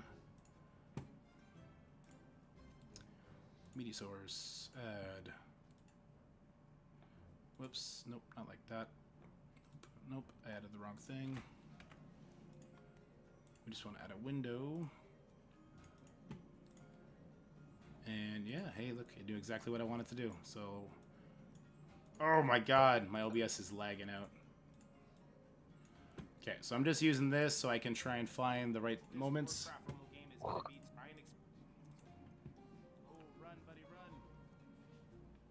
Oh, alright, I think we got a player who knows what this is the wrong video. We want this one. How's it going, guys? One of the biggest decisions you're going to make when you start playing Warcraft Rumble is which English is you're going to want to go. A, will get to the heroic and so you can kind of see he heals all the nearby friendly units. He's one of... Let me pause this for a second. Sorry, the music is driving me nuts. I like the music when I'm playing, but not when it's just going. At the end is help you do that. Going to be a leader. How's it going, guys? How's it going, guys? Oh, killing myself here. Start playing Warcraft Rumble is which leader you're going to choose. So in this video, I aim to help you pick the right leader. Can you change an ability after you pick it? You can pick an ability after, but you first have to upgrade that character's rarity and buy the new talent. You can't just unlearn a talent and then buy the new talent, unfortunately. It would be a colossal waste of gold, first of all, but second of all, that's just not the way it works for now. Yeah, you need to get the right talent, which is why this is going to be one of the most important videos to get out. Talent on your leader afterwards, and it's important to pick the right talent. Talents do get gated behind rarity, which is going to be a very time-gated process that we'll talk about in another video that we also talked about in the beginner guide. How much money did I spend? Maybe like 220 Canadian. So if you're coming from Blizzard, that's going to seem like a crazy, stupid amount of money. I play a game called Marvel Strike Force. I've been covering the game Marvel Strike Force. It's my career, if you want to call it that. It doesn't make much money, but it's what I do.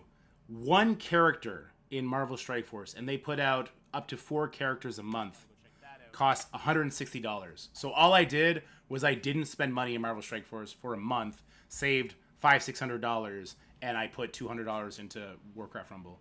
I will be free to play at Warcraft Rumble basically going forward, though. So there's that. So you make sure you pick the right talent. This video is going to help you do that. So let's get into it, and we're going to start right away with Tyrion. So 32 seconds. Let's just talk Tyrion, Ford Ring. Ability is fully light. He heals all nearby friendly units. He's one of, I think, 2 now. Jaina. Is through the 3 consecrate. All right, let's move on over to 0138. So Jaina, she's okay. Like, Jaina. she does have a leader ability. Proudmoore. Increasing the level of your spells by 3. So when are we doing the CC talk? Soon. And I did end up getting Dead is here. If you're here, we can do it whenever. So her leader ability is the Am I here? Queen. So I don't know if you're here. You can change talents only once you've increased rarity, bought a new one, and then clicked off the old one. You can only have 1 talent activated per time. So Mayev's cost is for PvP. I think you're better off just doing Tyrion. Or our next character, which is going to be Maiev Shadow Song. Now, Maiev is the Unbound Queen. So Maev's cost is reduced by 1 for each Unbound piece you play. She costs 6 though. Now she is not. She'll go direct to play. It's like a. So I love hot damage. Now she's doing more, but you also run the risk of her just getting 04. I definitely don't recommend Maiev for 20 what? She's a fun one to play. 24. I love Hogger! I love Hogger. So, Hogger's leader ability is his max speed. The hard we got, I don't know, Char kind of alone because he just ran into the enemy. 6-minute mark. So I don't think you want to do Fatal Frenzy at all. Hamhawk definitely the way to go. We got, I don't know, Charglet. Don't take Char.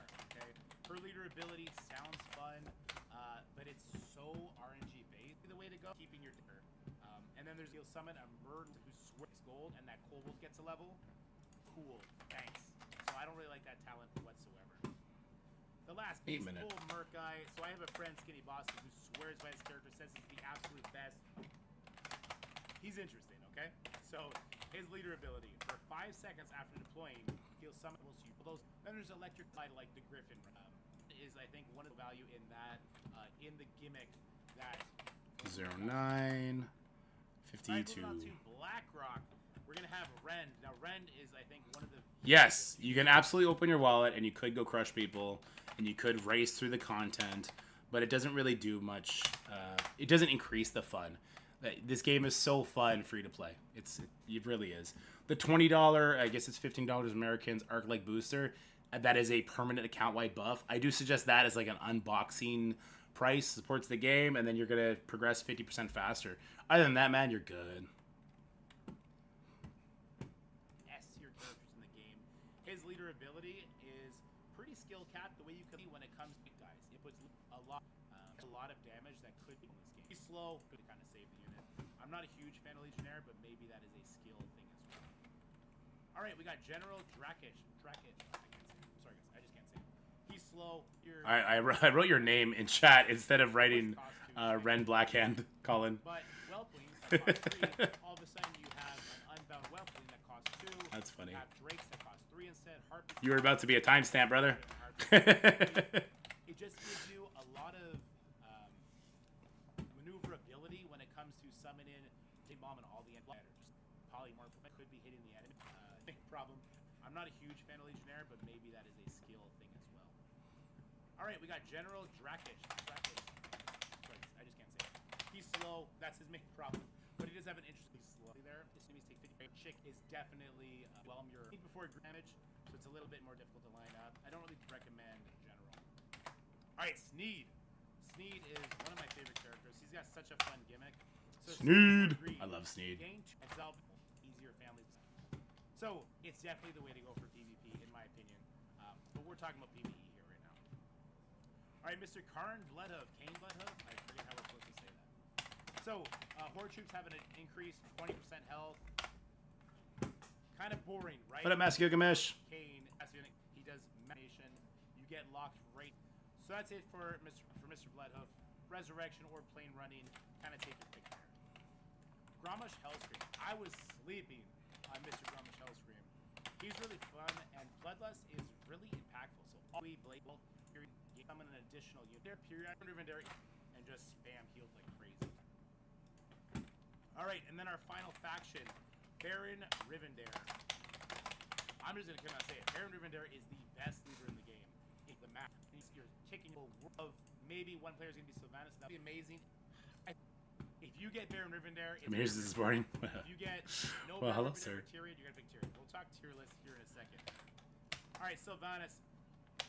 I think there might be a skill issue with me and Sylvanas. I don't really like it very much. You can see by her leader ability that she should be amazing, but maybe she's supposed to be amazing in conjunction. Same with Tune Time and he's pretty. I don't know if she's available as an opening character yet. So, anyway, let's talk about the last character, Blood Mage Kalnos. He's pretty good. He's right on the verge of being, but so especially ADD and then in the we'll definitely bring him up. Alright, so I made this tier list to kind of help you choose your first leader and also show you what I think is the best talent for PvE. This will be posted in the official Discord. It's also right here if you want to take a picture of it. Obviously, I'm hiding Ren, unfortunately. But I did ratings S, A, B, C, D, Hey, Scotty. and then a Well, you're not talking, Scotty. You get to choose one of these top three. I only have. All right, that's it. We'll get it back to the game soon. New guide, blah blah blah blah blah blah blah blah blah blah for these major traps. Oh yeah, this major trap. Okay. Save. That was definitely not your fault, Dorky. That he's Yeah, quiet. he hasn't said anything for like 2 hours. Yeah, I don't know what to do with this. Scotty's like a ninja. I'm a quiet person. Like a ninja. All right, let's go ahead and make this public. Let's go post this in the Discord, both our Discord.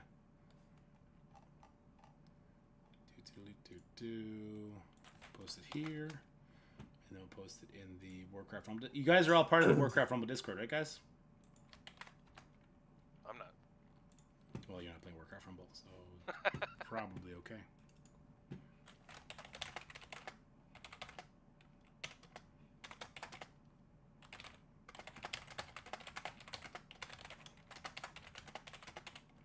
Hope it helps, everyone.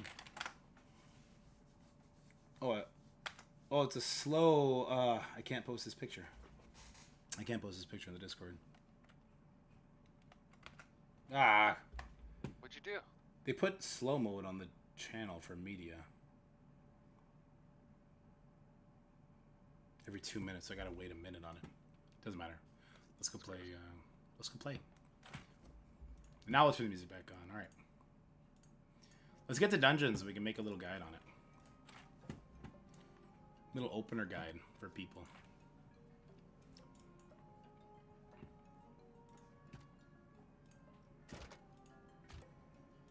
Ooh, this level's fun.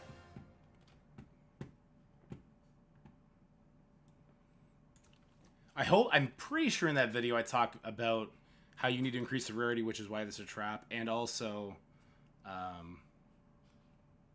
how you can only have one equipped at a time. I hope I brought that up.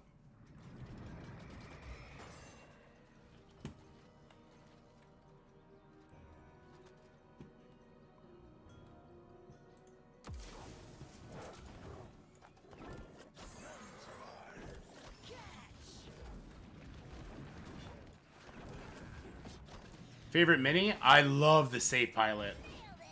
I think the safe pilot is so fun. Once we get the talents on her, she has two really good talents. The cloaking device I think is probably better for PvE, but the other one's really good too. For low rated PvP, I'm only at around 1k rating. Are you properly leveled or are you getting crushed? What about the mini as in the models? Oh. Well, they sent me the polymorph, so I really like the polymorph.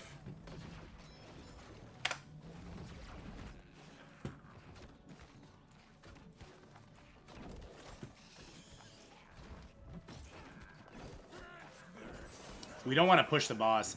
This boss is a trap. If you push him too quickly and he goes into his phase, you could get wrecked. I printed a polymorph? Nice. I think it's really cute. So once you hit 1,000 ranking, you're given a PvP level that's not 1 anymore. It brings you down, I think, to 3. So your minis, if they're not level 9, the enemy is going to be out-leveling you, and that's a huge issue. In PvP, being out-leveled is a death sentence.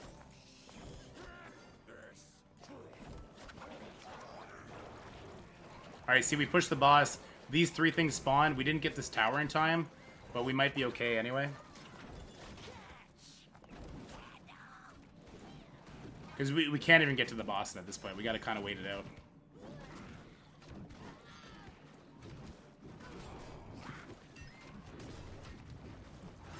Oh, right. Yeah, it does round up, doesn't it? So yeah, you just got to get it that high.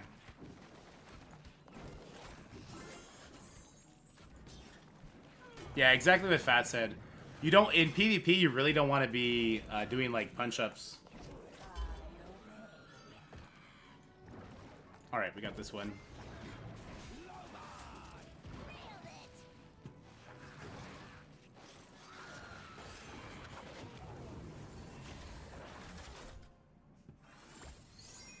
We'll go take a look at it real quick. I'm pretty sure once you hit 1k, it scales to level 3. And then 2k scales to level 5. And then 3k is limitless.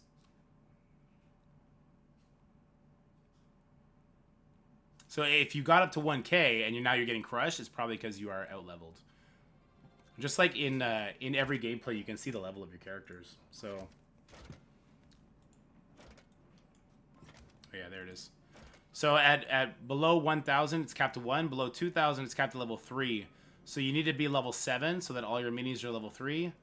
And then below 3,000, you go and have all your minis, what, 5 divided by 3 is 15, but then that would be 13.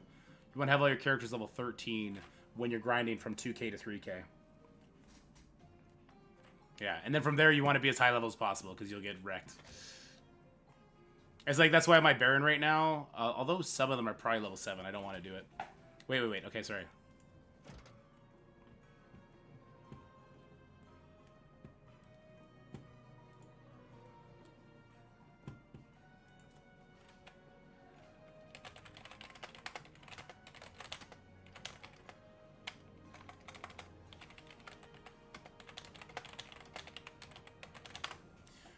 Why level 7 if it caps out at 5? Okay, so PvP is divided by 3.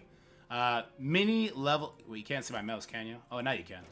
Mini levels will be divided by 3, rounded up. That rounded up is important. Mini levels are capped until leader reaches 3,000. So, between 1,000 and 2,000, the cap is 3. If your characters are level 7, 7 divided by 3 is 2 point something, and it rounds up. So that's why you want all your minis you want to be at least level 7. And then all your minis you want to be at least level 13 from here. Yeah, that's probably deserving of a video, isn't it? We're going to put out 40 videos today. I'm about it. We got to do a Crucible video for Marvel Strike Force here in a minute, too, though.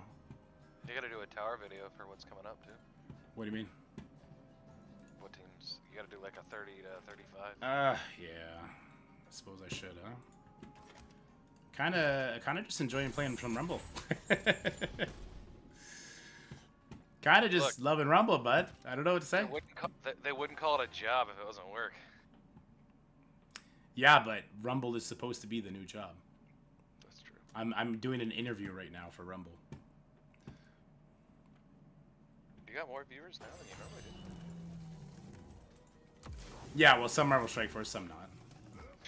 There's a nice little balance to be hit here for sure. Saying it was going well for you. Come on. No, I know. I just want to be realistic. I love the push. The push mechanic is really important. Full-time Rumble streamer. That's it. And video. Gameplay and all that. But we're going to wait for this guy to spawn right here. And we're going to steal it with our Banshee. Blood Mage Leader, Ghoul, Gargoyle, Blizzard, Harpies, Quillbore, and I'm playing around between A-Bomb and Necro. Drop A-Bomb.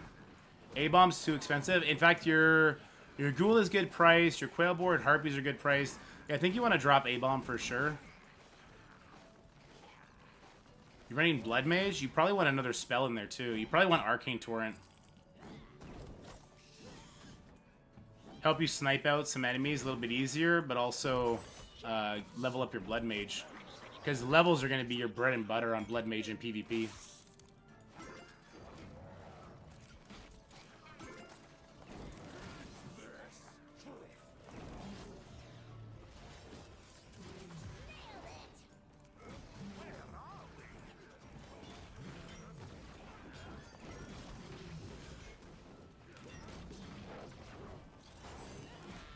Crushing it. Absolutely crushing it. Replace Quillbore, you think? I'm a huge fan of Quillbore. I would probably replace Harpies for Quillbore.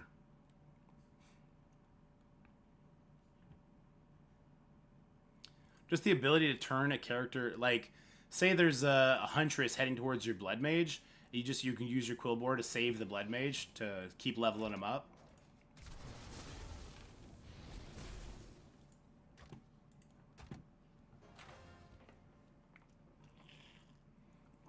Yeah, Quillbore sniping out kobolds is nice too.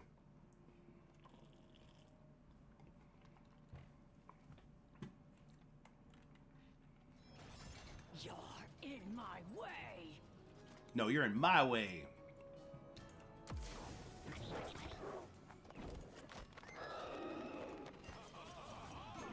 Taz Dingo.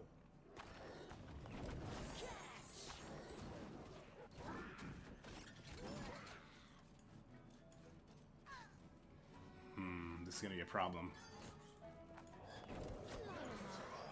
It's overused? Dude, I thought it was kind of crazy too, but then I started playing it, it's like, holy.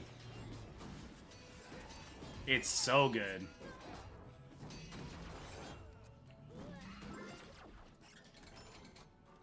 I'm using Baron Tyriot. You have the two best leaders, my friend. In my opinion, those are by far the two best leaders. Honestly, like, Rend is really good, but I think Baron and Tyrion are the only two true S-tier leaders. Pretty much ready to start. So me and Fat both think you should probably drop Abomination, and get in some extra spells there, because Blood Mage is so spell dependent. You kind of need a couple extra. In PvP, you want to get as much levels on him as possible. So I would throw in Arcane Torrent if you can.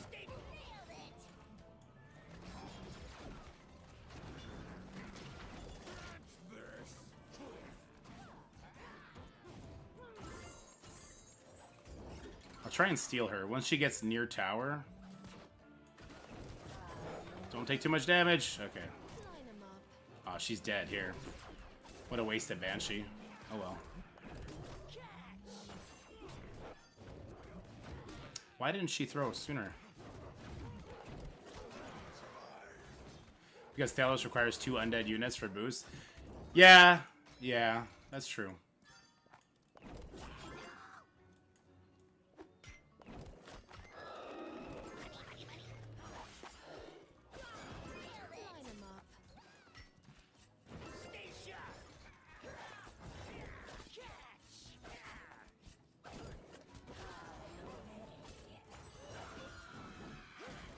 Nice.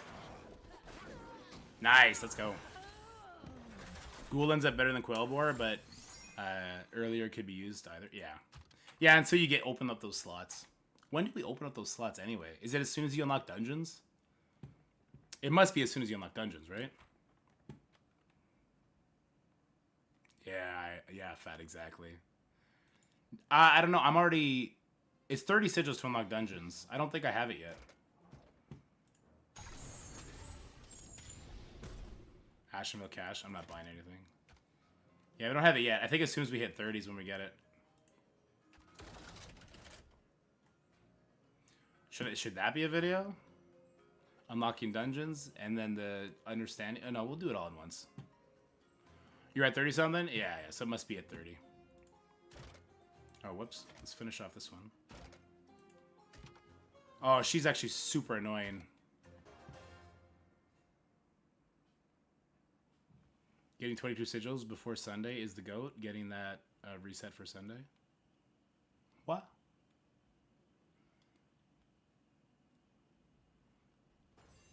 For the glory of Darkness. I'm confused.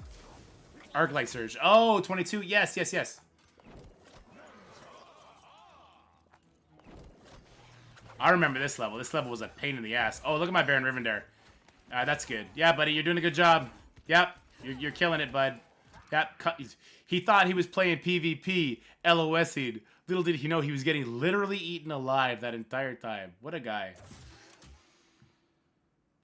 What a guy. It's freaking out, dude. For the glory of Darnassus.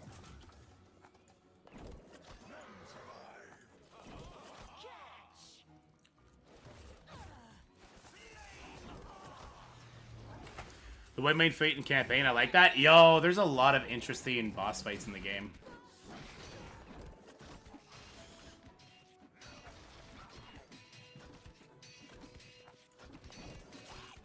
So we're taking a big ass beating here, but I think we just had to. As long as we don't lose.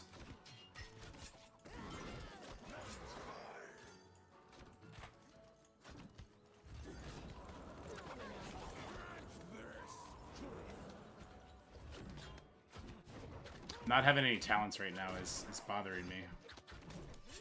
Line 'em up. Can she reach or does she die? Yeah, she does it. Nice. Line 'em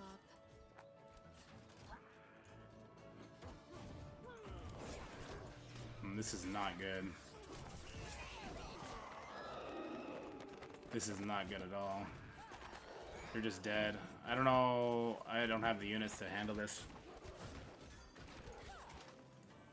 Is that all you've got? 22 is when you unlock Arclight Surges. I gotta. What am I gonna do here for these gals? Without having like Whelplings that kill them on explosion, this is kind of bonkers. Yeah, that's when you unlock. That's when you unlock the surges. For the glory of Darnassus.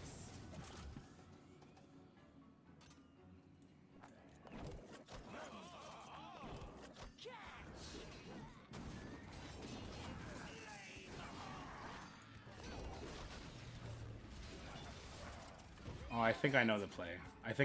Hold on. We get a Banshee, right? So what we're going to do is we're going to address the left side first, and then we're going to let them get there, grab a Banshee to steal one of them, and then the Banshee will tee off on them. I think that's the play here. For the glory of Darnassus.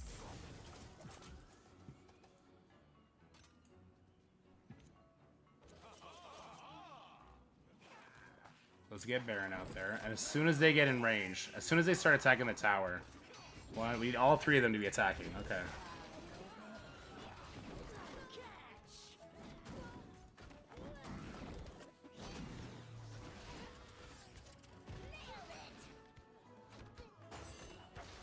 Not much better. Not much better at all.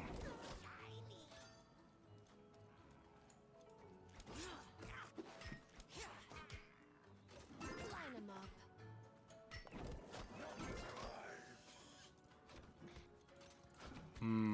Ah, the blizzard. Come on, Kobold. You need to walk into that like that.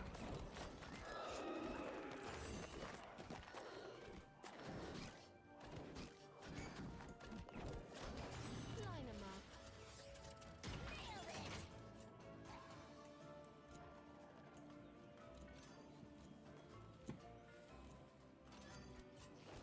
'em up. What up, Gladdy? Thanks, buddy. I don't think we get this in time. Line 'em up. Is that all you've got? What can I do there? What can I do there with my current? Because I want to unlock dungeons. I think we'll just go up one. With the Prime sub. Thank you, Glad. You're the best, man. I think we'll just go up to the next zone. We'll snag a sigil. We'll go get our Tyrion leveled up through the dungeon system, and we'll come back with Tyrion and just dumpster this node. Tyrion will dumpster this node. These are... Luna's annoying. Shadowclaw is... okay. Murkdeep is really easy. Murkdeep should be easy. You know what we don't have yet? Goblin Sappers. They're super useful.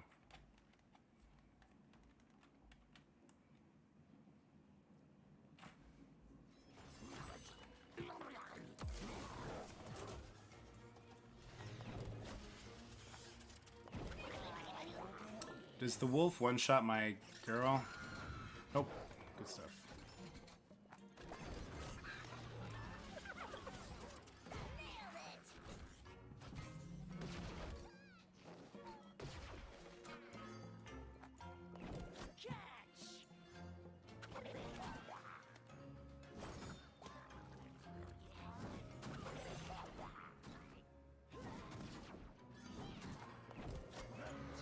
Okay, there we go. Let's get that tower and we start getting some gold priority. No, the harpies! Any generic tips that you can think of regarding placement? What do you mean by placement? You mean like placing units in the PvP? So I'm a firm believer in denying the enemy as much gold as possible. So in PvP, I will like immediately grab their chests with like an unbound unit if I'm being super sweaty with it. In certain lanes, oh yeah. So it depends on the map for sure. We're talking PvP mostly, right?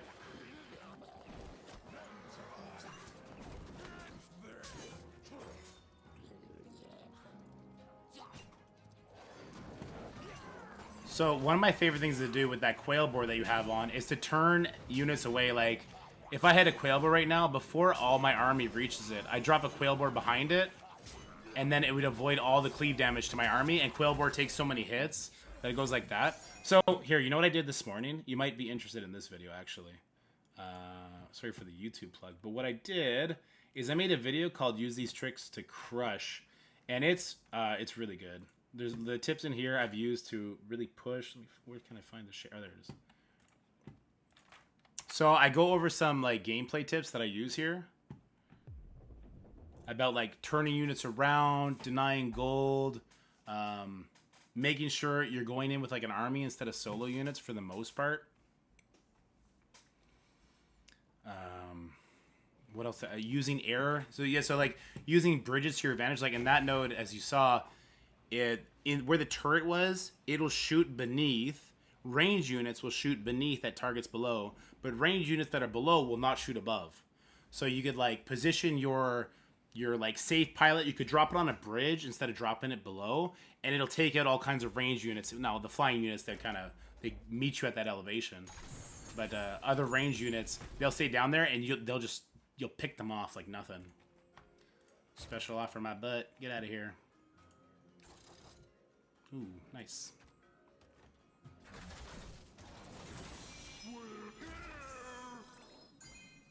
And then we unlock dungeons. Alright, I'm going to do a video on this one, guys. Do I do it now? Or no. Let's just let it do its leader thing, and then we'll do our video, which will make a lot more sense.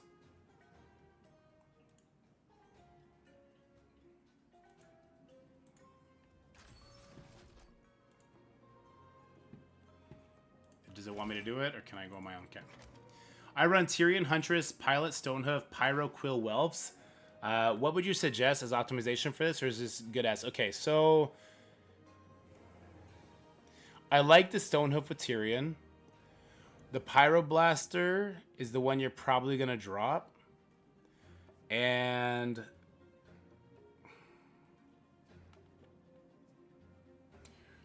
the Pyroblaster isn't bad, but it's probably the one you'll drop of it. Did you 1, 2, 3, 4, 5, 6?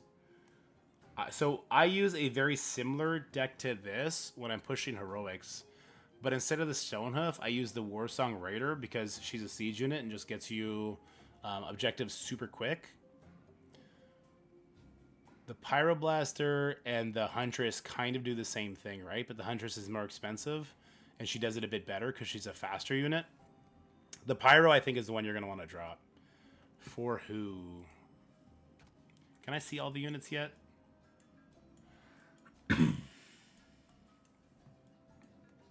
Depending on the slot you have. I mean, like, The Footmen are a classic to go with Tyrion, but they're a little slow.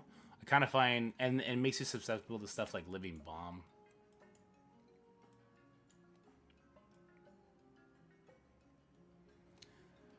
You have everything? Okay.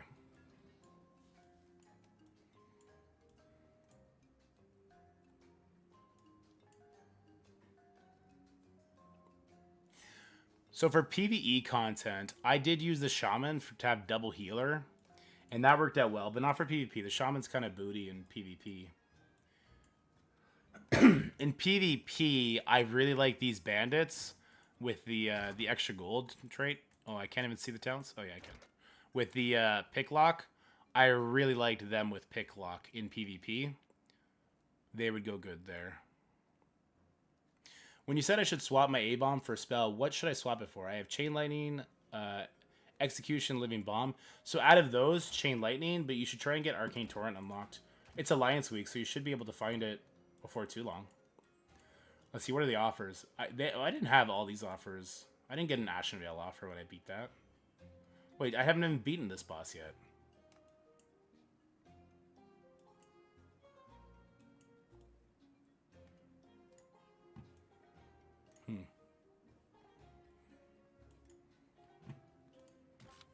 Let's keep unlocking characters. Oh no, I want to try and get Tyrion, right?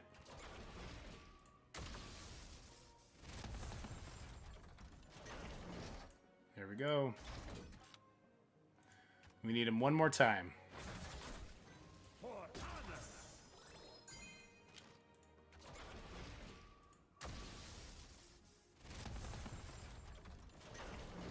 Did not get him.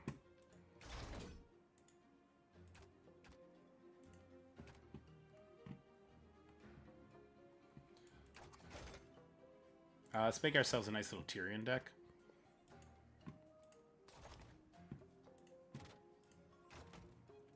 So this is Blackrock Depths, right? So we have the Murlocs. What are the other two stages? It's Murlocs, then it's... Is this the one with the snake heads at the on the last phase? Yeah, right?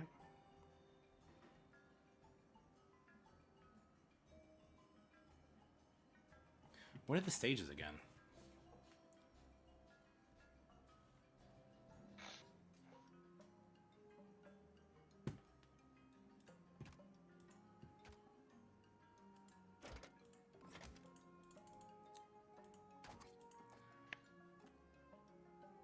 Oh, yeah. Okay, it's the elemental.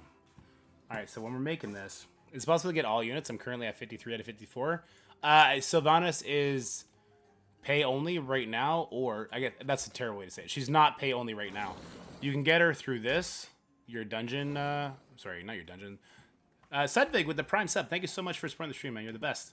So you can get Sylvanas through this method, your guild war chest. You're going to get this over time. If you're in an active guild, you're just going to automatically get it. I think when we started playing in beta, we had about 8 people, and we got this done. You have 36 days to get it done. You will unlock Sylvanas free to play there, or you can PvP for her. But if you're a new player, that's going to be tough because you need to get all the way up to, I think it's 9,000. Where is it? 10,000. You got to get all the way to 10,000 to get her. If you lose in this game, just blame Scotty. That's the plan. That's the plan. All right, so in making a baby Tyrion deck, first of all, let's get this right. Oh, man. It's a lot laggier than when I do it on my phone. And I'll actually use her here. I don't think it's Sylvanas. I have 5 heroes not unlocked. Corehounds? But Corehounds you can get through the store. Do the regular grid.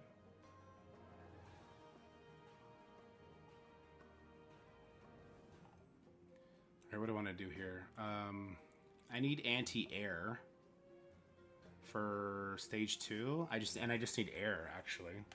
My Harpies could be the air. Anti-squad, so the Pyromancer would be good here. I think this spell is probably just too expensive. I'm kind of tempted to bring my my Huntress here instead.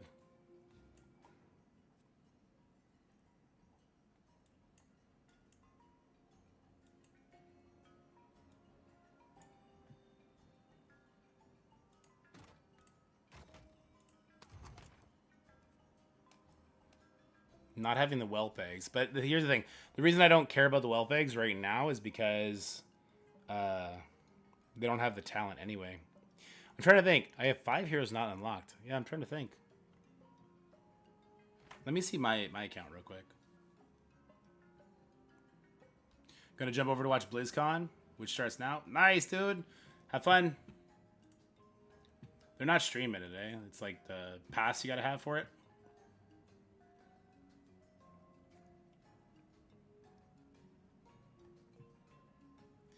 Alright, so when I check mine... Oh, I'm at 53 out of 54 as well. Maybe that's just a placeholder? Kraden? It's free this year. Oh, wow. Are we allowed to stream it? I might want to jump off and watch it too.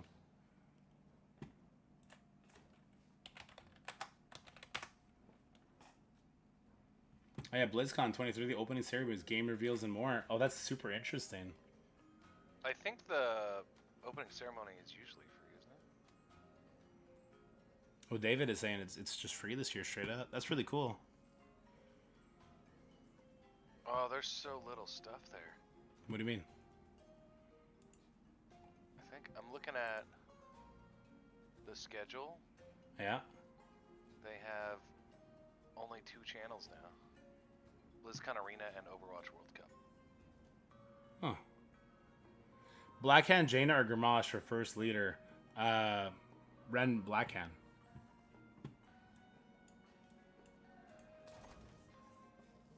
Yeah, definitely Ren for that one, Zen. Well, I'm going to keep an eye on BlizzCon while we play here. But, yeah, we're going to keep playing. Oh, okay. They got a bunch more in live. Yeah, much more live. Okay. I think what we're going to do is we're going to... It was free last year, too? All right, right on. I think what we'll do is we're going to do a quick dungeon, like what is a dungeon, and a little Black Fathom depth guide. And then we're going to call it. I'm going to go do some Marvel Strike Force stuff for the rest of my work day, if you will. It's Friday already. Jesus, time flies. All right, here we go. All right, guys, so on this new account, we just hit level 30, which means we unlocked dungeons, and we're going to get in there right away. So we're going to start with Tyrion. I did unlock Tyrion. I actually unlocked all the Alliance members since it is Alliance Week in the grid. And this is the deck, or the army, if you will, that I'm going to go in to start off with. We got a Safety Pilot. We got a Huntress. We have the Warsong Raider. This is kind of like my core 3 when I play with Tyrion. I also really like well planes, but the problem is I don't have the talent to make them explode. So they're kind of useless against ground units. We're also going to go in there with the Darkspear Troll, the Blackrock Pyromancer, and the Harpies. You're going to see why when we get in there. So here we go. Starting off the dungeon. I believe it might be a little bit on the easier side, just because we're starting out level 5. They're verse level 5. Okay, so we may do this 3 times. We may fast forward, but we'll talk about the relics as we go. So you're going to get 3 relics whenever you do a dungeon, and it's going to be pretty important which you pick when you start doing the harder dungeons. So out of these 3, your leader gains 1 level each time they're deployed. That's really nice. Your Alliance minis deal increased damage back to their attackers for each other Alliance mini nearby. This one's really good if you're doing like a Tyrion push wave deck. Or army, rather. When you have the footman soldiers and you have Tyrion in the back and everybody's healing and a Huntress behind them teeing off on people. That one's really nice then, but not for what I currently have set up. And on death, your minis grant Bloodlust to your nearby allies. That one's not bad either, but we're going to go with Gauntlets of Determination. I think I like this relic the best. Now let's talk about Girls map real quick. So there's technically 3 lanes, but there's really only 2 lanes. There's going to be a tower on the left with a chest. We want to get immediate priority on that. We want to deny the 3 Murlocs that spawn that kind of guard over the 2 hallways. It's annoying because the bottom Murloc is actually in range to attack your tower, but your tower is not in range to attack that Murloc because of the elevation. And then there's the right side where there's another chest and another tower. So you see talk about all that. Let's go ahead and hit start, and I'll show you what I like to do. I like to get this chest. Now, unfortunately, again, because I don't have the Whelpling eggs, we're a little bit at the mercy of spamming these units that I don't want to spam. And we're going to drop our safe pilot right here. If we didn't have the safe pilot, we have to rely on Whelplings. But we also need that one talent that makes the Whelplings explode. Otherwise, the Murlocs, they just kill you. They kill all the Whelplings. So we're going to get this tower on the left. And then I'm going to send in my first Tyrion. And as soon as we can, we're going to send friends over to him. Otherwise, he might die here. I want to make sure we send a quality friend. Definitely play a different playing on a smaller account, let me tell you.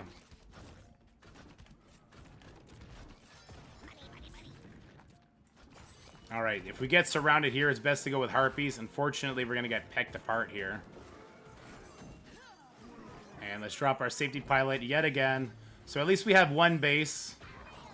See, our level advantage is actually carrying us a little bit here, so that's kind of worrisome.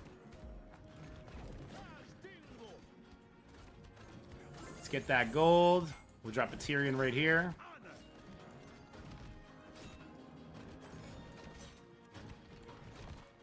And now let's start trying to get over to that tower, because we really want this gold node. But if we send a kobold, this tower will pick us apart.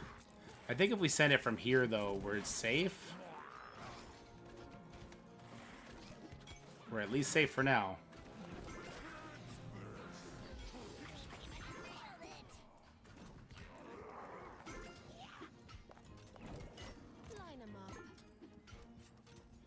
Playing from behind. First dungeon's a banger. Let's go. Wow, this dungeon is not letting us breathe. We're gonna wait till the Pyromancer starts attacking so we don't get clipped.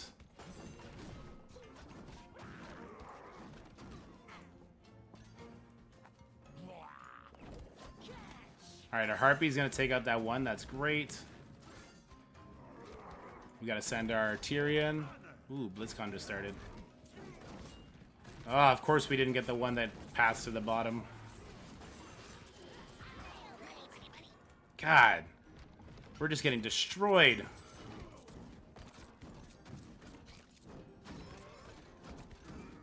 Oof. I had to redo that one.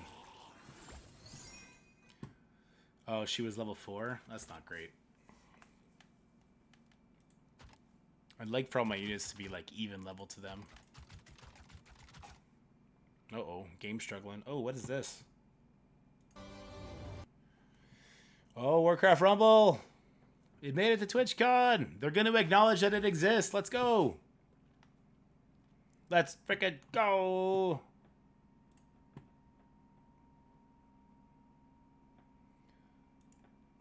Yeah, BlizzCon started, so all their servers have to take a dump. Is that actually what happens? I don't know. I mean, it literally it started pausing like as soon as BlizzCon lit it started, though. Yeah. It was like you could have timed it better.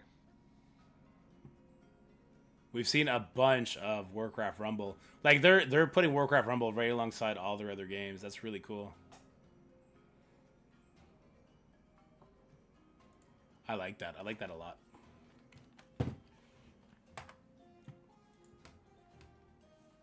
$80,000, 90,000 people watching. Let's go. Well, they only have 2 games made in the last like what, 10 or 15 years. I suppose that's true. Well, Overwatch and Diablo 4. Because Overwatch 1 doesn't exist, so that one doesn't count. Wait, it says we're level 6.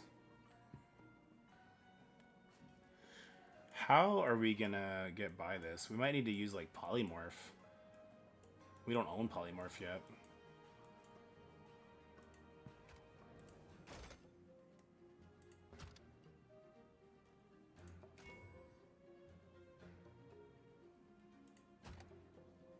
So it's like Hogger. Each time we deploy the leader, they get a level. So we gotta deploy as many Tyrions as possible. Who's this? Transit Mike? Why did it say that on the closed caption? And why is Twitch chat acting like savages and just spamming emotes? Is that just what these events are like? Yeah, that's what Twitch does. Oh, okay. Alright, let's get a Tyrion out right away. Let's safety pilot these Murlocs to death. Ooh, she went down. That's the first time I've ever seen her go down.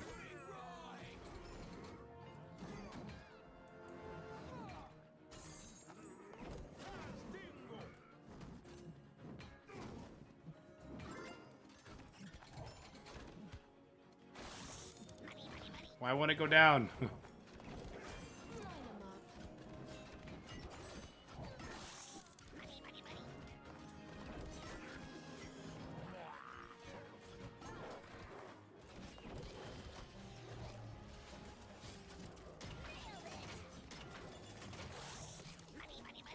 I see, this time we got both towers. Interesting.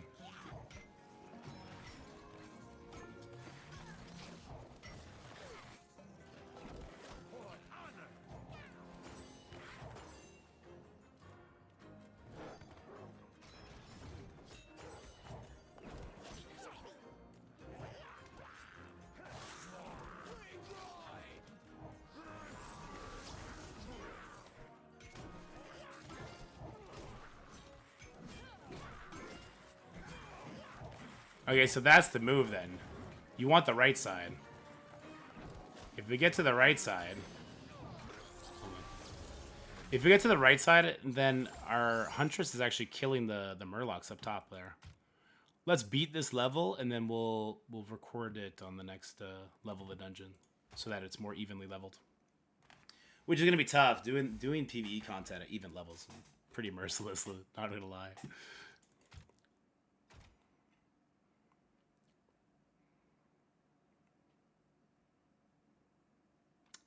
Dad, are you listening to it right now? Yeah. What's he saying? Normal. Everybody is friends, family, and you guys are all a community. Nothing interesting. Hey, Cal, with the sub. Thank you so much for supporting the stream, Cal. There's Appreciate like you a as bunch always. of people restreaming it. I think you might be allowed to. Oh, really? Yeah. Is Asmongold restreaming it? Is he even watching? I think he's there. No, I don't think he's there.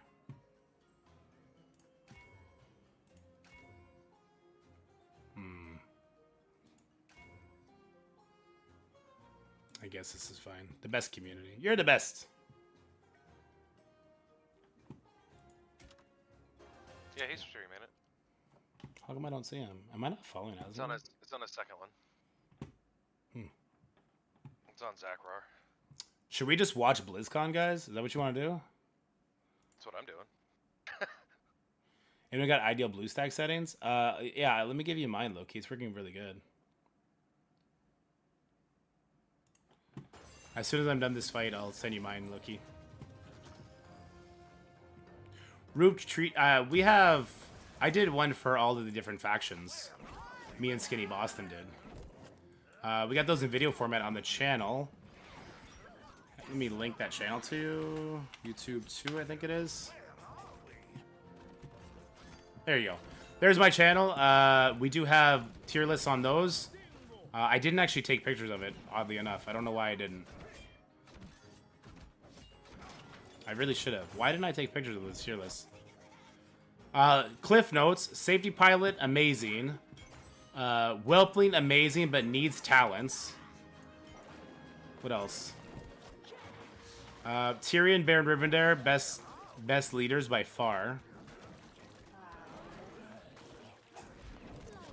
I know there's something else I could bring up. Whoa, Quailboar, amazing too.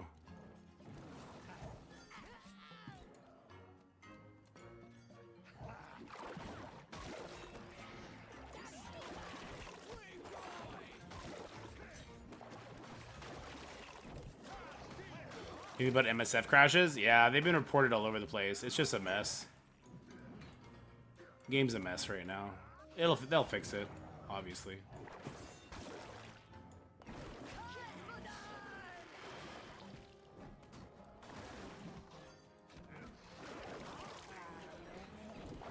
Oh no, stole my Tyrion.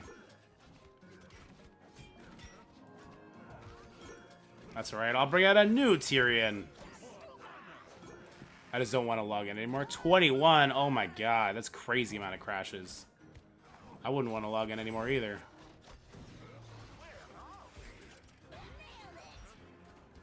Talk about joining Xbox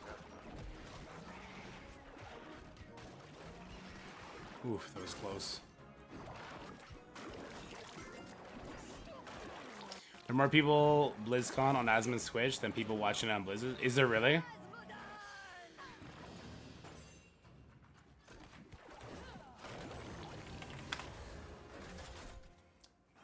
What's it called? His second channel? Zachrar. Ah. That's where he does like his real life streams and stuff. I think it's also probably monetized differently. Well, probably. Or not. Or not. Oh boy, Phil Spencer, just what we needed. Here, let's listen. All right. We've got it. I'll cross it off afterwards. Wait, not to Asmon's, sorry. to this one. You are the reason we make games. Your love for these games truly is inspiring. I recently have spent so much time playing Diablo 4 with my friends. Season 2 is awesome, and I can tell you that I can't wait for you to see what the team has planned for that game. It's going to be awesome. Blizzard occupies a special place in the gaming I don't think he has a Twitch contract. as well. Throughout Blizzard's history, they've pioneered and refined so much across the gaming industry, and many of you here today have been a part of that journey. Think of Diablo. It propelled the action RPG genre forward. StarCraft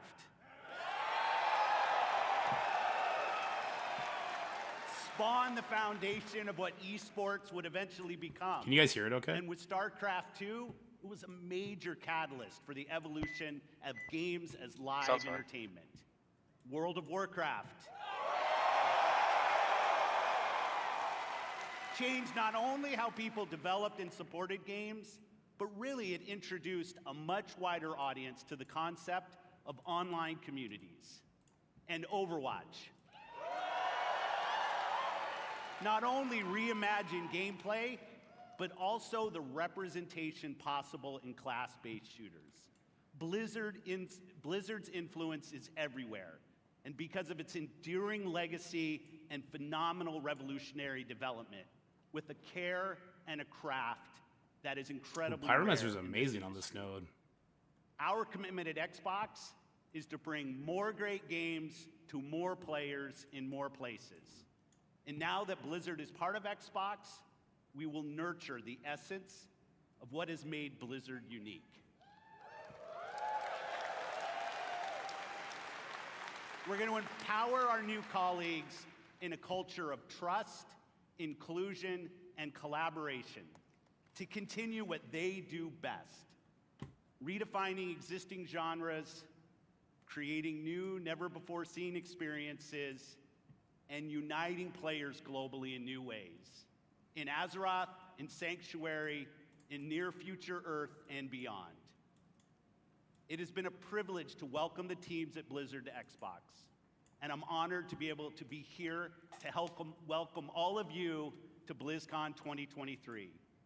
Having seen what's in store for players, I can say the future of Blizzard is brighter than ever. And you all have so much to look forward to in this show. That's kind of cool. He's all hopeful and shit. So I'll get out of here, let you see the show. He has to Thanks be. everyone Man, it's for the warm corporately obligated. reception, and have a Kidding. great time at BlizzCon. Thank you.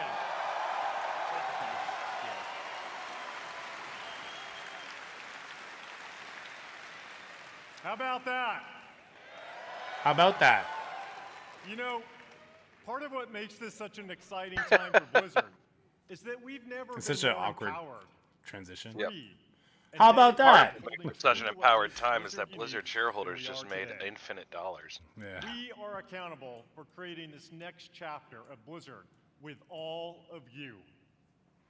We take this responsibility very seriously as we learn, grow, and get better every day. Asmon's lead on This is the start of a new era. on So much on more is Blizzard's possible, and you'll see some of that channel over is the next growing. couple days. Oh yeah.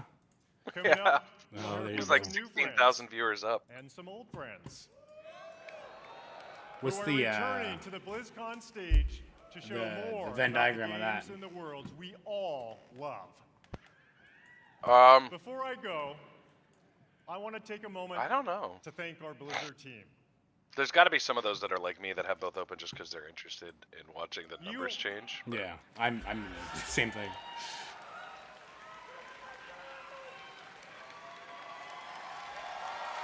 All right, we're not gonna push the dungeons anymore because if we do that, then we're gonna have to level our characters up before we make the video tonight. We're gonna make a video tonight and post it tomorrow morning.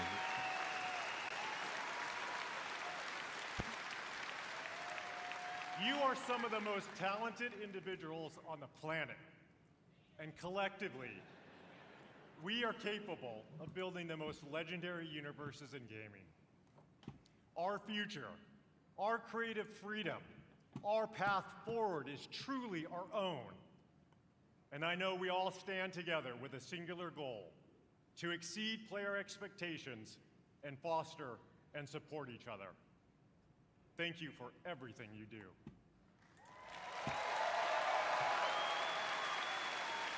BlizzCon, I felt like he was about to do a mastermind, like, thank you, random citizen. working hard to ensure you enjoy your time here.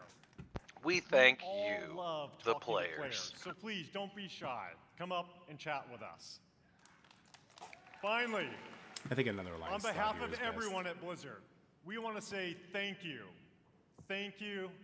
Thank you. From the bottom of my heart to our players. Past, Called it. Present. Called it. And future. What? Thank you for your passion. He's thanking the and your players right honesty. now. Oh. And most importantly, thank you for being part of our communities. This is what BlizzCon is all about. Oh my god, it's growing even faster. Asmongold just fucking cooking them. Everything we do is for all of you, and it's an honor to be a part of these worlds with you. Now, welcome to BlizzCon. I wonder if Tyrion can get this done just as is.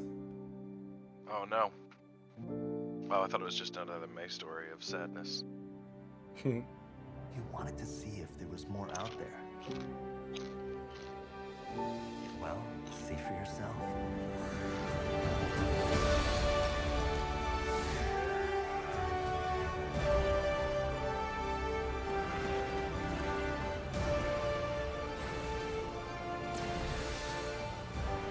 I'm gonna kick every one of you in the face.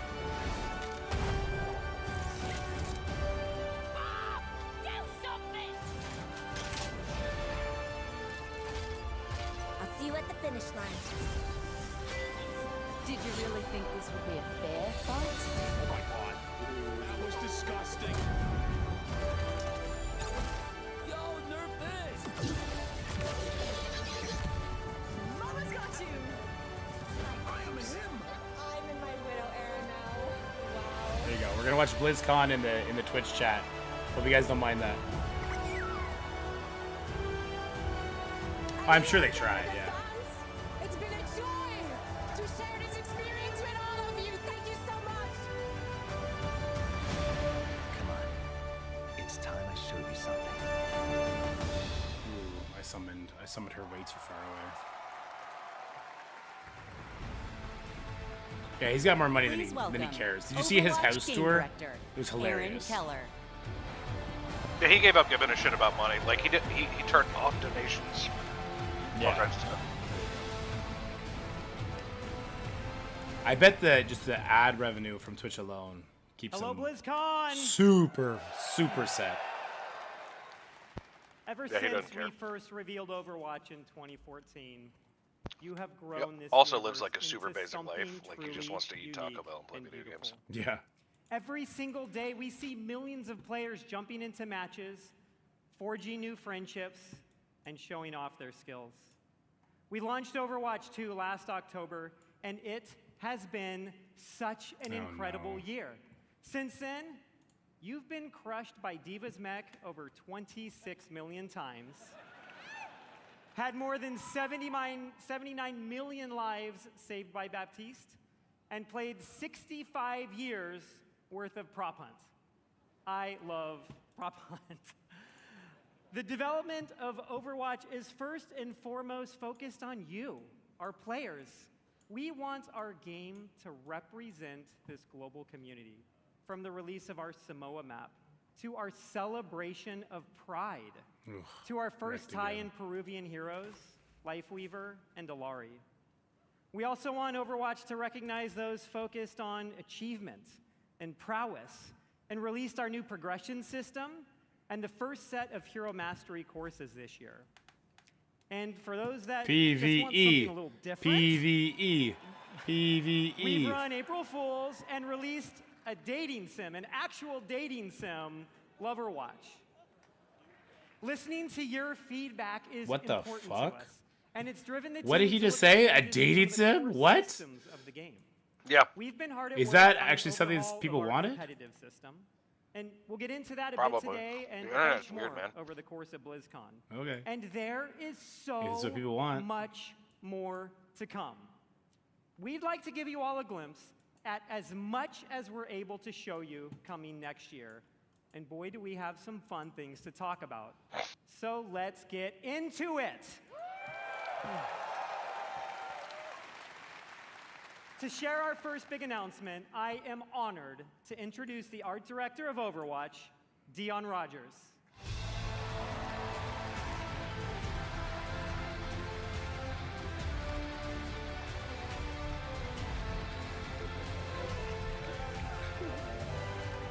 Wow.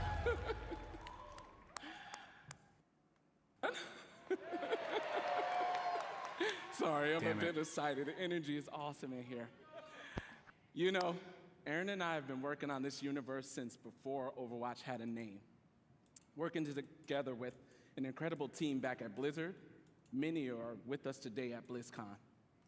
Creating such an incredible game with so many amazing people and seeing what it means to you all, it's meant everything to us. We're gonna finesse this boss. We're we're not leveling this boss. We're just gonna beat it. One of our favorites is to create new heroes. Oh, new hero in Overwatch. Let's go. You know, Overwatch is full of big personalities, and it takes a special individual to really stand out. And the team has been working hard to make sure no one could predict who this next hero is. We haven't leaked any articles. Well, I guess it got leaked. We haven't leaked a spray or two. And we've left 0 hints, especially not in our recent Samoa map. Now, We did it. Beat who's this ready boss. to meet God the damn, that was newest tough. hero?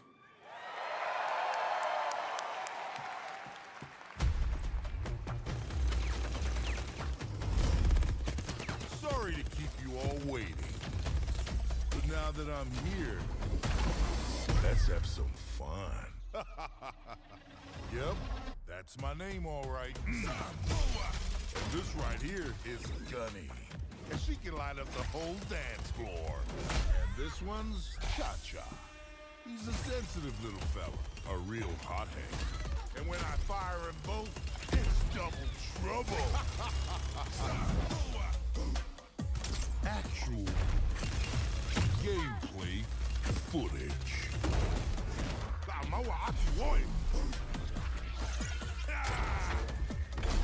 Going so soon, I'm gonna miss ya.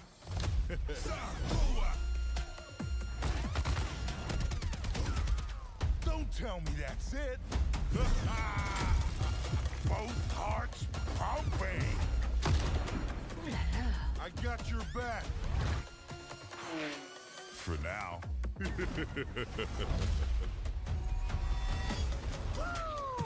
Here I come. Says, say quick, Kiki. We got him where we want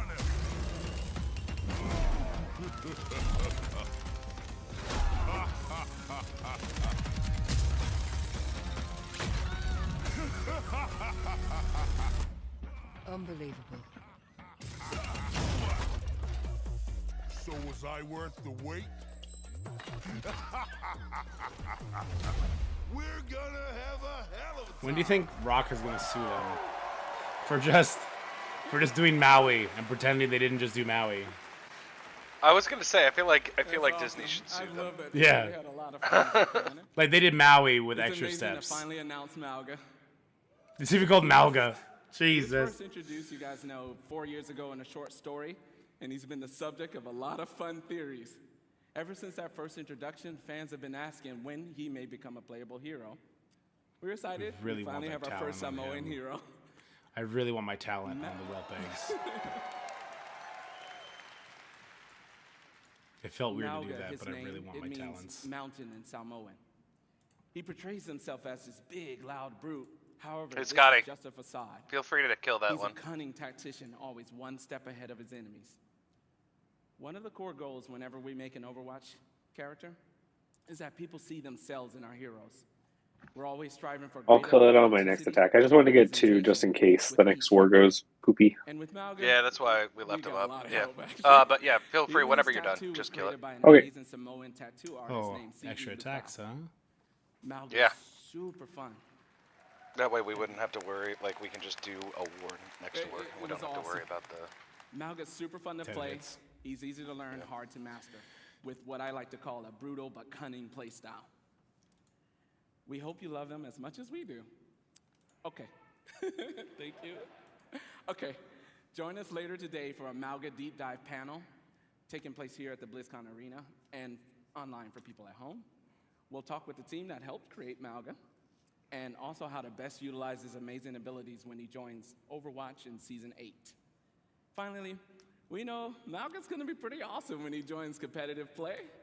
But before then, some of the best players in the world are competing in this weekend's Overwatch World Cup. Let's check it out. Legacy. A legacy is forever. All year long, teams around the world have battled, chasing glory, hoping to etch their homeland in the history books. I could do that if I like had any sort of reflexes that these fucking maniacs have. Also, They've tasted a full-time victory. job of They've practicing. overcome Yeah. defeat, and all along, the hopes of their fans have lifted them up. Also, I don't know how this interacted And with now, at long last, the Overwatch the League. Overwatch World Cup Finals are here. I wonder. Like, I don't know if the league players And were for allowed the to play first here because time I in don't 4 see years, names I recognize. We're all together once more, back I don't watch to it. where it all began. Well, nobody does anymore because Each this team exists. can see their name on the championship trophy. Rip. The community has rallied behind them, and the wait is finally over. I've missed you dearly. The Overwatch World Cup Finals start now.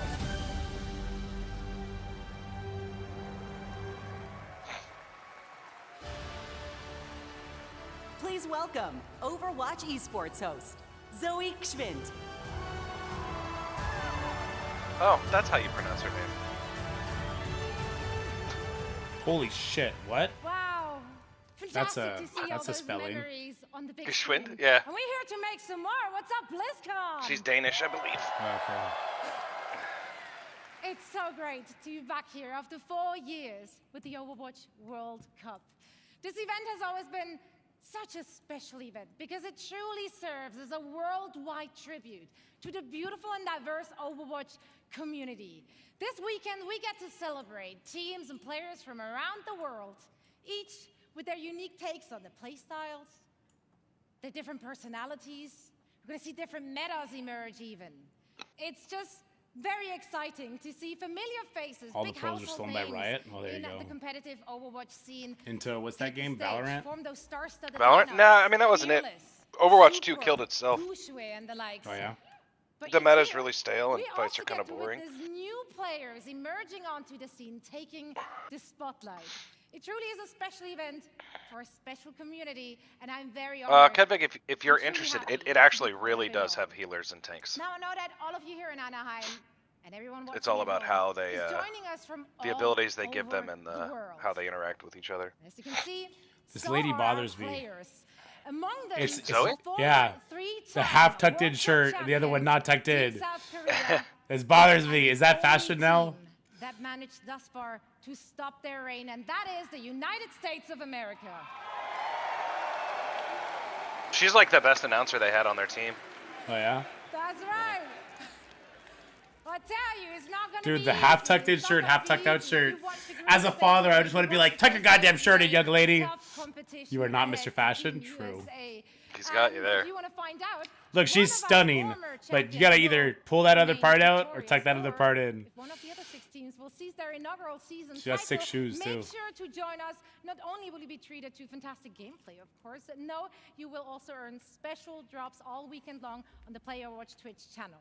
Now, we have a lot of amazing Overwatch 2 action on the horizon, and so Check much your to DM play Discord real quick. for our teams. We got over Alright, let me do this fight first. $500,000 on the line and counting, raised directly by all of you, our passionate and amazing fans. Yeah, give it up for yourself. Now, of course, the winning team will walk away He's with so a big fast. bag, but this year, each and every single player out of the 43 teams participating will be earning a share. And this is unprecedented in Overwatch esports history, and it would not be possible without all of you. So once again, thank you so, so much. Come on, chest pop, chest pop. No, fine. So tomorrow night, we will be crowning the 2023 Look at this push. It's such a good push. World Cup champions. That was an You amazing can push. catch all the matches Oh, and all the that's just action less live amazing, in though. Hall B, as well as, of course, on stream. I'm going to be there. I'm looking forward to seeing some of you as well. And now, please welcome back Aaron with a few more things to share on the game side. Get him, Kobold. Look at that Kobold. Beat that tower, Kobold. Thank you, Zoe. Malga is awesome. You're just And jealous she has a World better Cup accent than you? weekend Bro, was so tuck your fucking shirt in. fun. But Tuck Overwatch your has shirt another in, thing young happening here at lady. How BlizzCon. dare you leave the house without tucking your shirt Earlier in? this week, we launched a new limited time game mode and special skins as part of an exciting collaboration with Le Sserafim, one of the biggest K-pop groups in the world. Everyone can jump in game right now to take part, as well as check out their brand new music video for Perfect Night. And in honor of this collaboration, Le Sserafim will take the stage and perform in the arena tomorrow after the community night ends around 6 p.m. Pacific. Oh my god. One guy was about it. He was like,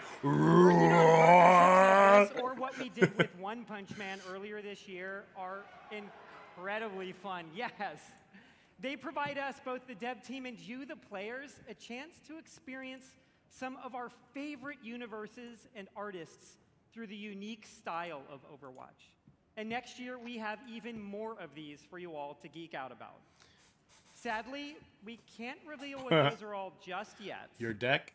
Oh, my army? Maybe there are some other things coming in My army's, 2024 it's kind of like, because I that started we a new could give account, you. so it's kind of all over the place right now. The Overwatch team has never had such clarity of vision when it comes to the future. From direct feedback, we hear what you love and want us to focus on. PvE mode. So, who wants to see a few of the things we're working on for next year? I don't want a PvE mode. I want a fucking MMO.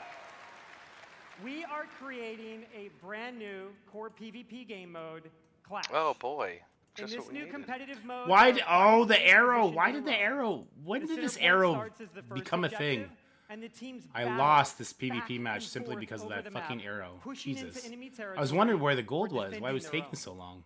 Once a team captures all 5 points or reaches the maximum score, they win.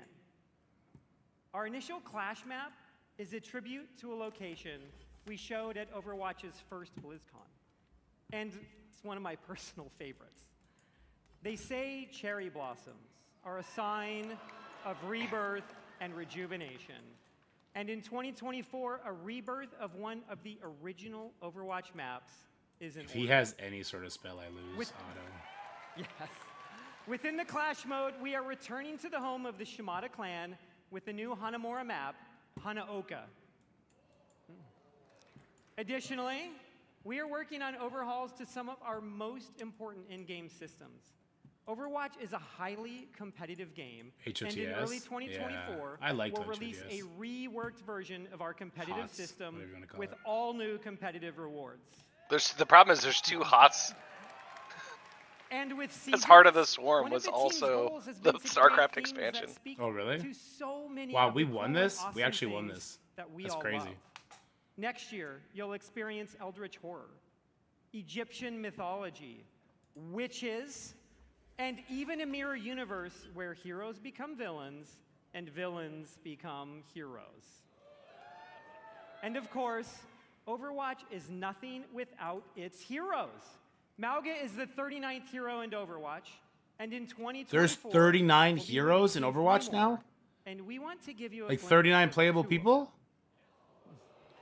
I haven't played Overwatch since Damage Overwatch Hero 1, but Venture is 30. coming in What? Season 10, and to support currently codenamed Space They do one every Ranger season, I believe. in It's Season either a 12. hero or a map every season. And this is just Holy. scratching the I think they surface alternate. of everything we have in the works. Join us tomorrow here and online, where we go in depth on all of this in our What's Next panel. It will have more information on Clash, the reworked competitive system, a closer That's look crazy. at Space Ranger, even early gameplay footage of Venture, and so much more.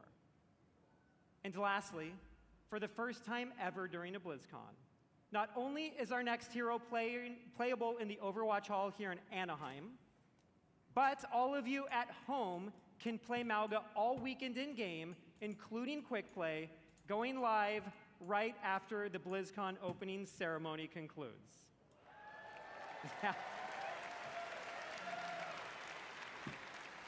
We know you'll love him just as much I as think we that'll do. tag her. Thank Yeah, you it did. all. We'll see you in game.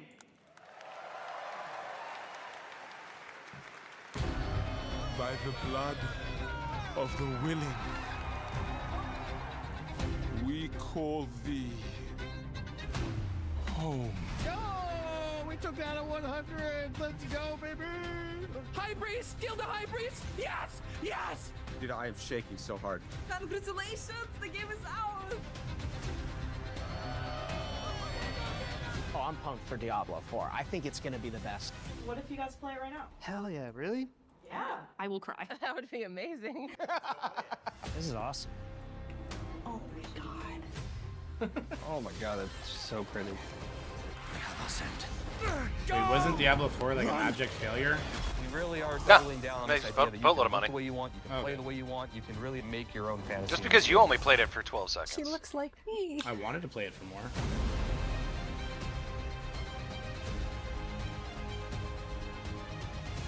Marvel Strike Force was calling my name. Oh my No, season 1 was pretty bad. Season 2 has brought a lot of stuff back, apparently. But basically, they need to. I feel like it's kind of like Diablo 3, where you gotta wait for like 6 months to a year, and then it'll be really good. I'm gonna find some demons and I'm gonna shove my green foot right up there. Level 100! There are literally like goosebumps. Go down a bit more, go down a bit more, go down a bit more. You got her! Yes, let's go. It already came out with season 2, yeah. Very Yeah, recently. season started a little bit ago. Will you fight the darkness? Break the chains and be beautiful in sin. Hail Lilith. Blessed Mother. You can pet the dogs, by the way. Can you restart your account easily if you made the wrong... Well, if you attached your account to your Battle.net already, then no. If you didn't attach it to your Battle.net, then yes. Please welcome the General Manager of Diablo, Rod Ferguson. Rod Ferguson sounds like a fake name. Doesn't it? Ron Ferguson? It does kind How's of. everyone Rod doing? Ferguson. Having fun? This feels amazing. So glad you're here. And I'm so happy the people at home are here as well. You know, watching that was such a great reminder of what a fantastic community we have and what an exciting year it's been. Now, you might have missed it, but in there was a clip of a blind gamer, Tylenif, defeating our hardest boss, Uber Lilith. Now, we strive to make Diablo as approachable and as accessible as possible, and watching clips like that make me and the team extremely proud. And of course, I love the tattoos. And, you know, I still can't believe over 1,000 people got permanent Diablo tattoos at our Hell's Inc. events, including me. And so, you know, Necromain for life. I like developers that are fucking dorks. So, you know, we talk a lot about the last BlizzCon 4 years ago, and back then, you know, the Diablo community was hungry for even more experiences in that dark, gothic place caught between the high heavens and the burning hells, a little place we call Sanctuary. And in that time, I've been very fortunate to work with some of the best developers in the industry, people who love Diablo as much as the rest of us. And it was their passion and dedication to this universe that released a great new Diablo game every year for the last 3 years. Diablo 2 Resurrected brought the return of the classic that helped define the genre. Remastered. I love Diablo 2. So it was remastered for a new generation now for PC and console. And Diablo Immortal brought Sanctuary to mobile for the first time, bringing millions of new players into our universe. Wait, what? In fact, you might not know this, but 60% of Diablo Immortal players have never played a Diablo game before. So we really welcome them to our universe. And then, of course, there's Diablo 4. Now, it was that kind of excitement that made it the biggest launch in Blizzard's history. And it means so much to the team to see how you've embraced it. You know, we've played over 1.5 billion hours together so far, and it's your love for the game that drives us. Thanks to you, we've made a lot of changes over the last 5 months. In fact, our patch notes for Season of Blood, our second season, were over 14,000 words long, because that is how much our community has influenced and will continue to influence the evolution of Sanctuary. And if you haven't yet made it, you know... Well, now I'm jealous. Now I want to play Diablo 4. Now is the perfect... Asmongold told me it sucked, so I stopped playing it. What the fuck? Join Phil Spencer. I'm just kidding. And see what the hell it's all about. And with that, I'd like to introduce Diablo 4's It had problems, but it was good. They help lead the teams who are building everything we do today and everything moving forward. Please welcome Tiffany Watt and Chris Wilson. Look at this Warsong Raider. She's such a beast character. Baldur's Gate 3? Is that what you're trying to say? Thanks, Rob. Yeah, I mean, it's been a good year for gamers, but yeah, Baldur's Gate 3 was, the last time, took a lot of steam out last of. time I was on stage, I was helping but to announce they were Diablo fucking 4. it up. To be here today Well, with all on their of you lonesome when is they, so awesome. made Season 1 suck so bad. Incredible. We're really excited to be here today to share what's coming next. But first, let's highlight some of the player feedback that's in Season of Blood today. So many of you have told us that you wanted more in-game activities. So we've given you a couple this season. One now, and another coming early next month. So live now is our new boss ladder. This is a series of additional boss fights from level 55 to 100. That will also see the return of our kind of gross, but farmable and rewarding friend Duriel, who you can go after for Uber Uniques that everybody's been sieging for. And with those new bosses dropping both Uniques and Uber Uniques at a much higher rate, and even dropping some special cosmetics, you're going to want to make your way to level 100 so you can fight them all. So in the Season of Blood, we've rebalanced the endgame, letting you get to level 100 about 40% faster than in Season 1. Which was about 20% slower, if I remember right, than Season 0. So like, I know I've been taking advantage of that experience boost, and I have 2 characters in Season 2 already. Of course, all that leveling is about getting that amazing loot. So we've also changed how item power works. We've raised the power cap, and it's now more closely tied to the level of monster you defeat to get it. The more challenging the fight, the better the loot. There's still lots of work to be done with reworking itemization. In fact, it's one of our highest priorities. But this, along with upgrades to some of our unique items, is a great first step. So please keep that feedback coming. Now let's talk about quality of life. Here's a few improvements that came directly from you. Wow, that Tauren was All able of your to kill renown rewards through now these people carry over hitting it. season to season and from the Eternal Realm. Additional character slots. We added 2 this season, so you can create even more characters and try different builds. A targeting dummy has been added to Kyovashad so you can test those builds before you run. All right, guys. into Butch. Kiddo's gonna be home soon. I gotta get Searching and filtering a this Marvel fast is Strike now Force video possible, done, and and I gotta go eat something. So I gotta go eat something, and then I'm gonna come back and stream in a little bit. But it'll be for Marvel Strike Force. Thank you guys so much for coming and hanging out during this. This was a lot of fun. I don't know why I was grinding PvP while I was watching this. I leveled myself too high. No dating sims? No dating sims yet. We'll see. We're going to be a Blizzard fanboy. We might have to do a little dating sim. Maybe me and Scotty could link up on the dating sim. That'd be fun. Those are just a few of the new additions already. What level did I in get the my game, guys to? but we're I'm not sure if done I with should Season of Blood have yet. done as much as I did. In fact, starting next week, we'll introduce 5 unique class-specific rings that will let you relive some of the fun from Season of the Malignant. That's right, Necromancers. Once again, corpses will automatically do your bidding just by being in your presence. Then on December 5th, we'll also be adding an enchanting preview to the Occultist. So this will allow you to see which affixes are possible before you spend your hard-earned gold. It's just another way to give you even more control over making just the right build for the challenge. Interesting. Also on December I don't know 5th, enough about as Diablo to know what promised, all this we'll means. have another exciting new in-game activity. The enchanting he's talking A about 6-week is event called Abattoir of you can Zeal. re-roll. It's a highly replayable pinnacle like experience your stat rolls designed for players who have on 'em. reached level 100. So if slain you're like, Uber I don't want Dorial, int, and I want mastered all of the other crit challenges or that whatever. Season of Blood Okay. has to offer. It lets you re-roll Those who that. survive Okay. will attain a Paragon glyph constructed of the Vampire Lord's very own blood. The other one that he was talking But about, beware, the Abattoir of rings. Zeal starts Yeah. difficult and only gets harder. Basically, they're doing And like of course, seasonal, as we near like the end of Season of Blood, it'll be special holiday abilities, kind of time. like how Destiny Not does only with their here, artifacts. but in Sanctuary Okay. as well. And First I guess ever that was holiday their event, rings that let you Midwinter bring Blight, starts your on se- December 12th. excuse me, your season 1 abilities into For 3 Either weeks, Eternal we're going or to transform Season the 2? Fractured Peaks into a winter terrorland, and it'll bring a whole new meaning to Interesting. the word sleigh Yeah, I mean, it's ride. good. That one's good. All right, guys. But we'll be back to stream in a little bit. Thank you so much for coming and hanging